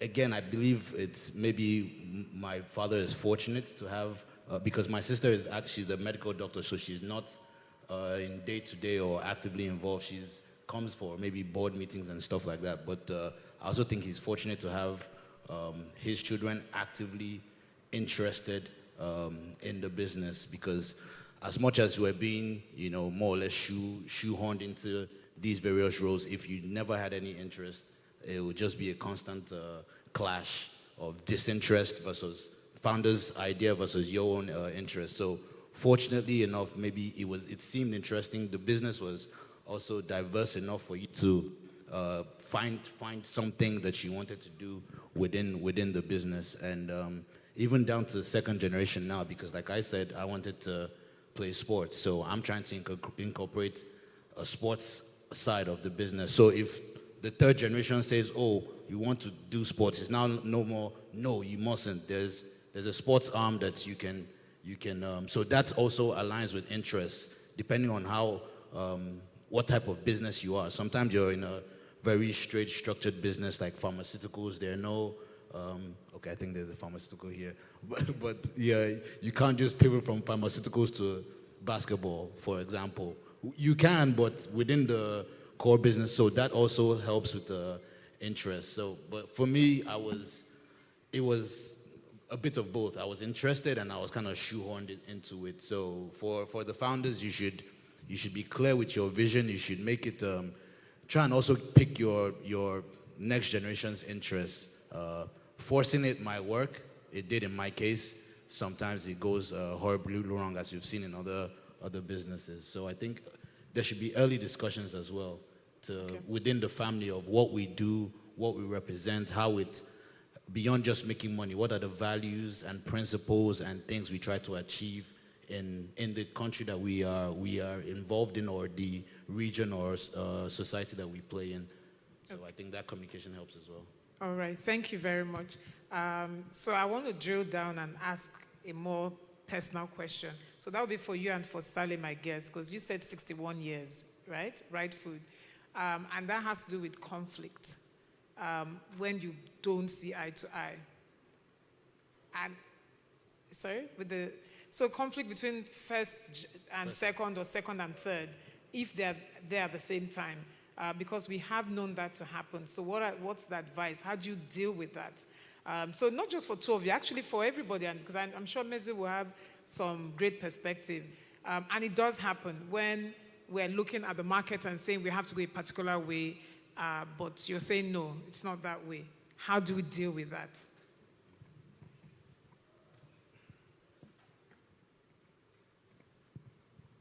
I think there's got to be, you can't have too many cooks. There's got to be a leader. Like in our case, for example, I'm the CEO. So if there's conflict and I want to go left, I'll discuss it, but eventually I'll make a decision. So there's got to be a final, somebody's got to be responsible. And that, again, goes back to your governance structure. having the fact that, look, or whoever's responsible for that particular conflict, there's got to be somebody within the structure that is entitled to the final say. So this goes back to governance. We really do not have too much of that. I understand from a human point of view, you do have those conflicts, but the governance structures takes care of all those sort of issues. It makes it very easy. Okay, all right, thank you. Nnamdi and Meze, you want to weigh in? All right. Usually, when you have two people or more making decisions or involved in running an organization, you are bound to have conflicts because you have different perspectives. In my case, I have my wife who sometimes would always puncture my ideas. I know she's a very intuitive person. Unlike me, I'm more of a number person. So I want to look at the numbers and make decisions. And then she will say, I don't like this idea. This is not good enough. And sometimes she won't be able to convince me, with numbers or facts. And so we have such argument. But sometimes, to be frank and to be fair to her, she is always right. All right? And so I have also learned to listen to her over time. So when she says, no, this will not work, this is risky, we might need to be very careful. So you have that conflict because you have two people who have different perspectives about a particular topic or a particular situation. But sometimes I believe that the leader should be authoritative, all right? Should be able to take tough decisions, should be able to stand his ground and say, you know what, I want to go this route and I don't care what happens, all right, because you are very convinced. So what I think in most cases is there's need for communication. And where you are unable to resolve such conflicts, you might need to get maybe a consultant or maybe a mentor, or someone that can actually come in and help communicate a better idea and actually help to resolve such issues. So it's always need for two people to argue, and obviously I agree. But over time, in recent times, like 5 years ago, she has been able to see that my ideas are has become very rewarding. And so sometimes she just say, are you sure this will work? I'll say, yes, it's going to work. And these are my facts. These are my reasons. And then she will say, okay, let's see how it goes. And I will make sure I put everything together so as not to disappoint her. So that has been a very matured way of resolving conflicts. Okay, thank you. Meze. Yep, I'll give context first in that I've been married 23 years. I've known my wife for 30 years. The business is 14 years. So if I had to prioritize, I'll prioritize my marriage over the business. Wise man. So now, when we first started working together in 2010, so 14 years ago, and we had our food processing company, there were effectively two CEOs that were coming to work every day with very different styles of operating, very, very different styles. And that led to a lot of conflict in our first year because both of us are very used to running organizations, so lots of conflict. And we're actually quite tested. And to my wife's wisdom and suggestion, we actually went to get counseling from a family that has been working together for many years before us, Fulu and Bosse Ayeni of Tantalizers, and sat down with them, and they were very grateful to give us their entire day to effectively explain how they were able to successfully work together. And one of the advice they gave was, it is very important to divide your roles into what each of you does very well. And then once you divide your role, you stay in your lane. You don't cross over to what the other person is. You stay in your lane, no matter what is happening. And that has worked very well for us since then. So with Ace Foods, for example, I'm a finance person. I oversee finance, ops, supply chain. She's more outgoing than me, so she does external partnerships, people development on the team, sales and marketing in terms of the oversight. When we built Sahel Consulting, which is a management consulting firm, her background is with McKinsey. She drove that business, and I was effectively a passive shareholder unless my advice was asked for. On the private equity side, my background is finance, so I drive that business, and she's a passive shareholder unless I go to her for advice. So that is how we've divided it to minimize the conflict that will eventually come. Now, within that structure, I think it's important to have employment contracts. So from day one, there's been employment contracts in place. What will each person be paid for what scope of work? And if you're no longer day-to-day, then of course you don't get paid that compensation for that scope of work. You're a shareholder. What is your role? What is not your role? What's your KPIs? All of that done very clearly, such that even when we bring talent into the companies, there's no ambiguity on who is responsible for what, who is doing what the KPIs are. And that has worked together for us very well over the last 14 years. Fantastic. Maintaining your lane, eh? So it's a Niger phrase, but it obviously is working very well for you guys. Okay, Cosmos. Okay, for myself, I think my fellow panelists were all they have the final say, so it's much easier. That's why it's easy for Salim to say there's no conflict, because I was looking at Stanley when he said that. And also for them, there's no conflict because they have the final say. So I'm coming from the other end where I'm like in your wife's position where I have to take whatever you say.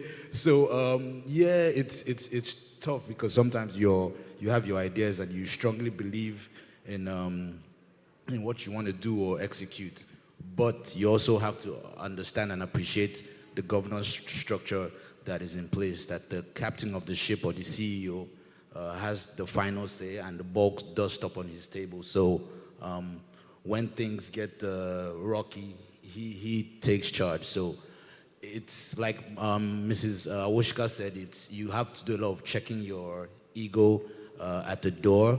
And for myself, if something I strongly believe in, like she also said, then show the value.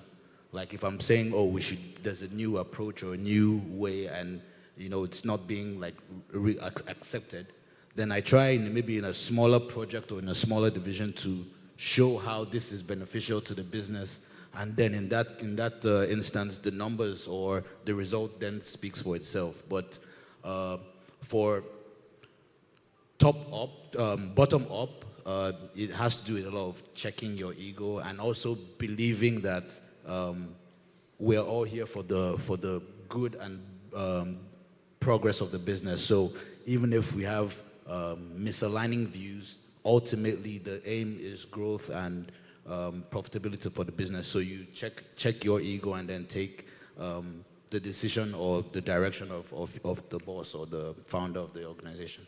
All right, thank you very much. Alhaji, can we have your perspective? Are you still online? You're muted. Alhaji, you're muted.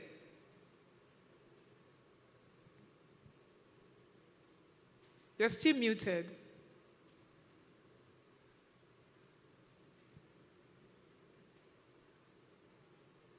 But you can see me. Yes, we can hear you now. We can see and hear you now. Okay, great. Okay, beautiful. So as I was saying that in an African setting, having two wives on its own, without even a business, you have started generating conflict. So now you take that conflict into business, it's going to be double wahala, as we will say. So having known that from the onset, what we did was clearly define each other's role. So we had two businesses. The other business was just my first wife became the MD CEO. And on the other business, she became only a director, non-executive director. My second wife now was a deputy managing director and an executive in the first business that I am an MD. So clearly, every person's role was defined. But as we always say, or as the other panelists had mentioned, having corporate governance structure that is solid is very important. It automatically resolves a lot of conflict even before it happens. So having Meso Sahel invested in our business was a very, very, very good solution to that problem. And I remembered the first thing they did when they came was to give me an offer letter. as an owner, founder of a business, for the first time I'm seeing that I'm given an offer letter with my salary clearly stated and what I'm to earn and what I'm not to take from the business. So also my wife that was an executive. And when we go to board meeting, only my first wife that takes sitting allowance for attending the board meeting, we don't. So this actually institutionalized a culture that till today, some years after Sahel exited from our business, we're still riding on that culture. It's only recently, I think, we're trying to see how the MD's salary will be improved upon with the demise of my second wife, who was the executive director.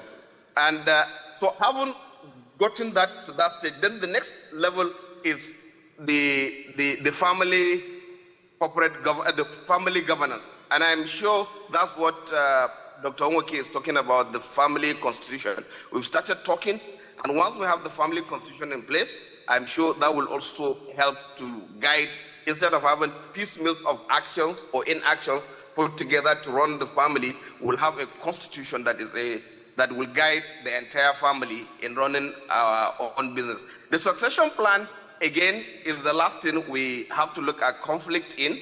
I always give an example. When we were starting in Lagos as workers, I was staying in Okukomaiku, and those days you have to catch a molue coming to Mile 2 before you get another molue going to Semes. The excitement is the time you are running to catch that molue. Once you are in the molue, the excitement ends. So we're looking at something that is moving on. We had the motivation to run this business and make it a success because we come from a situation where we lack, and we are looking at a situation where we have to continue to prosper. And I realized when you're talking to this generation of kids that, look, you're telling them history of, look, there was poverty, it doesn't work.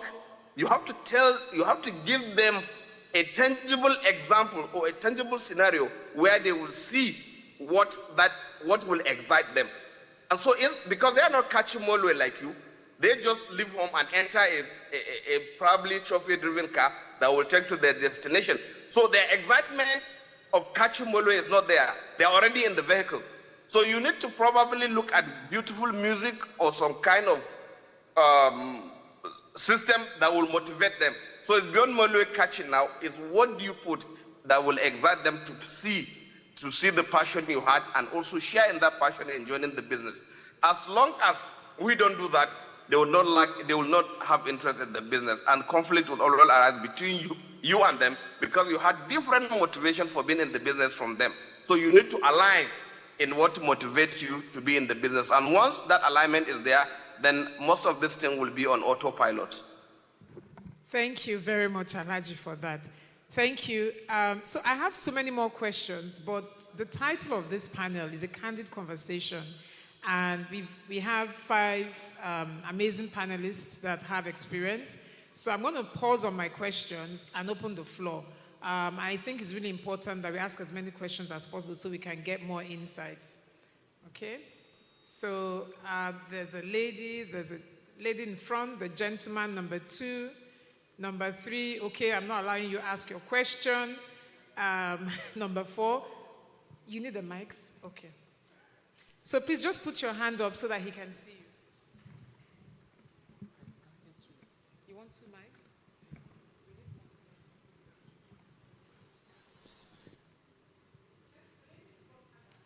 Okay. Which one? Okay. Hi, good afternoon. My name is Debbie Rizamoji. I work with my father. Our business is 21 years. My question is this: so how do you handle conflict where personal conviction might be detrimental to the future of the business? So it's not a thing of values, it's just like personal conviction. So I'd give an example. Some businessmen or women believe that, or some people just don't believe in partnerships or investment or having external bodies or counseling like I've heard today. And as the second gen, you might believe, you might be on the other side where you totally believe that this is exactly what the business needs. So it's not a thing of values, it's just personal conviction that nobody must invest in my business or no funding or no counseling, we can sort this out. So no governance, no structure, no books, nothing. And the business has proven over time that this method works. And then here you are, you're like, here, try this new method, but you don't have proof because, that other method has worked for a long time. How do you handle that? Thank you.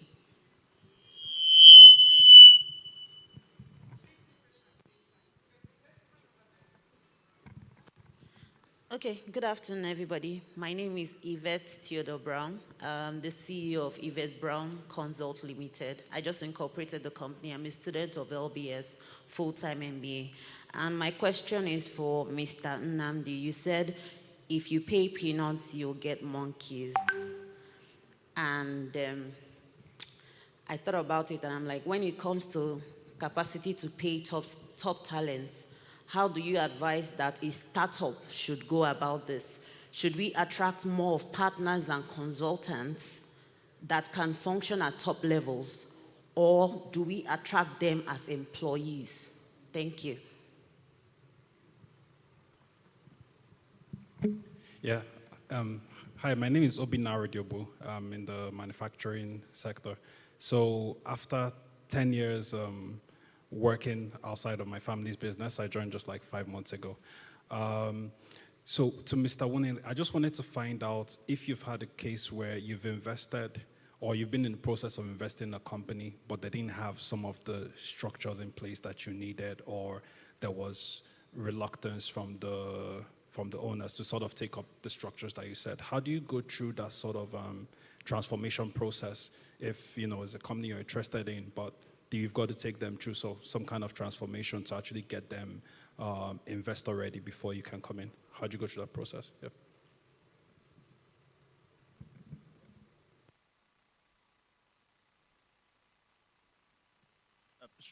Sure.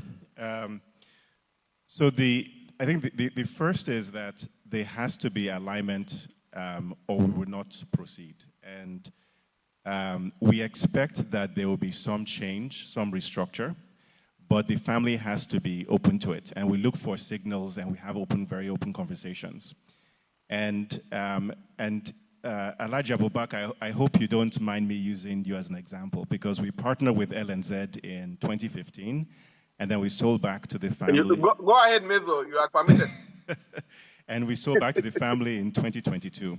And very early on, we had a range of conversations about ultimately where we were going. They wanted to have increased governance structures, and there were different signals we saw that gave us comfort that they're willing to go through on this journey. So the first is when we first met with him and then convinced him that we should invest, he then said, okay, thank you for convincing me, but actually have 2 wives, so you must go convince my wife number 1 first, and then if you convince her, you must go convince the second wife, and if none of them agree with this direction we're going, then we're not going this direction at all. So he was very good very early on to make sure that all the key stakeholders were clear and aligned on this direction we wanted to go. Second, which we thought was interesting, was that in his own governance structure already before we invested, both his wives could actually outvote him. Which I'm not sure, which is actually interesting because it already showed very early on you had somebody that was willing to bring in and allow other voices to make decisions. It didn't have to be his own voice to make that decision. So in that context, we then said, okay, here is a family that wants to have governance structures in place, has shown great growth, and then let's work with them and grow with them through this journey and then help make the different changes. Now, in that process, with all the companies we engage in, what we also try and do to help manage conflict, because in any marriage, in any relationship, there will always be conflict. So how do you manage that conflict? Is that we said, let us restructure the board so that they are independent directors who are also on the board. So if you're a family-owned business that doesn't have a functional board or doesn't have an independent director, it's very important to have independent directors. Because what those independent directors do is where there's conflict or disagreement, they help you navigate through those conflict issues. And what we then say is, okay, how do we find independent directors that the family trusts and respects, that we trust and respect. So when there is conflict, which there will be, they can help navigate. So ultimately, we can then get to this end place where we want to get to. And in the case of LNZ, for example, they've done extremely well. Even after we've exited, they've grown by a factor of 2, and have done very well after that in terms of their growth. But I think it's with every business, family-owned or not, there will be a process of strengthening, and just to make sure that all the stakeholders are aligned and have that same vision, and this is the direction we want to go, and then you then go through that journey.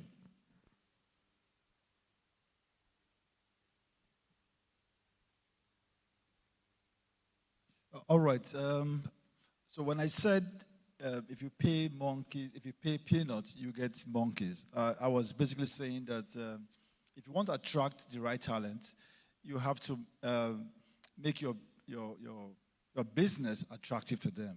You have to pay them what is good enough, not necessarily paying so much.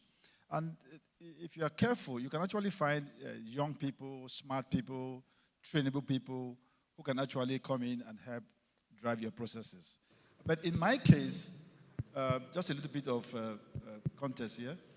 When we started, the first 5 years of our business, we had a little bit of a chaotic period where things were not done properly. There was no process, there was no structure, and we were just selling, making money, and you buy, you sell, you use your money to restock, and you do stuff like that. But what I did was to hire a consultant. And I think that was a very brilliant thing. So these guys came and they looked at our system. They spent 1 month with us, all right? So these consultants are not the top guys. I mean, big fours and all that. So it was just a team of people who understood what we were doing. So they came, spent a month with us, and helped us to build a structure. And they also helped us to develop a strategic growth plan. They also helped us to hire the right people. And that was how we were able to start, and we were able to run based on the structure that was established. So I think in some cases, you can actually get a consultant to come in and look at your system. These people are experts, right? That's what they're trained to do. So you need a consultant in some cases.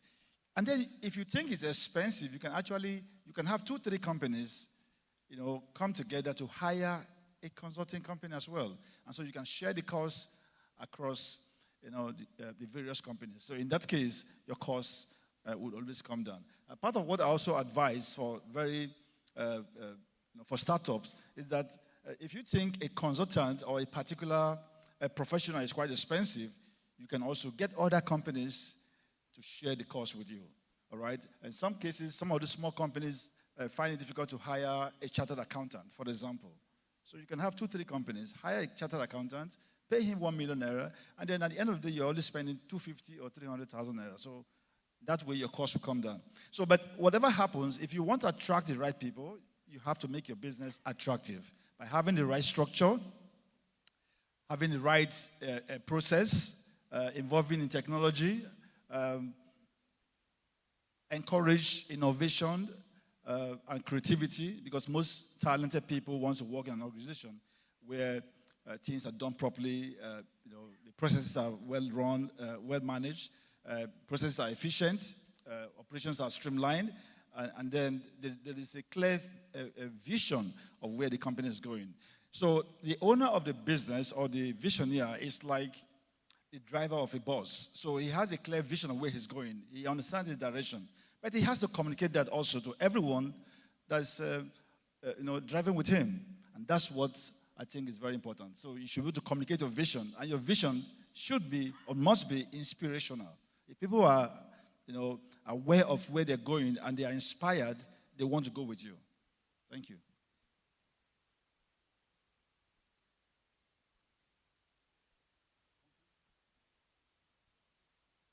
All right, yes, you were talking about second generation trying to convince the founder and all that. So what happens in most businesses is that the founder's mentality is always very strong. Founders have a mentality about how their business should be managed, about their concept, and this energy is always very strong. But if you have a better idea, you have to overwhelmingly convince me. So if you just say, I think this is a better idea, so you have to go a step further to convince me. You have to show me reasons why I should buy your idea. All right? So if you have case studies, so you have to do something, obviously, overly to convince me. And not just to tell me, I think this is a better idea, I think this can work, I think that can work. So if you're able to convince me beyond reasonable doubts, all right, with facts and figures, whatever it is that you can do, just go, you have to go extra mile to convince me. Obviously, I will always bow to superior ideas. And I think that's what happens in most cases. So most founders are always very strong in their belief. The energy, the mentality is very, very strong. So you have to do a whole lot to change that mentality. And I think, obviously, with time, people are beginning to also see that there is this reason to allow the younger generation to be part of the business structure, to be part of decision making, because they always come with a different flavor. And when they do, we always see the difference. Today, most companies like mine, just to be modest, Slot just celebrated 25 years, and I think it's something that is worth clapping, please.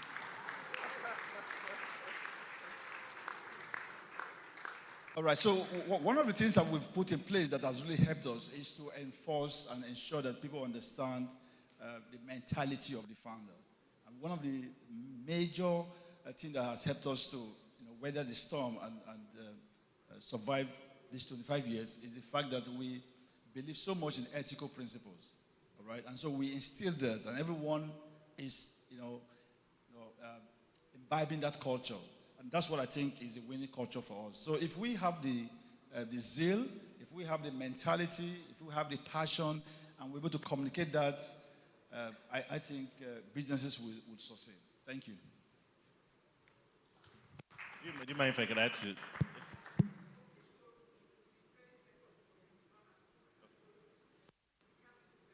Okay. I was going to say that you have a founder, they've built a business over 20, 30 years, extremely successful, they paid your school fees, you've now come speaking English. It's hard for many founders to now say, what are you bringing to the table? So the advice is you have to play the long game and look for allies. And what that means is, how do you then get structures built, governance structures around the company that can encourage the direction you want to go? Is there a functional board? How can you encourage that independence are brought to that board? How can you encourage that decision-making is done at that board? How can then you get the right allies? So that way there are other people you have around you that are also making those points in the conversations. Because if you, the next generation, are making that point, many cases you have a parent looking through the lens of the child they raise, and not every parent is able to make that separation. So you need a governance structure, whether it's a family constitution, which some families have, but if not, it's how do you then put the other governance structures in place? And then later through that, you can then get to the direction you want to go. But it's a long game. You need allies. It won't happen on day one. So thank you so much. Unfortunately, we can't take any more questions. But I think the conversation we've had, the candid conversation, is sort of just emphasizing the very first things that we started with Mr. Awoshika, then with the panel that came on before us. And just to tie everything in, for me, what I've gotten from the panel, all the panelists, so I called it the 5 C's. And the very first thing, the first C is for clarity. So it's clarity of purpose, clarity of the values. Mr. Awoshika started by saying the value of having values. The second C is for communication. And I think the previous panel, when Alhaji Rashid was talking, he talked about listening and how important listening is. So communication, that's the second C. Communication, communication, communication. The third one is the constitution, the family constitution that we've been talking about. So for all of us that are running family businesses, thinking about starting or have already started, that's something that we need to take seriously. The fourth one is corporate governance structures. We've been hearing that since morning. So we can't avoid it. You can't be sustainable, that sustainable if you don't have very strong corporate governance structures. And then the last thing, which actually would be the first, would be counsel. Having very good counsel. So in the form of mentors or coaches, but somebody that you can actually just talk to and you're sure you're going to get very sound advice.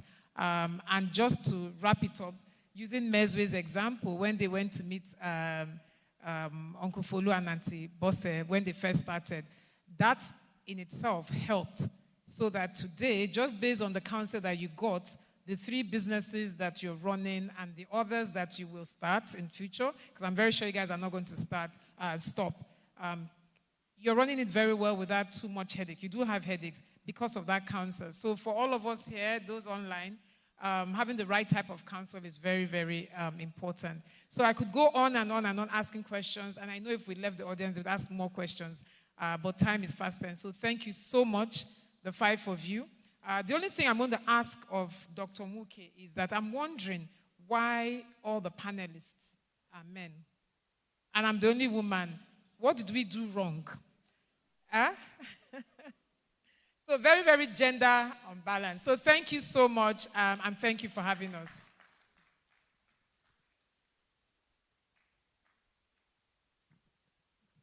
Thank you very much.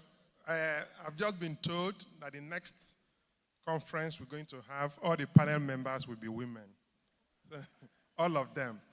So on that note, we say a very, very big thank you to NECA, to Junior, to Mezue, to all our panel members. Thank you very much. I know you have other questions, but all the questions will be answered. But that will be in Lagos Business School when you come for programs. So we invite our Associate Dean to join them in pictures, Professor Yinka David West, to join them for pictures first. Then we also invite our chairman of Family Business Advisory Committee, Rashid, to please join them for pictures, and also Dr. Keonwuke to please join us for pictures as well. If you cannot come upstairs, yes, please, and take pictures with them. And after the pictures, we will also appeal to our Associate Dean, Professor Yinka David West, to help us with the giving the place to the panel members. Okay, if you can stand here.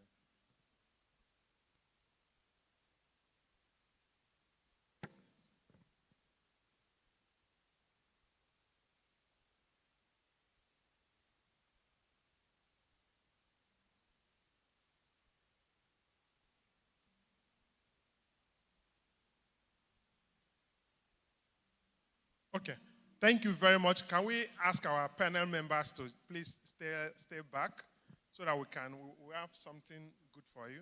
And we invite Mr. Leo Stan Eke to please join us to help us to presenting the plaque to the panel members. Thank you. Can we give him a round of applause, please?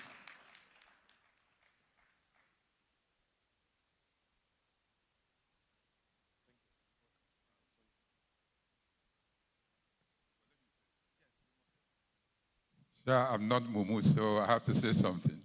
My apologies coming late. Very interesting topic.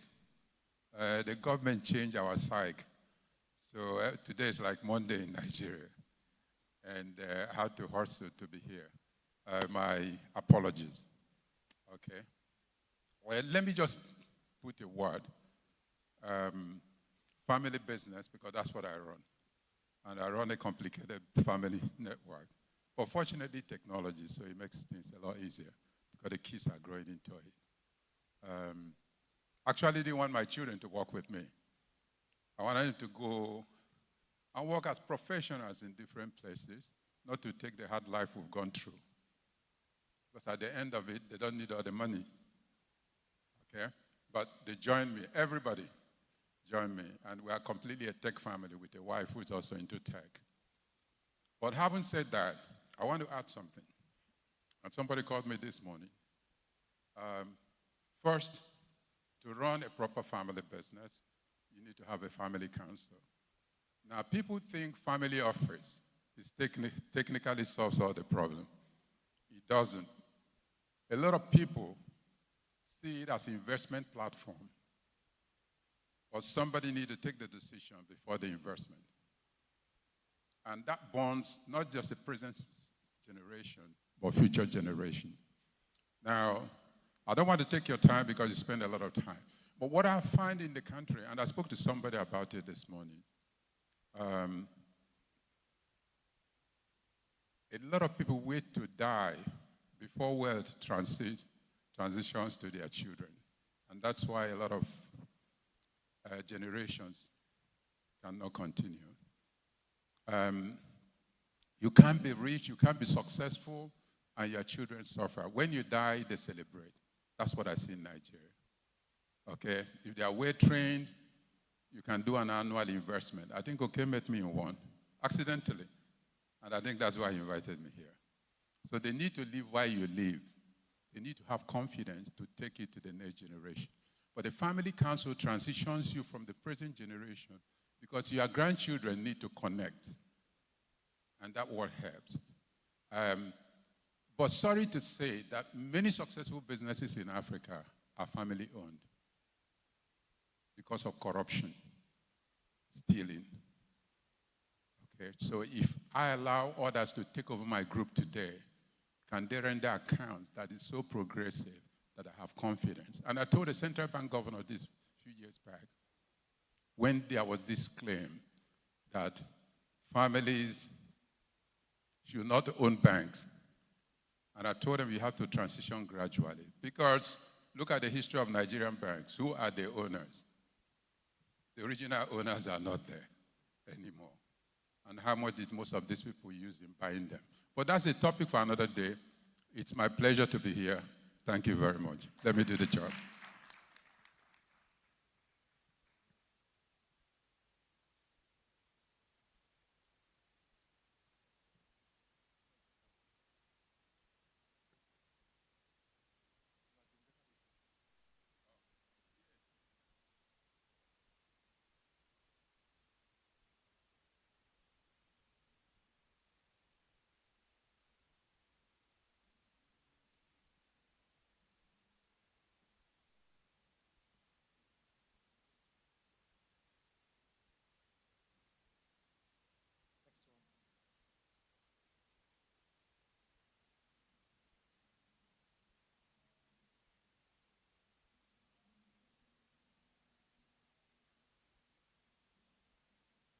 Yes, I will. Yes, you will.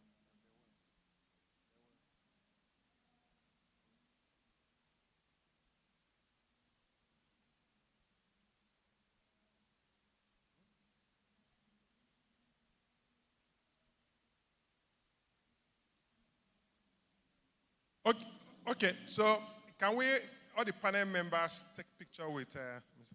Leo Stanek?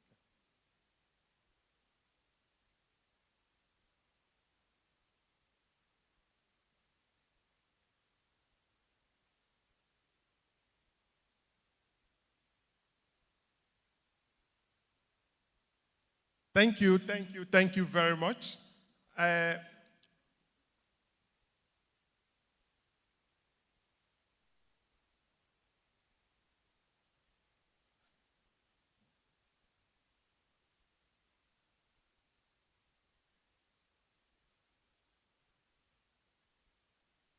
Okay, so if you noticed when Mr. Leo Staneke was speaking, our panel members were already standing, and they kept, if you looked at, they paid unbelievable attention to his lecture, which I think they wanted him to continue, but he said it will be another time. So we look forward to that next session when we're going to have that proper lecture from Mr. Leo Staneke. So now, please, we want to do the official launch of the Family Business Initiative. And those with our cake, if you can bring the cake forward, please. The cake should be here now, But before they bring the cake, we also want to apologize first and then give Dr. Acha Leke his own plaque, please. And I will invite Mr. Leo Staneke to also do the same, to give the plaque to Dr. Acha Leke. Acha Leke, please, if Mr. Leo Stan, if you can all come and do the same as well. It seems that you have a specialty in giving out plaques. The way you did it was the finishing was excellent. So please, if you can do it again, that would be wonderful. Thank you very much. Let me hold your phone again.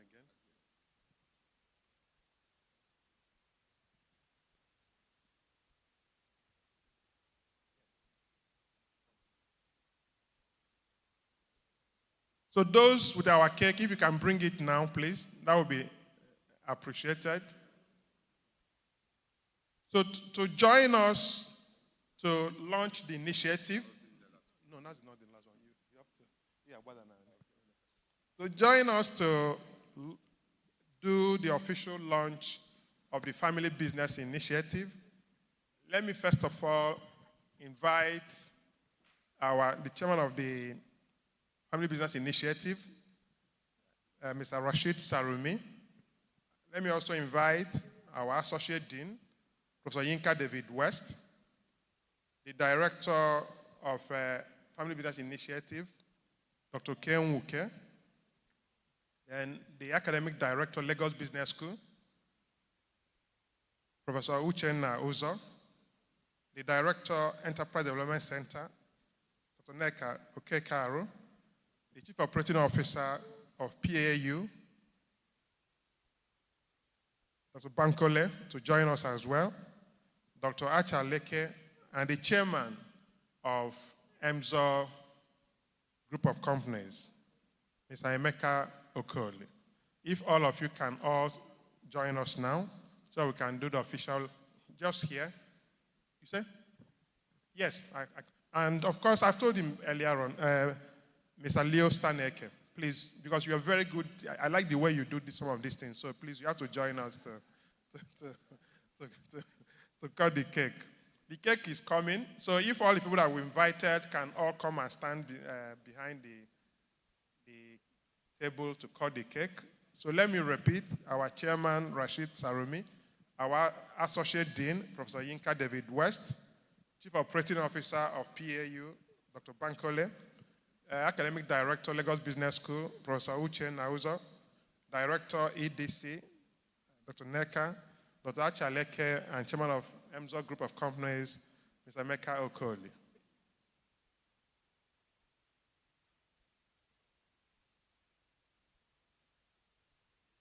Please, I want, okay? You know, this is better than the panel session. At least we have 2 women now, but next year it will be all women. So, can you go a bit nearer? You say? Is a female? Yeah. It's a female cap. Oh, exactly. So we are very gender sensitive. So it's a female cap as well. So at the count,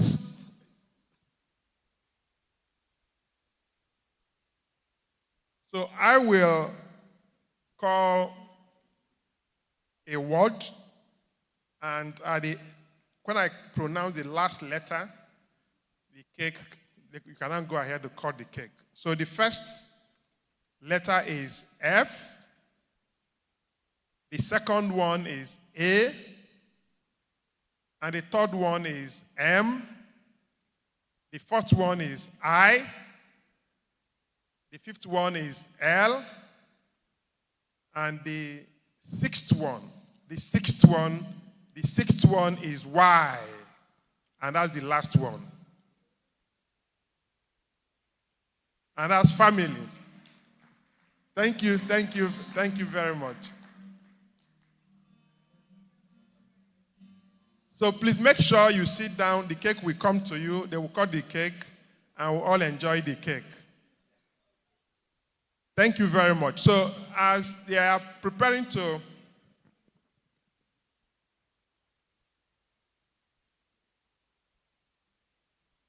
So, and after giving out the cake, please do not go. You know, this is family business that we're talking about. And after business, there will always be lunch.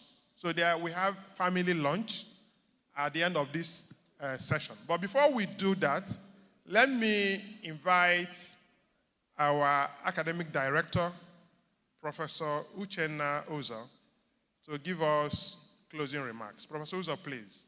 Thank you. Can we give him a round of applause, please? It's not easy to be a professor at this very young age. Can you give me a round of applause, please? Right. Good afternoon, everyone. It's a pleasure to be with you. I'm just here to give a vote of thanks for today's wonderful conference. This is the first time we're doing a family business conference, and we're also launching, or we've just launched, our family business initiative. You would agree with me that it's been very exciting, very engaging, with very good panelists, with very good content. And so I'd like to thank, first of all, our keynote speaker, Ibukun Awoshika, all the panel speakers, our great sponsors, all listed here. And of course, Oke and his team, where is Oke? Oke is here, for initiating this idea.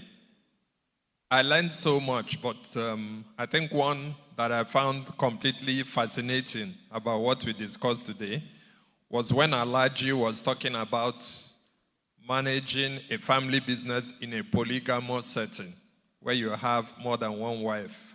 I found that really fascinating. There are a lot of things that have been shared today that you can't find easily out there. And I'm hoping that we will codify, we'll put together all this knowledge that has come out today and that we'll share. So this is a call on us to be ready to collaborate, to be ready to work together, to grow what has started today. I think what we've started today is like what you might call the trailer of a movie. The movie is still coming, and I invite you to be part of that story.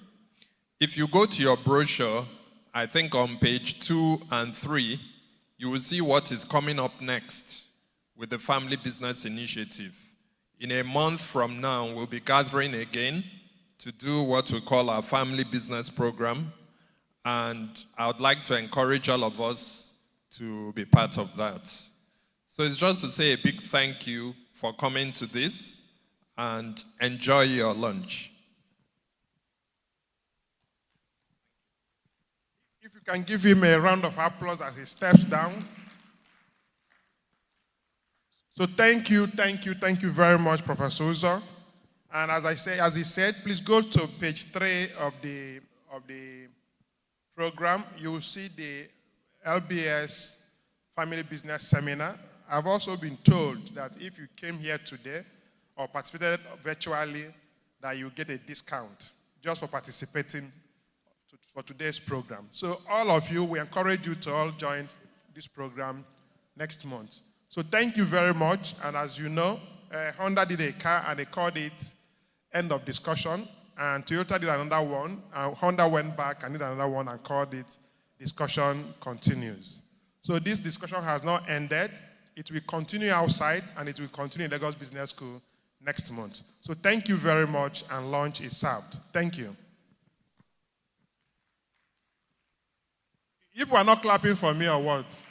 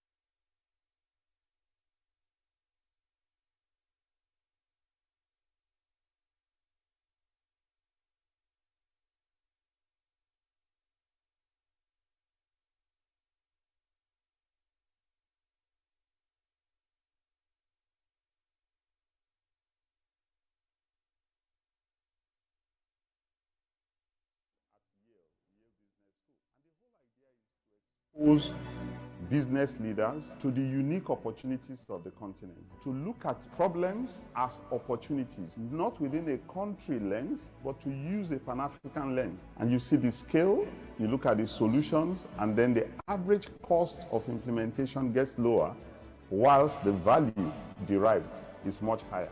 For us here, we will bring together business experts, leaders who have experience on doing business in Africa, doing business globally. We bring them together and put the participants in this program through what we call the Executive Challenge. That is what is unique. The Executive Challenge is where you take a unique business problem and turn it into opportunity that is unique to your organization. And using case studies, using the discussion sessions, the CEO panels, and the experts that we bring into this program, you get a chance to chart the path to success for your organization. As a business leader in Africa, you need to understand the stakeholder ecosystem. Your investors, your customers, the market, your regulators, the tools and the skills required to navigate the ecosystem, technology to leverage on, finance. This is where we make it, we bring it together in the Global CEO Africa program to enable you to succeed as a business leader in Africa.